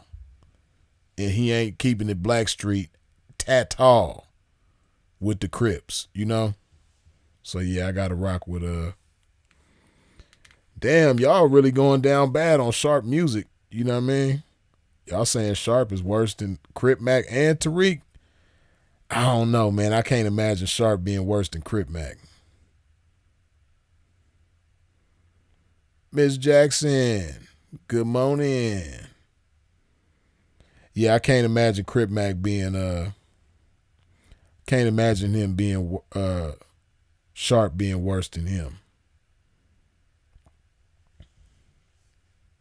The Tom Mecca, you stupid. K Flex, before I let go, cuz. 2001. Y'all out of line.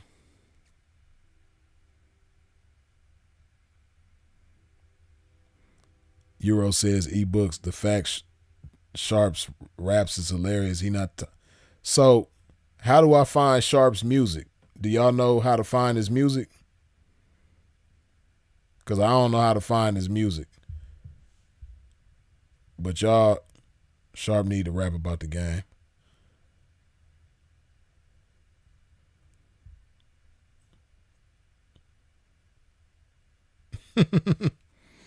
Yeah, I don't know, man.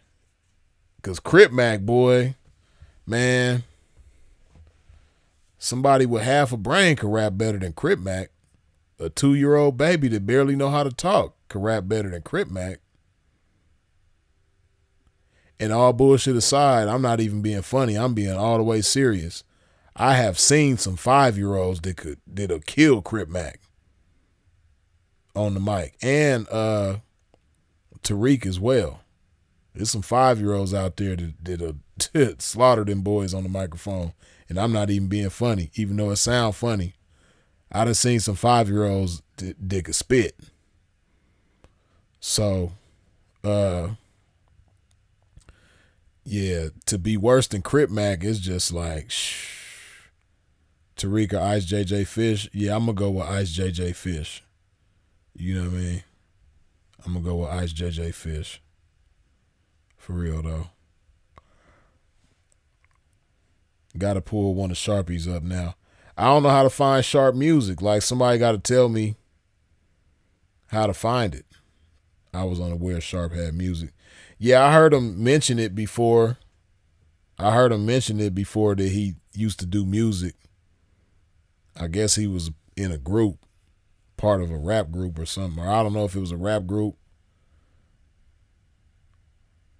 Crip Mac is Gucci Mane 2010 status when the lean was frying his brain. Nah, ebooks. Crip Mac ain't in no world with Gucci Mane at all. Kelpie, SoundCloud, or Crip Mac? I don't know. I can't even say. Ice JJ Fish, you sick. Yeah, I'm going to take Ice JJ Fish over Tariq Nasheed, man. Yeah, I'm gonna do that for sure. What was the group called? The Wrecking? Something. Oh shit, Sharp to P, Midnight in Vegas.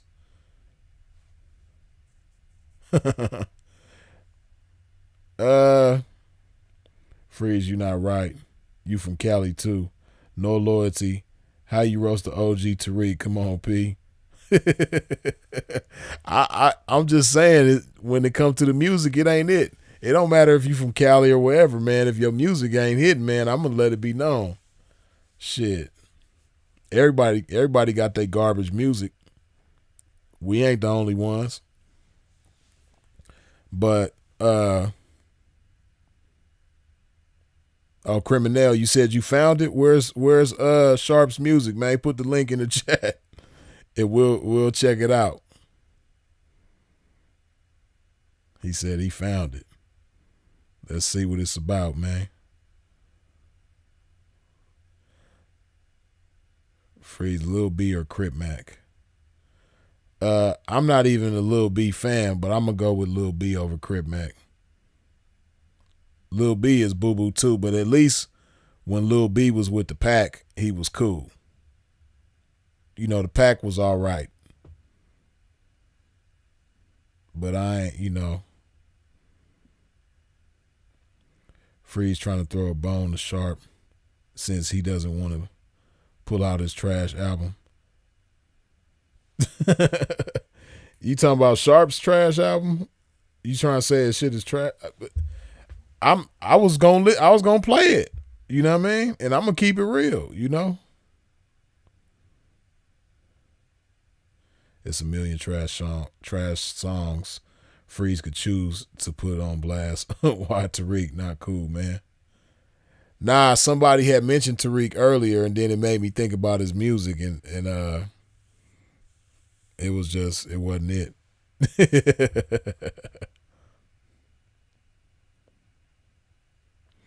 I can't imagine a 5-year-old spitting fire after nap time.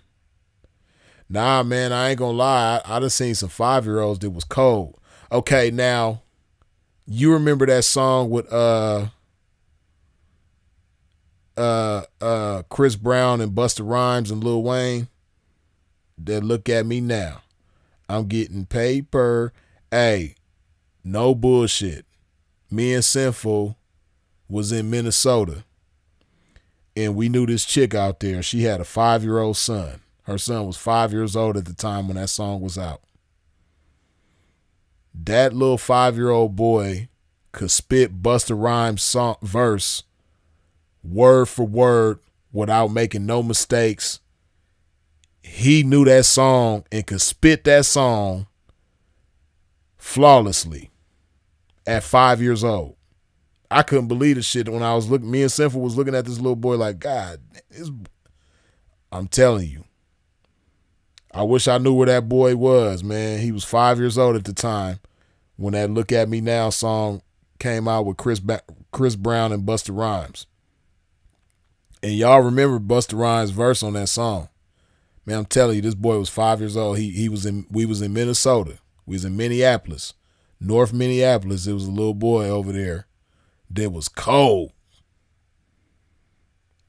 And I hope he's somewhere rapping right now, because if he was able to rap like that at 5 years old, I could just imagine now when that song came out like 10 years ago, over 10 years ago. That song came out, what, like 2012 or something? 2011? That song old.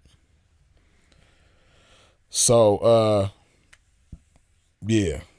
It's some 5-year-olds out there that's cold. Sharp got a song called Broke Hoes. Are y'all being funny, man? Is y'all just do he really got a song?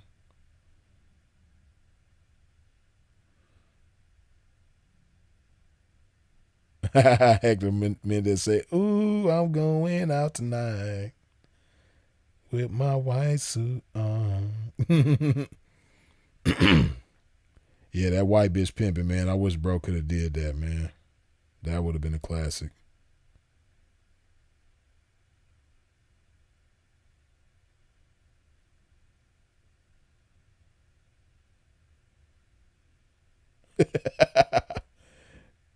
K-Flex, I wait for you on Crip. Y'all stupid. Them real songs. That's a real song. I wait for you on Crip. Okay, Bill Peart, you say that's okay, so we gonna see. Sharp the P broke hose.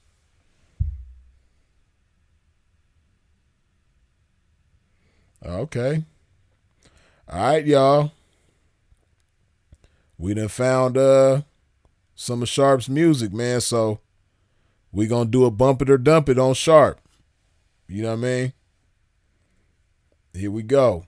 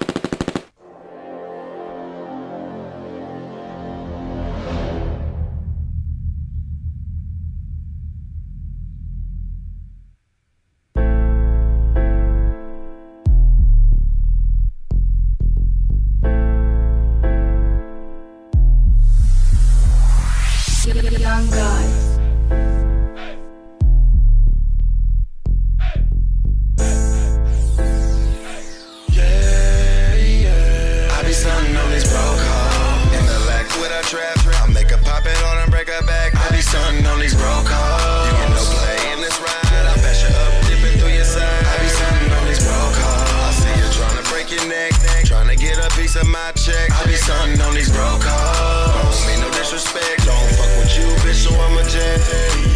I don't mean no disrespect, but I'm all about my check. Fuck it, I'm a jet. Riding all through your side. I see you're not about your biz. What the fuck you thought it is? These niggas need to get about it. Putting racks in them bags, ain't no fucking way around it. I'm living life in the fast lane. Fuck 'em up, ain't a foreign thing. From a kid I knew that I would have it. Moving slow like I'm Roger, with Jessica Rabbit. Smoking loud is my bad habit.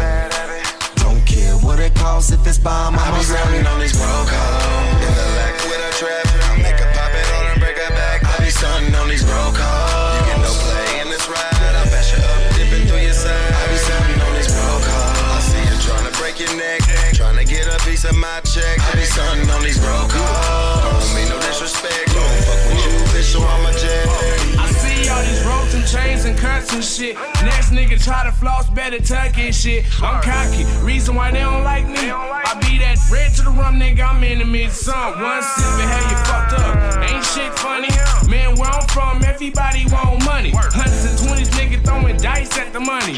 And nigga lose a game, pull a knife on the dummy. Money make the world go round, like a merry-go-round. Go up and let it come back down. Let your pockets build up and let it come back down. To feel good when a nigga live, throwback style. In the lack with a trap, I make a pop it on and break her back. I be stunting on these broke hoes. You get no play in this ride, I bash you up, dipping through your side. I be stunting on these broke hoes. I see you trying to break your neck, trying to get a piece of my check. I be stunting on these broke hoes. Don't mean no disrespect, don't fuck with you, bitch, so I'm a jet.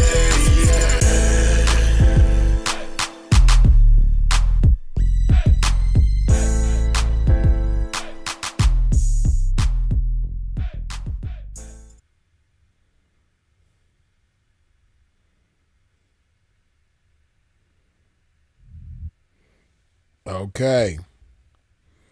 So y'all heard Sharp broke hoes. Hold on. Oh wait. Hold on. Y'all heard broke hoes.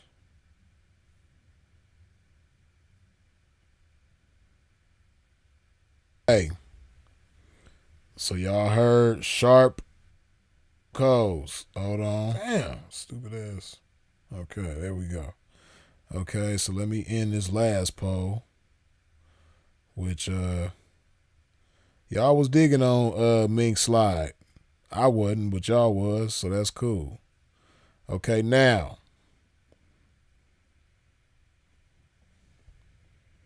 we gonna do Sharp the P broke hoes. Let's see what y'all think about Sharp's music, man. Here we go.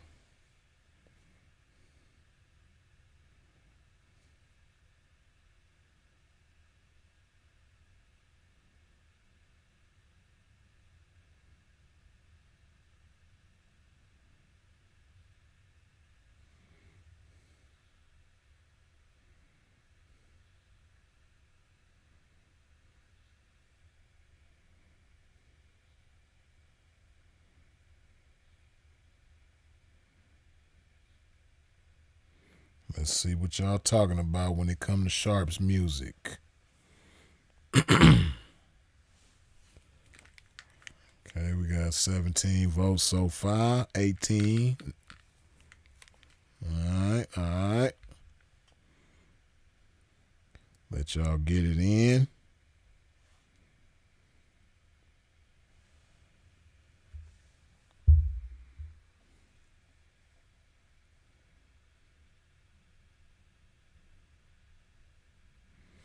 I'll be stunting on these broke hoes. How y'all feel about it? How y'all feel about Sharp stunting on these broke hoes?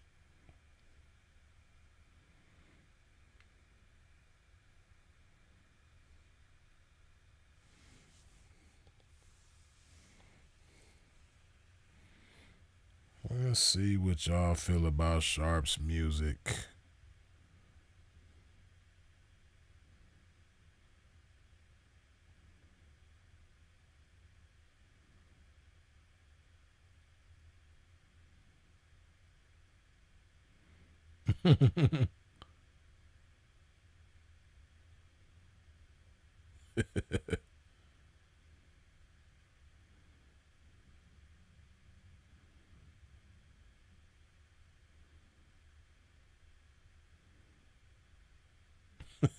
Y'all stupid in this comment section.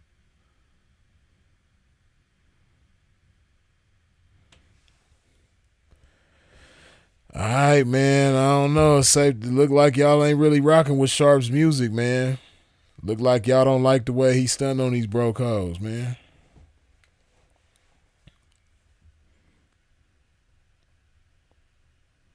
I'm gonna give y'all another minute or so to put your bid in, put your vote in. If you messing with Sharp's song, Sharp the P.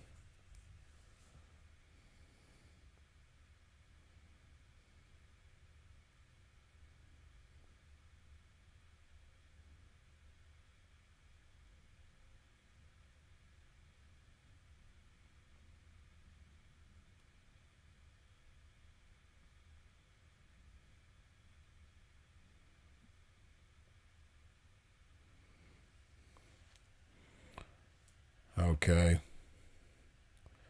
Safe to say y'all ain't messing with Sharp's song. Now, my take on that particular song by Sharp. It's a no for me, dog. Y'all already know I ain't got nothing against Sharp. Sharp is all right with me. I support Sharp with his podcast and everything, but the music, I don't know. But see, that song was the type of song where, like, I don't really rock with that song, but I wouldn't be surprised if he had other songs that was better. But that one, I really didn't like the hook. And I didn't really care for the rapping part. The beat was like one of them type of beats where it's like the beat ain't amazing, but depending on what you do with the beat, it could have sounded better. But that ain't one of them songs where the beat is so good, it don't matter what somebody put on it, it's going to sound decent. But nah.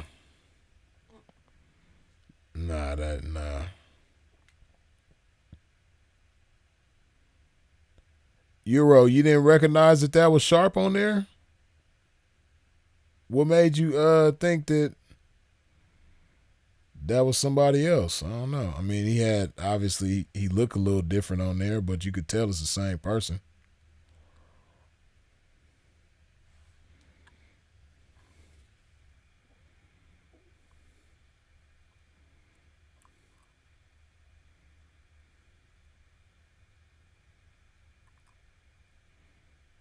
See, like when I judge songs, I think about if I listen to it like on more than once or every so often or something like that.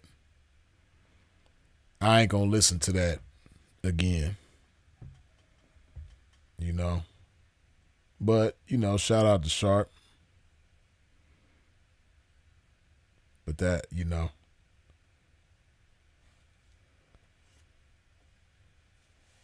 ain't the end of the world. Okay, Sharp in the building. Dig that. Yeah, we just did a bump it or dump it on your song, man. Who damn,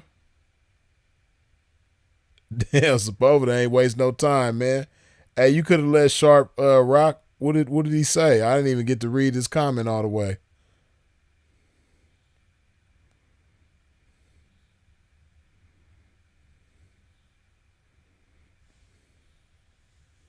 Oh, that's a fake. That ain't even Sharp's real shit.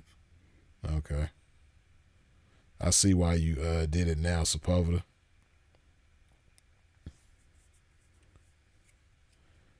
People ain't got nothing but time on their hands to create a quick fake page.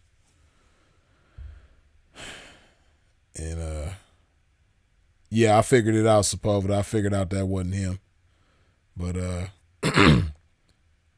Freeze, you need to get the Hidden History Museum with some 304s on comedy night and chop it up with Tariq. Okay. Is that a show that he got? The Hidden History? Well, I know he got the actual museum over there. Oh, you saying I need to go to the Hidden History Museum with some 304s on comedy night and chop it up with Tariq? Oh, so he has a comedy night at the museum? Is that what you're saying? I had to Soul Train unscramble board your words because your words got a little jumbled up right there. You dig?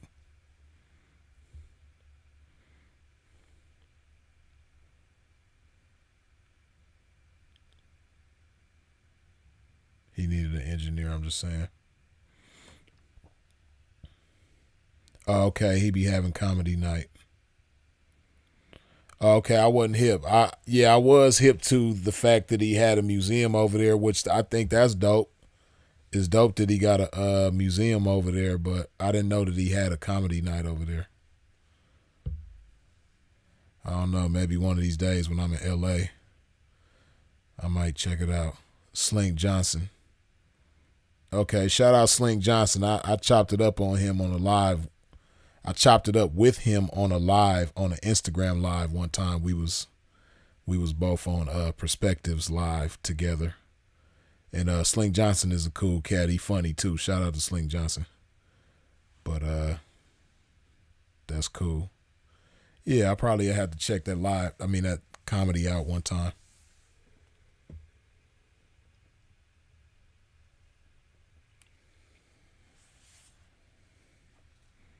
I think I saw an ad with Lunel too. Okay, that's dope. That he's that he's creating a platform and outlet for comedians to do their thing. Lunel, she been funny forever. Shout out to Lunel.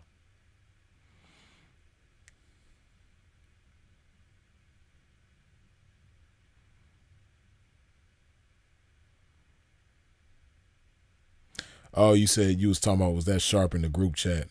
Nah, that was a fake page, fake profile.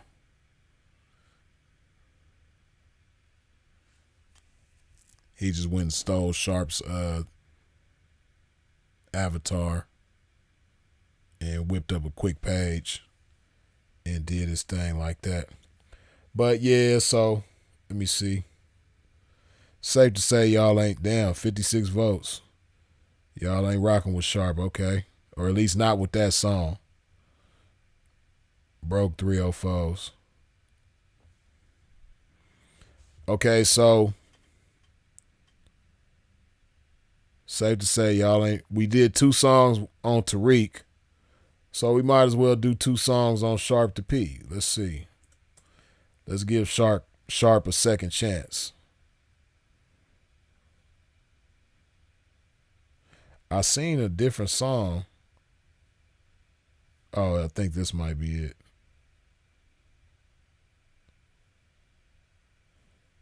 Okay, wait. He got another song right here. Oh, he got a few songs. It looked like he don't got no songs by himself. I guess, I don't know if this is with his group or whatever. Trying to see if he got some songs by himself.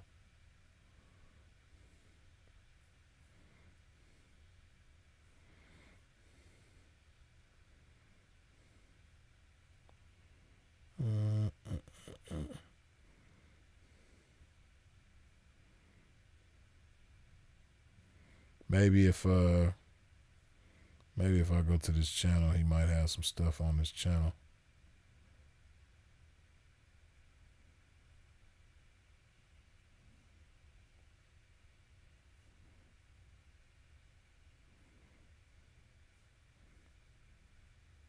Go to the oldest stuff.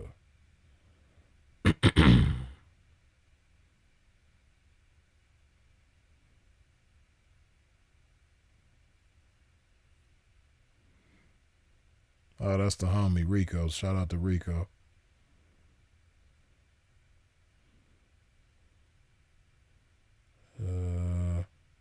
This looked like a Vegas channel. with like different Vegas artists.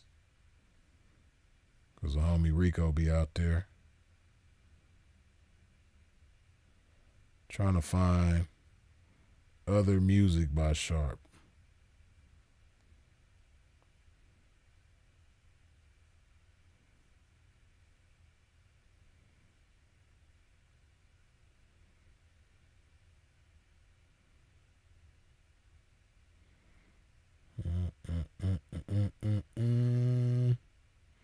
Okay, now we're getting into where Sharp's music is. So we got that one. I'm trying to see what his most popular song.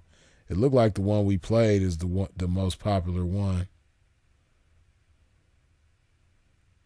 Yeah, ain't no other ones on here. It don't look like.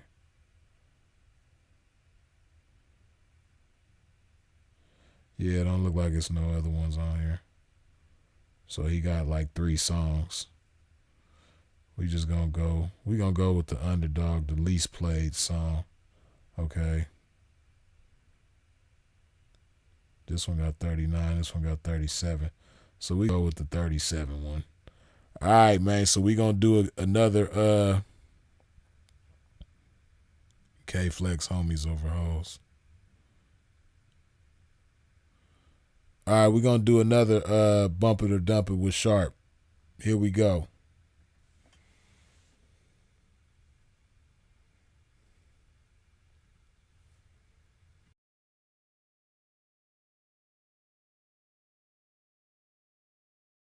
Get your ass up to date, go out, look for a job. Work If my pockets fell off, J-O-B.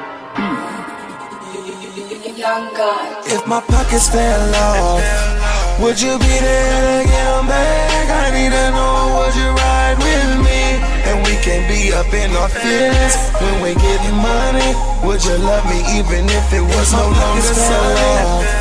Would you be there to get them back? I need to know, would you ride with me? And we can be up in our feelings when we getting money. Would you love me even if it was no longer sunny? Would you love me if I had no money? Even if it was no longer sunny? Is you down? You down? We whip it then we flip it. Getting money's our business. Why they all in our business, girl? And you know I'm whipping for when you win it. Get it up, do you feel it? This train leaving so don't miss it, yeah. No panties on and I'm tripping. If I fuck up them bands, would I still be your man? Yeah. Doing what I want while them niggas having nothing, yeah. And would you still fuck with me if I'm having nothing? Yeah. If my pockets fell off, would you be there to get them back? I need to know, would you ride with me? And we can be up in our feelings when we getting money. Would you love me even if it was no longer sunny? Would you be there to get them back? I need to know, would you ride with me? And we can be up in our feelings when we getting money. Would you love me even if it was no longer sunny? I've been swimming in my emotions. Billy Ocean, Michael Phelps ain't got shit on our stroking. Put you down all your dreams and your hopes in. What are we down or we floating? Got your back, I got your back. And you know that I'm with it. We gonna get it, yeah, you know that I'm with it. Fuck them other women, yeah, you know that I'm with it. I'm down. Even if your pockets hit the ground. I'm gonna ride for you, I'm gonna fight for you, I'm gonna die for you, I'm gonna die for you. Then girl, what you saying? If I fell off, don't get to playing. And if my pockets fell off, would you be there? Oh, yeah, man. I need to know, would you ride with me? And we can be up in our feelings when we getting money. Would you love me even if it was no longer sunny? Would you be there to get them back? I need to know, would you ride with me? And we can be up in our feelings when we getting money. Would you love me even if it was no longer sunny? Baby, would you love me if I ain't had no money? Would you give a fuck? Would you leave me on stuck? Would you choose to put the next nigga on me? That's something I need to know before we start getting this dough. Cause shit can get crazy, but stick with me, baby, I'll show you the road. I need to know if you're down for me. Would you get up and leave town for me? Would you get on the Greyhound for me? Would you get caught with them pounds for me? Cause I need a queen to fulfill my dreams, get that for the crowd for me. She played for the team and got her a king, I know she's so proud of me. We smoke a lot of weed, but we ride around, we planning our future. I step on the gas, I'm moving too fast, I hope I don't fuck around and lose ya. We taking trips to St. Lucia, Versace down to Medusa. But if I fall off, would you be the one to go out and go get my If my cooler? pockets fell off, would you be there?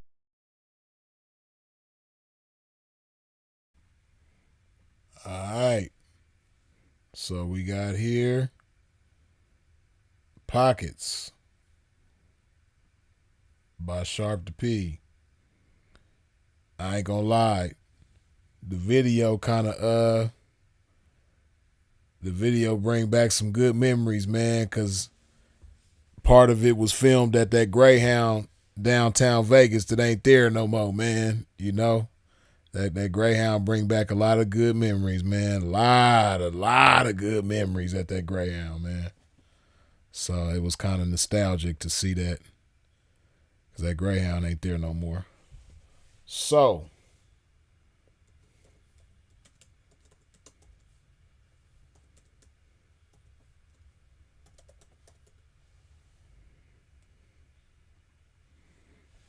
all right, man. Y'all go ahead, cast your votes. Pockets by Sharp the P. See how y'all feeling about this one.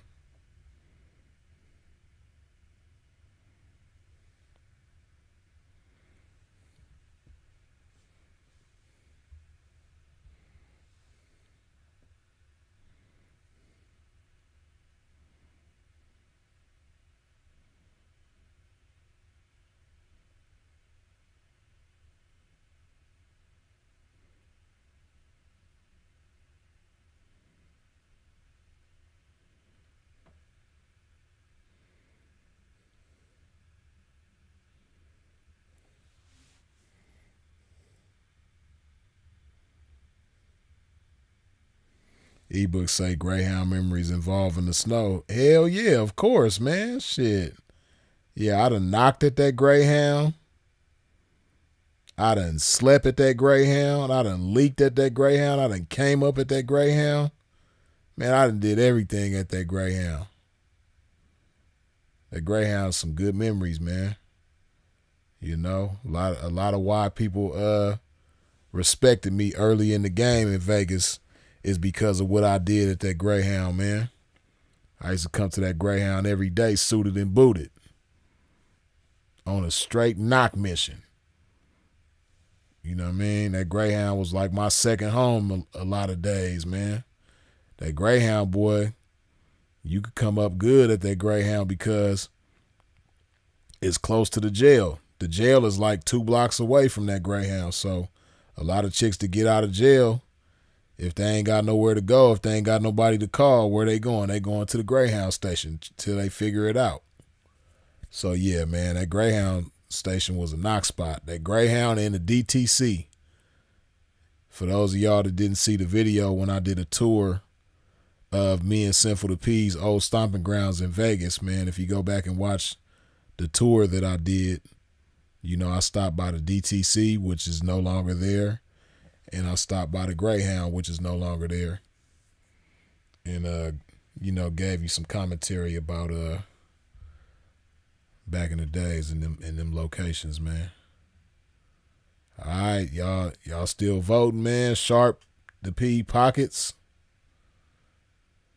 I see some of y'all liked it, some of y'all didn't like it, obviously. What's happening, man? We still voting. Sharp the P Pockets. If my pockets fell off, what's happening?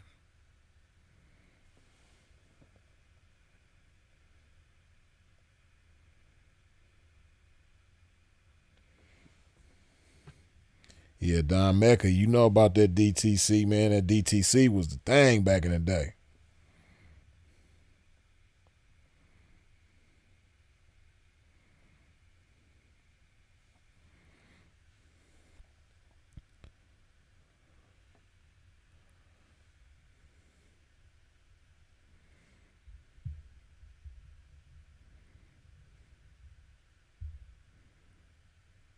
Okay, y'all putting in a few more bids on these votes, man.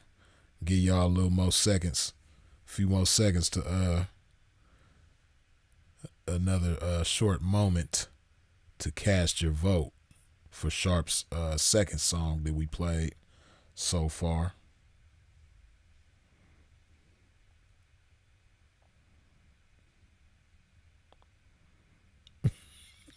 Keep it P with the P.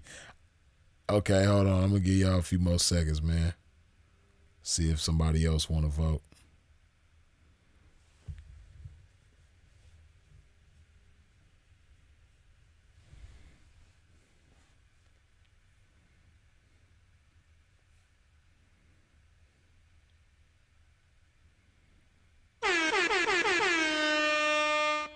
Brother Bill, top of the morning. Glory to God for this game. Long live Philip Brandon Gilmore. Blessings, bro. Brother Bill, blessings to you as well. Appreciate you. Top of the morning. All right, man. Okay, so 76% of y'all said no to Sharp's second song, Pockets.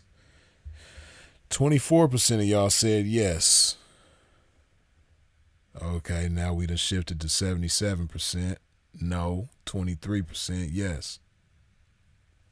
Man, y'all out of line, man, because y'all didn't even give the song 10 seconds, man. Y'all was flooding the comments with like, man, turn it off, freeze.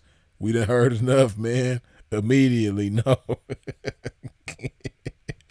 y'all a tough crowd, man. Y'all cutthroat, you know. Y'all some cutthroat individuals, man, when it comes to this. Y'all worse than the Apollo, man. Y'all did not give Sharp not even half a chance. You know what I mean? I'm like, golly, they can't even let him get the first verse all the way through. You can't hear the whole verse. And then, you know, after the first verse and first hook, I was gonna stop it, but then I seen that the chick was singing, and you know I just had to hear that part.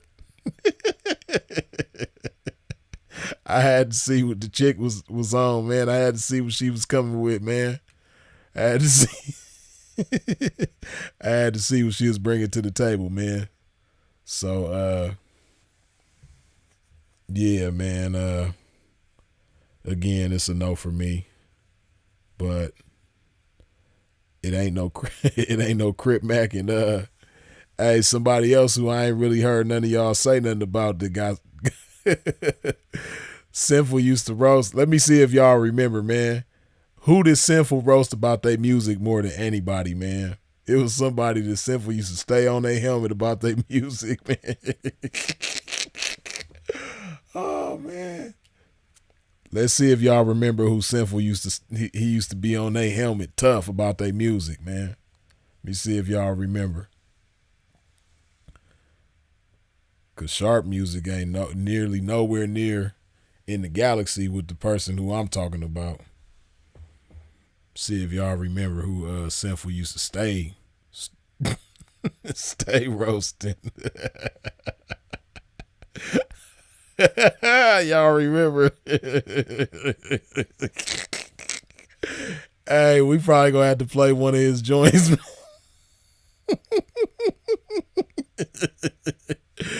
Oh shit, choke no joke. Y'all stupid.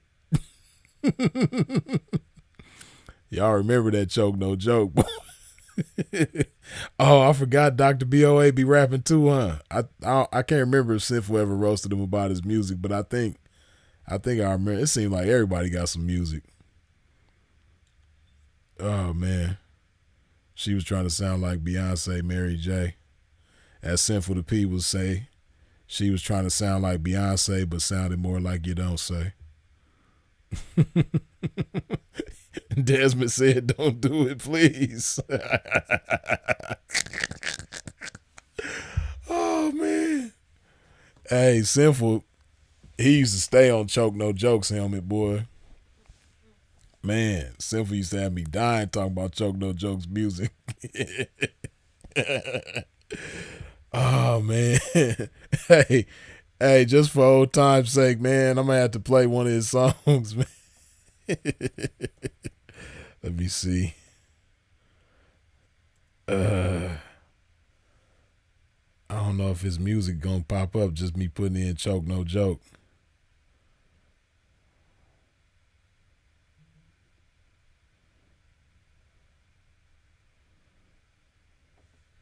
See, this ain't. I know y'all probably ain't even gonna tell me a choke, no joke song because y'all don't want to hear that shit. I'm gonna find it. I don't need y'all help.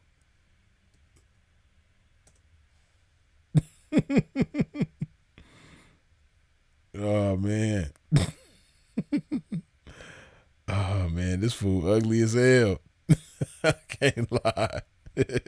Choke no joke, look a damn fool, man.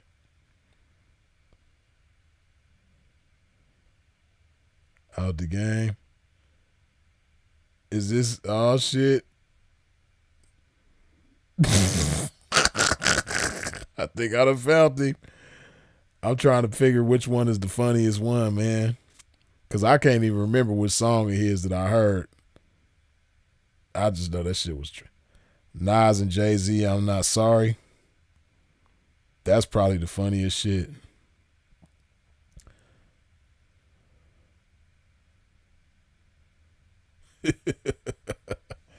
Let me see what y'all talk about in the comments, man. Put on choke, no joke, out the game.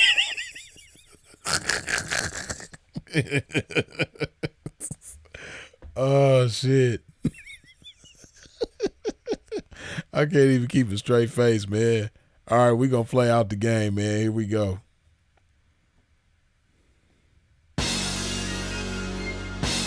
Stay the hell. Don't follow those cats. Choke, no joke.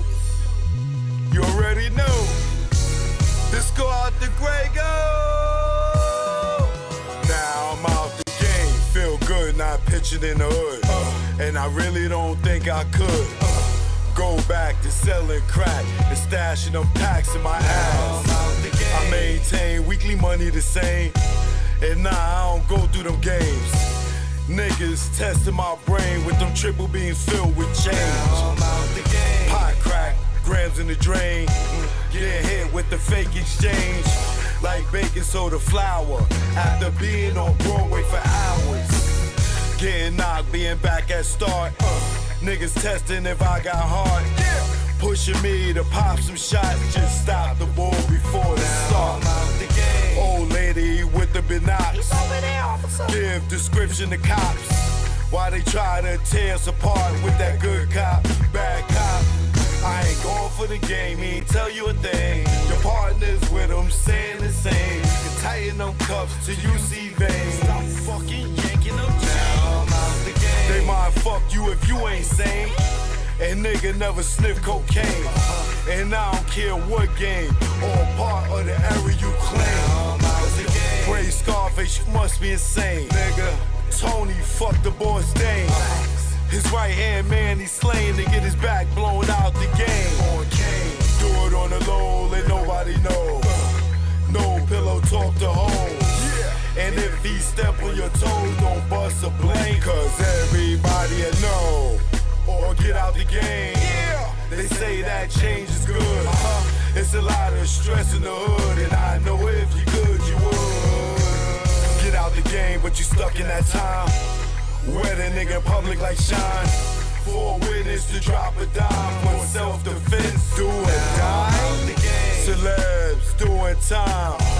Mike Vick on the child line. Even Kobe, Jason Williams, Gage, kick like Shinobi. Little Kim for perjury. You know you done fucked up, right? You know you done fucked up, right? Oh my goodness, man. When it's late night, make sure it's packed tight. And when you take those flights, never eye the Jake in sight. And shake them fuckers when they dead to right. Making a fifth go rumble. Because of stick of trouble. Blasting your gap for a cat. For in fact, for some crap that don't involve you. For some dudes that don't love you. All they wanna do is pawn you. Until you go down. And don't do shit for you when you locked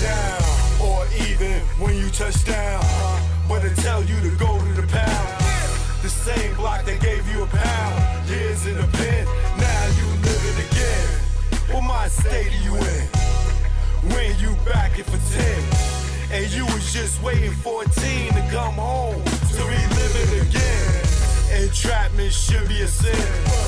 The way they reel us in, will roll us to a revolving door to bring us in. This shit is insane. The game is insane. The game will fuck with your brain. That's why I'm out the game. Yeah. Just get out the game, man. I know they told y'all there's only 2 ways out.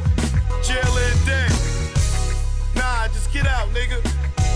Just get out, man. It's easy. Just walk away, nigga.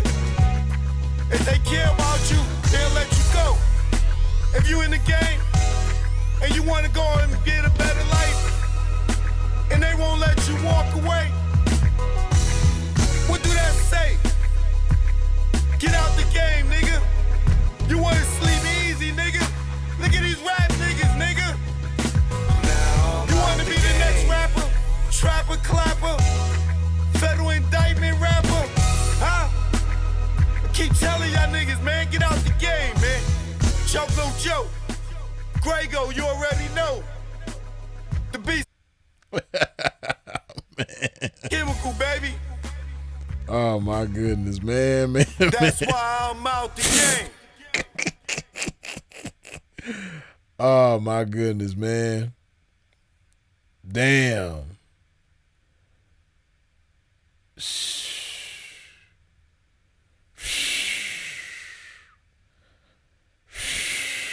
Man. Whew, goodness. Man, I don't even want to disrespect garbage by saying that was garbage.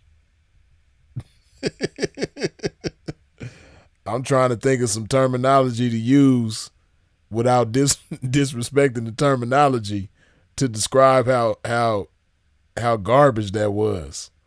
Like, what words can I use without disrespecting words? Like, I don't want to disrespect the English language by trying to describe how boo-boo that song was. Like, I don't even want to disrespect the term boo-boo by saying that was boo-boo. I don't want to disrespect the word trash by saying that was trash. I don't want no smoke with trash. I don't want no smoke with boo-boo. I don't want trash and boo-boo coming to look for me if I say that this song was trash or boo-boo.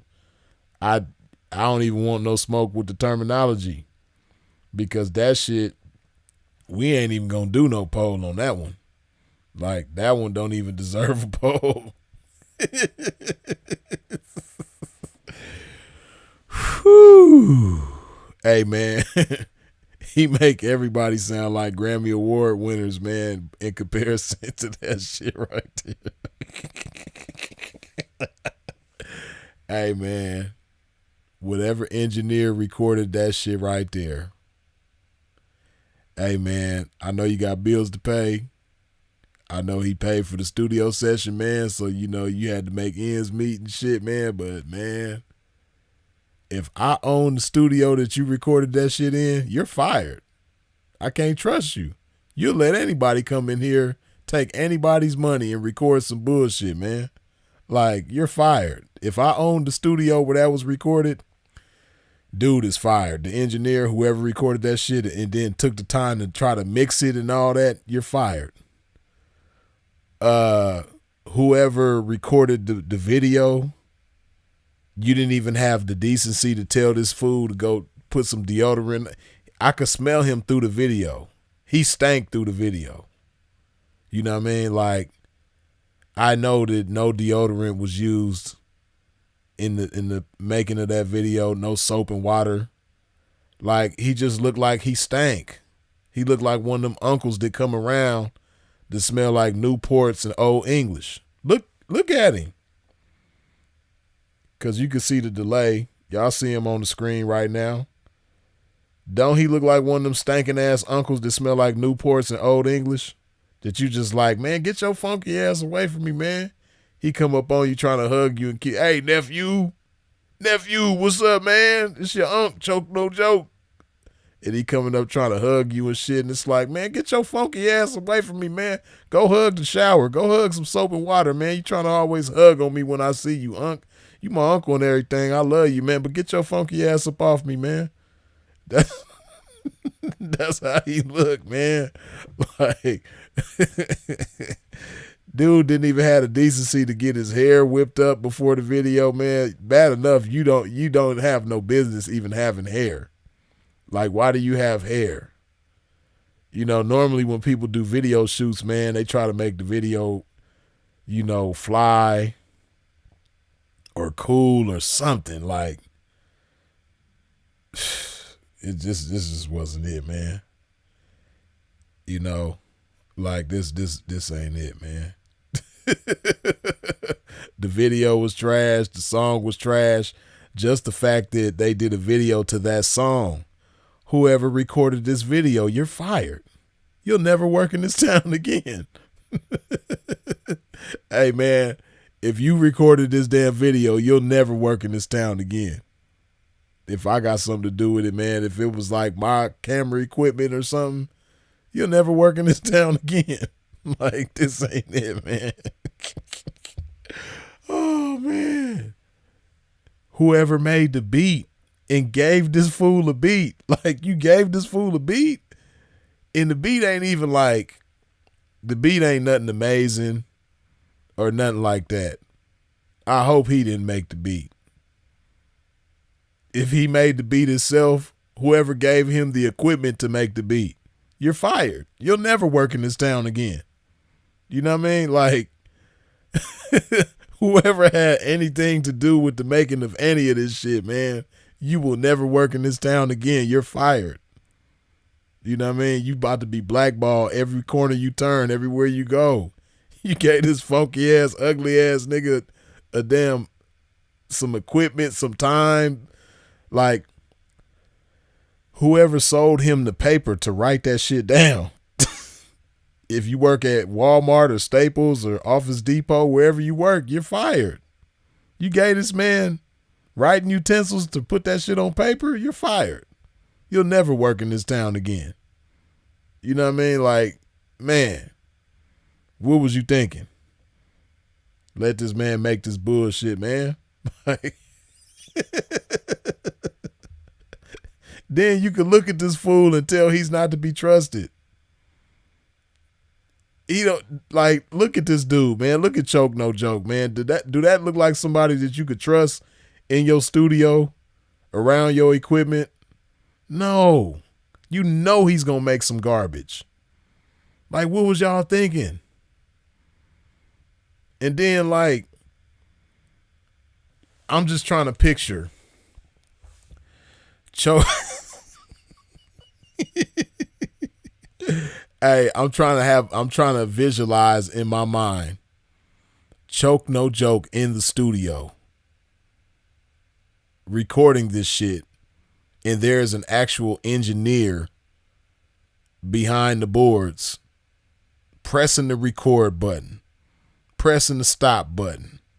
Choke No Joke messing up 1,000 times. You telling him to say that shit again. You know what I mean? You giving him chance after chance. He done did 1,000 takes to get this whack ass song right, man. And you are just sitting there letting this man make mistake after mistake and do take after take and have to do this shit over and over again to get this bullshit right. Man, what kind of engineer is able to do that? How you an engineer and you recorded this shit? Like, how you even do that? Man,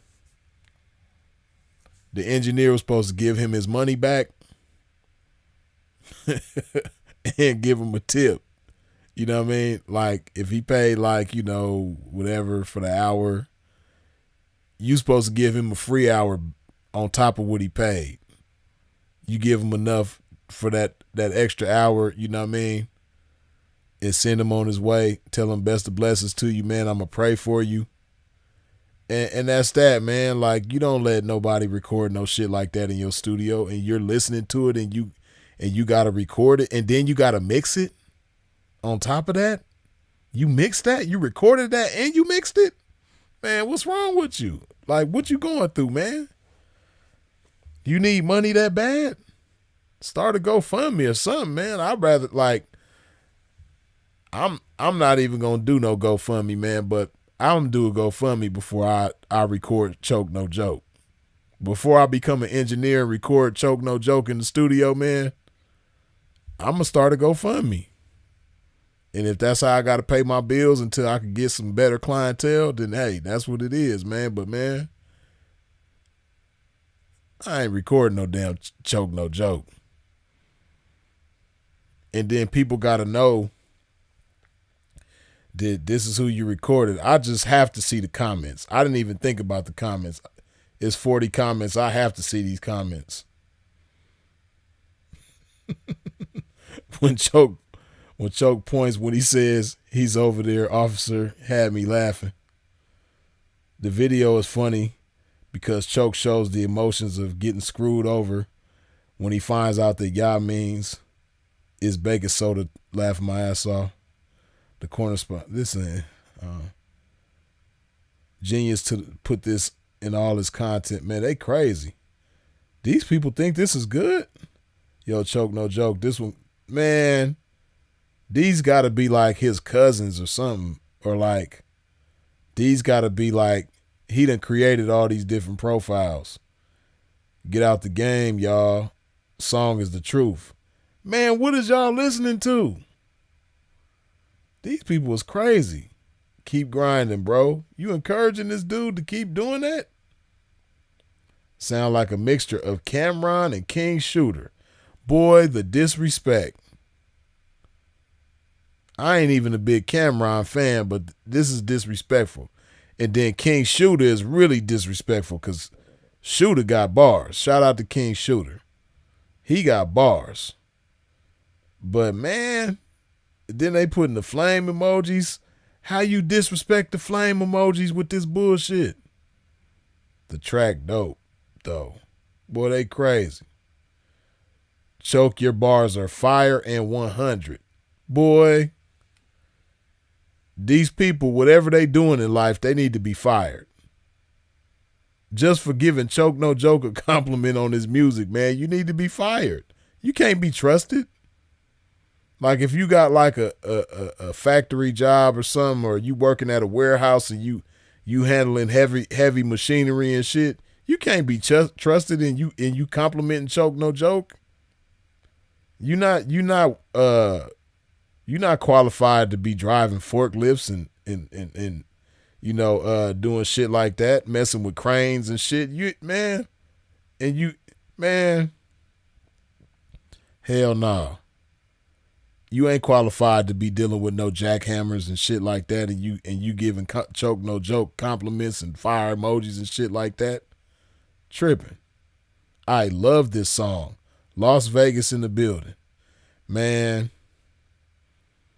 Las Vegas need to kick you out the town. Crazy. That shit rocking. Boy, these people ain't nobody kept it real yet. Love the video. You did your thing, Choke. Choke got his weight up. Big ups, G.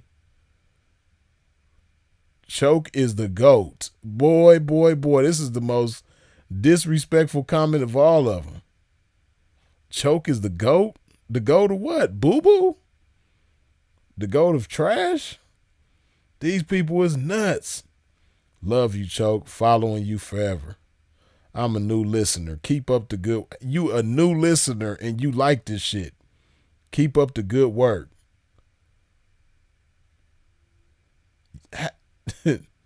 Garbage be getting stuck in your head. That boy, these people is crazy. The emojis. Oh, this person need to be man. This person need to be tossed into the ocean with cement shoes, man. He's way hotter than Jay-Z. See, they being funny now. They out of line with the comedy. He's way hotter than Jay-Z. They out of line, man. What's wrong with these people, man? They out of line. He's way hotter than Jay-Z. My goodness. I ain't reading no more, man.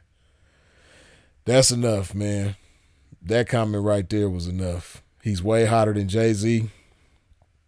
I'm convinced that every one of them comments from every one of them profiles was Choke No Joke himself. He made all them comments himself.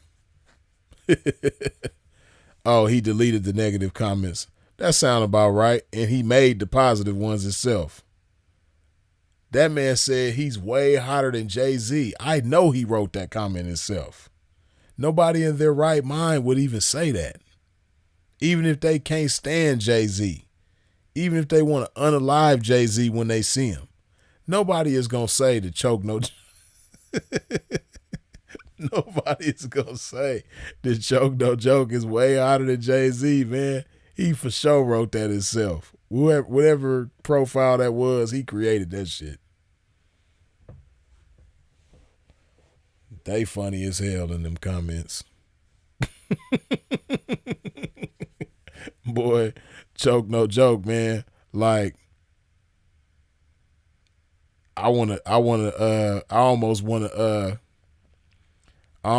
go to God and see if I can exchange my ears. Because I think my ears is ruined now. I'm sorry for ruining y'all's ears. Because everybody's ears that heard that shit, we ruined now. You know what I mean?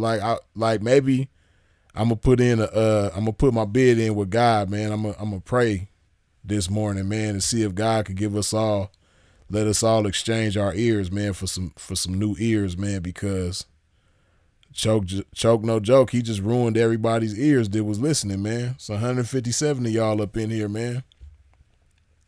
I'm going to see if God could do us this favor, man, just this one time, man. We won't do it again. We ain't going to listen to no more Choke No Joke, man. That ain't even nothing to play with, man. My bad. My bad.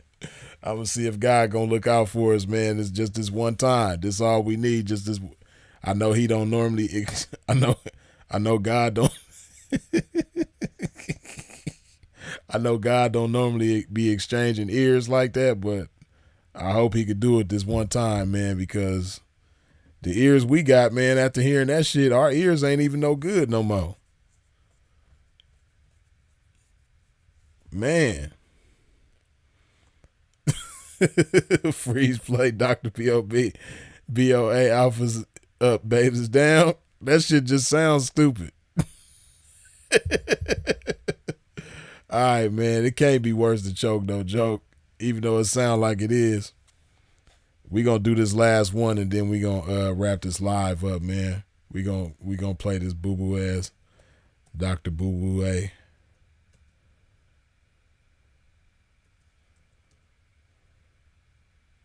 Wait.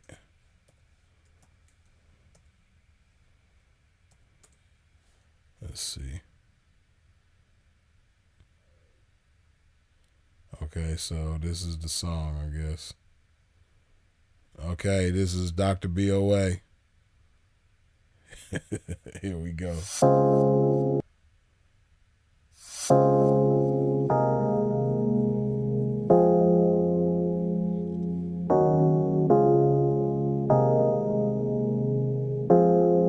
Seems like no matter what you do sometimes, your efforts go underappreciated or unappreciated, period. You know, all we do, man, is try to give men the information they need to become the best version of themselves. No hate. We love women. We don't hate them. We just don't take no foolishness. And we can't be controlled by our lust. Those men can, but not us. Alphas up, betas down, it's the motto. Simps claiming that they pimps, but they not though. Alphas up, betas down, it's the motto. Suckers claiming to be players, but they not though. Alphas up, betas down, it's the motto. Tricks acting like they max, but they not though. Alphas up, betas down, it's the motto. Betas claiming to be alpha, but they not though. Now, I'm not gonna tell you, man, that you shouldn't value your woman at all. A woman does have value, but you can't overvalue her and convince yourself that she brings more value to your life than you bring to hers. You know, just the protection and provision is more than a woman can ever make up for, man. So I'm not saying don't give her props for what she does, but damn sure never make her feel like she's more important to you than you are to her, because it's just a figment of your imagination. She knows the truth, so you have to understand the truth as well. This is called the abundance mindset. There's nothing she can give you that you can't give yourself, besides a baby. And do you really want one of those right now? Nope. Alphas up, betas down, it's the motto. Simps claiming that they pimps, but they not though. Alphas up, betas down, it's the motto. Suckers claiming to be players, but they not though. Alphas up, betas down, it's the motto. Tricks acting like they max, but they not though. Alphas up, betas down, it's the motto. Betas claiming to be alpha, but they not though. You see, the main thing that men let women slide with is shut-uppiness and obedience. Now, when you use the term obedience with a woman, she automatically relates that to being a slave. But slaves aren't obedient. Obedience is a choice. Slaves either do it or die. Shut-uppiness is another thing that women have a problem with. It doesn't mean you can't talk. It means that you can't talk when I'm talking. It means that when we're talking about things that I do as the man, you don't have an opinion on those things, because I make decisions based on facts, not opinions, not even my own opinions, and most certainly not yours. Alphas up, betas down, it's the motto. Simps claiming that they pimps, but they not though. Alphas up, betas down, it's the motto. Man, what? Hey, and see, Tyler, when you said the name of the song, it didn't register. But then as soon as I played that shit, I heard Sinful in my head talking about some What's up, best?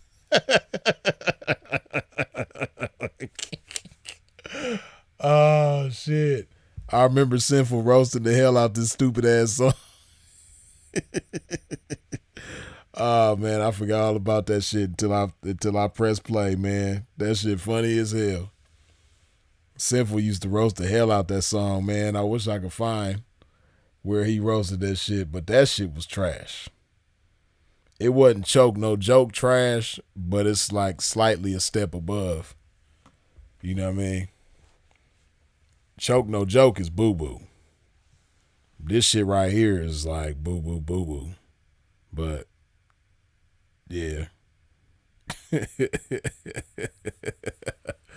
Oh shit. This shit reminded me. Oh, this shit reminded me of when Sinful roasted him about that shit. That shit was stupid. God damn. That shit was funny as hell. Oh man. Right, Tyler. Yeah, it was on the BOA roast. Yeah, that shit. Oh man, I hear it in my head right now. I hear him roasting BOA in my head right now. That shit funny as man. Funny as hell. Oh my goodness. Boy. I tell you. YouTube is definitely gonna give you plenty of material to roast people about, for sure.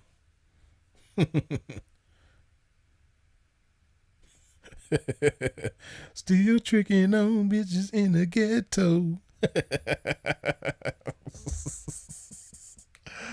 Oh my goodness. That is too funny. Right, come to the altar. Shoo. Shoo. Oh man, too damn funny. But oh man, we gonna go ahead and wrap this thing on up, man.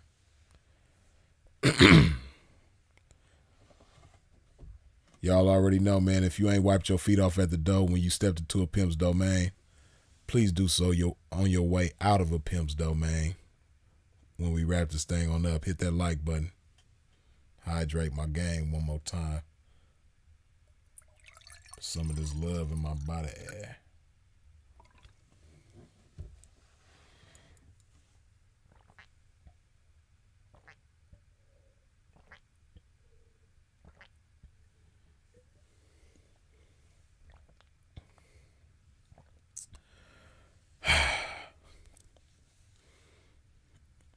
All right, man. We're going to go ahead and wrap this thing on up. Boy, time be flying when I chop game and pop game and joke with y'all and roast with y'all. Right. Criminal, this was bad music night for sure. The only song that y'all liked was y'all liked that Mink Slide though, with Tariq Nasheed. Y'all was like me, y'all didn't like that What Up Cuz. Where he was serenading the Crippin' and shit, man. Y'all didn't like that, just like I didn't like that. Oh yeah, niggas. This goes out to all the Crippin'. He was trying to be sexy with the Crips, man. Get out of here with that. But yeah, man, I appreciate y'all for tuning in and tapping in with a pimp. I appreciate you for all the comments, the questions. Hold on. Yeah, man, I appreciate you for all the input, jokes, good feedback, all that good stuff. I appreciate you for sharing this video. I appreciate you for subscribing and hitting the bell when you subscribe. I appreciate you for all your super chats, cash apps, PayPals. I appreciate your support in every which way that you comes with it, man. Y'all already know who it is and what it is. Freeze is it. If you out in traffic moving around, please do so in a safe fashion. And of course, as always, long live the incomparable Sinful to P. We out.